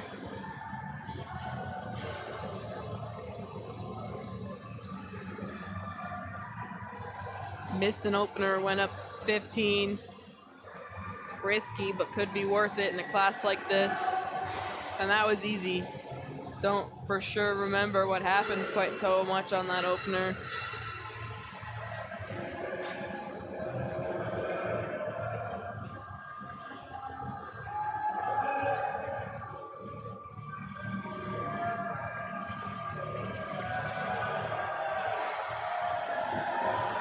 Yeah, it looks like maybe for that last athlete on their opener, it was maybe initially a good lift and then overturned to bad by the jury. You can challenge your opponent's lifts.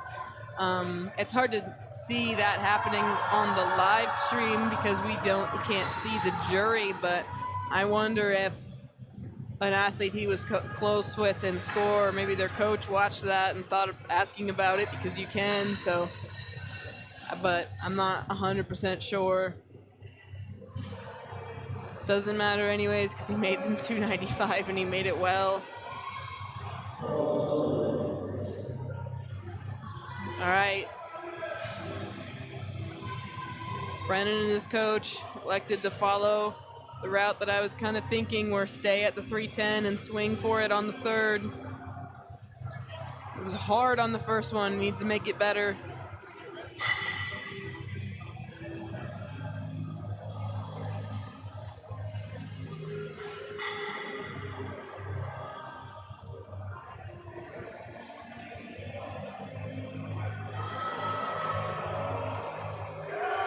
Much better attempt on his second. Yeah, I think he just got a better pull off the floor, more speed.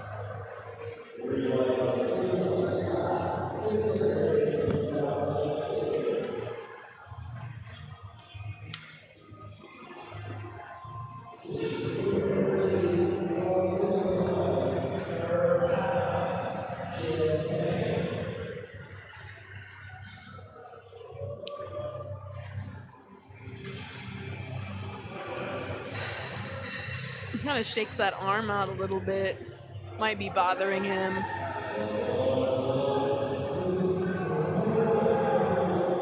There's also a 20-kilo jump. Sometimes that can just kind of surprise you coming off the floor how heavy 20 kilos is.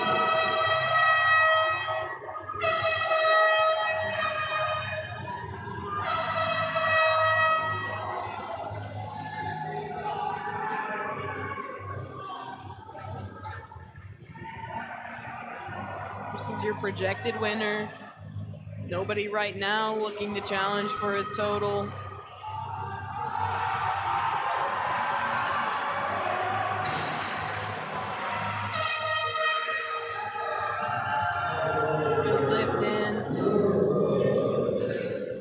Couple deadlift specialists on the top end right here who are looking to. Edgard is looking to pull himself up into that medal range.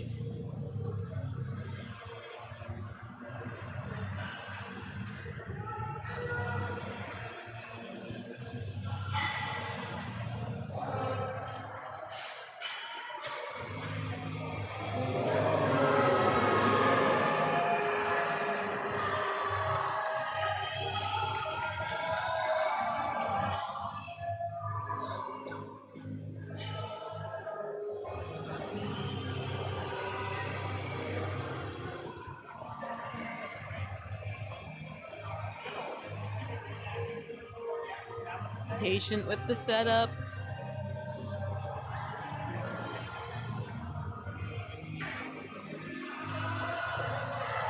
And an easy pull. Went up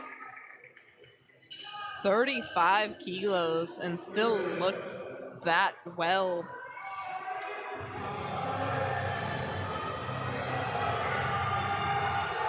All right, one more final pull, and then we pull for medals.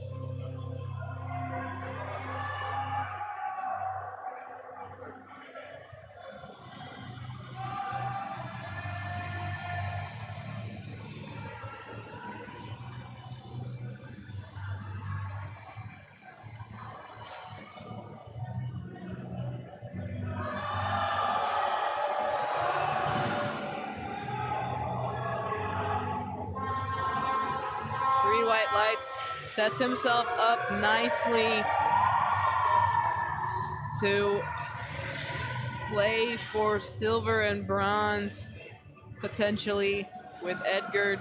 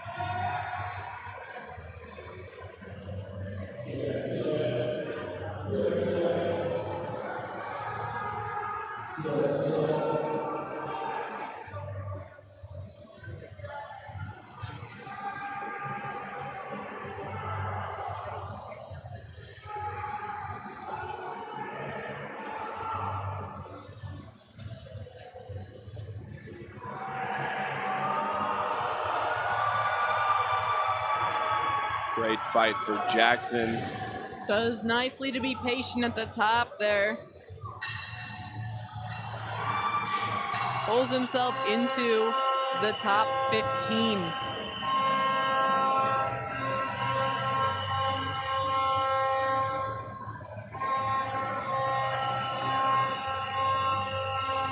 Logan up next, looking to pull into the top 10. This would move him into 8th for the time being.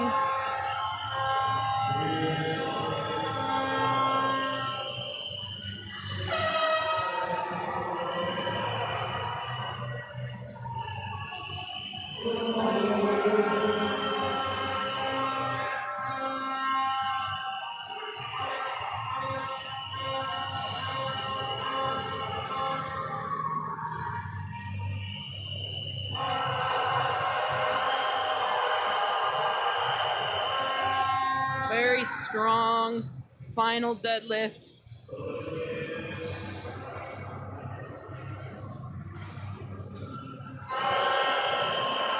Moves into 8th.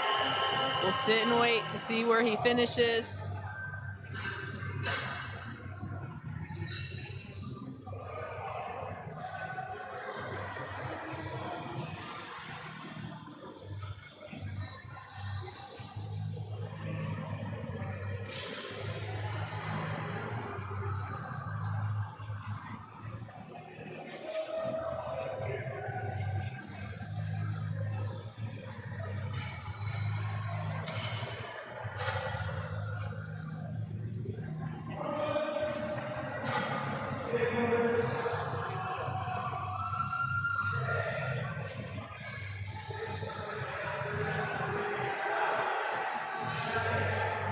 Nicholas solidly in 7th. Nobody right now set up to pass him later. This is just for his total. Finishing in 7th would earn you 4 points for your team. Exceptional work.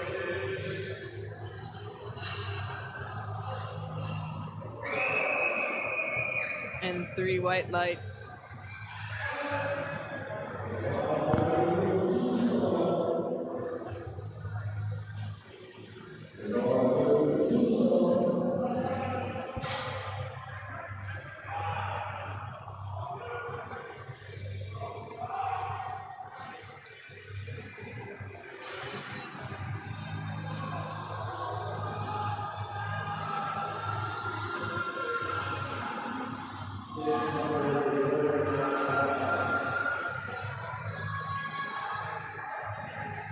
This will add 25 kilos to his total.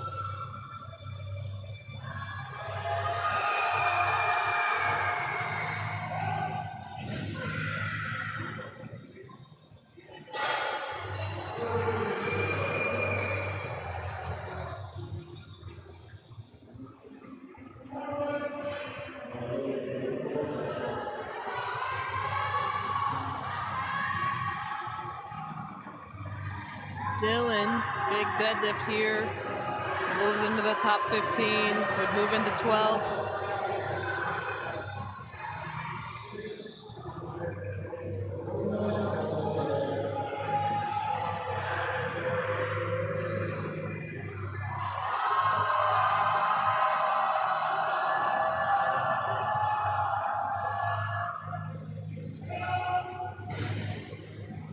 I expect they won't give that to him. Blue cards up and down a little bit in the middle there, and maybe at the top as well.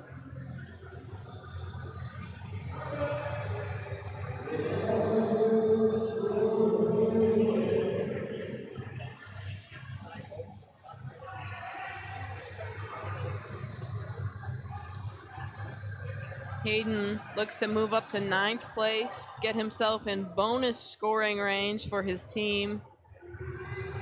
9th is where the bonus starts.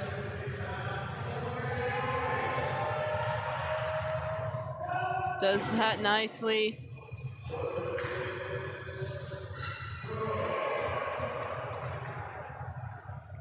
Forecasted to finish in 9th there. We'll see if maybe an attempt change comes in from Ethan to pass him for that extra point, or if Ethan's content to pull for the top 10.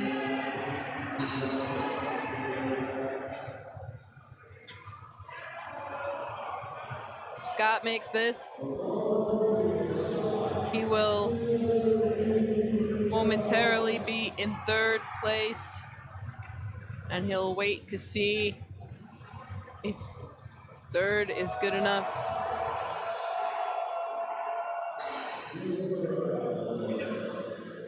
No, he will sit and wait in 5th place with the total to beat for a medal. Ethan not going to challenge for a medal with this bull, but he will be followed by Braden, who will.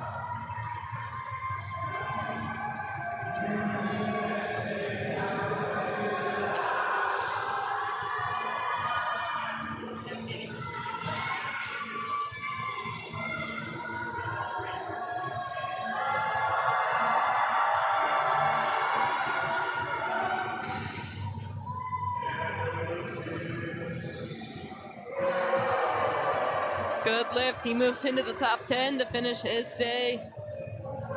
Very good day for Ethan. Ethan went 9 for 9. These are the moments we've been waiting for. 5 athletes remain. 5 medals are given out. Braden does not have one currently, but can earn himself one with this pull.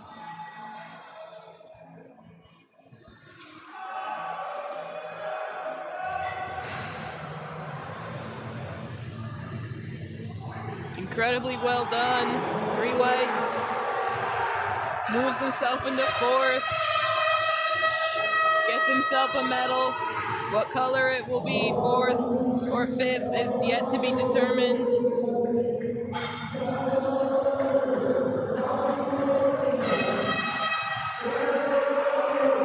All right, man walking up to the platform right here. Basically locked in as the winner. Don't expect anybody to try and challenge him for that, so he's gonna go and try to pull 320, 705 pounds.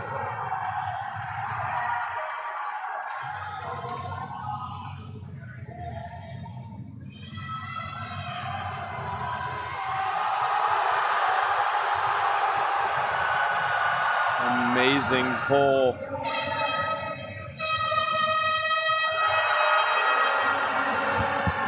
Kind of left Gino hanging, but that's all right because he's got a credential now. Should walk away on the day as the national champion in one of the most stacked classes in the entire event.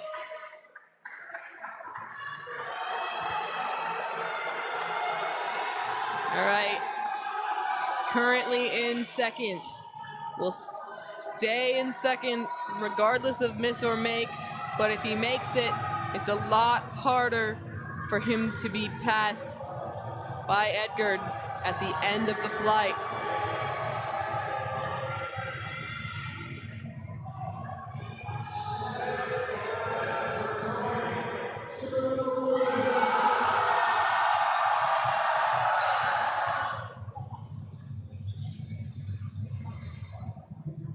And you see on the board, attempt change in progress, no lift. He stays in 2nd for now. Edgar has lowered his deadlift to reach a total of 785, which would just beat him out for the silver medal, but he has to pull it yet. And before that, Brennan will try to move up a spot.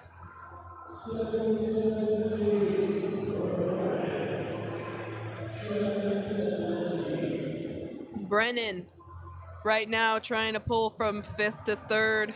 Already has a medal. Can he make himself an All-American?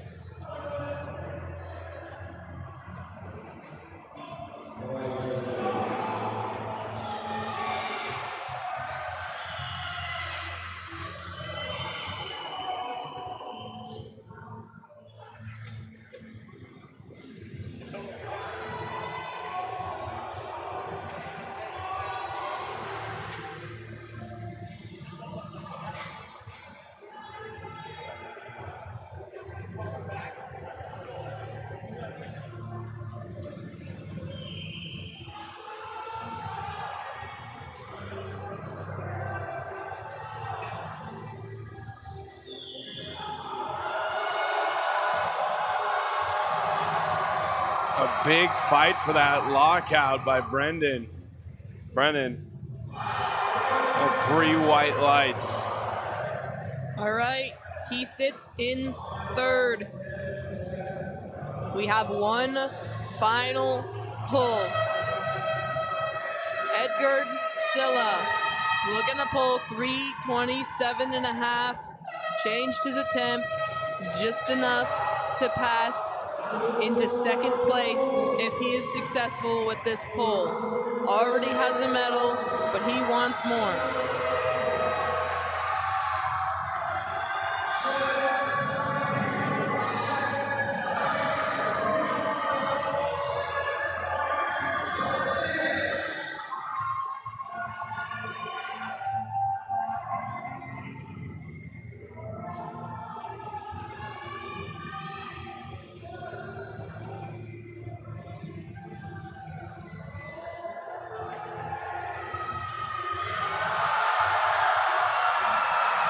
Easy. Wow.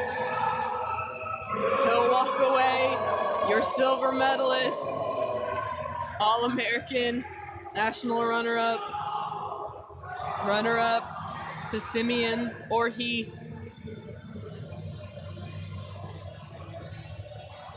Final results, men's 90 kilo class. In first place, winner of the men's raw 90 kg, Simeon Orhi. Runner-up, Edgar Silla. And in third place with the bronze medal, Doug Doan.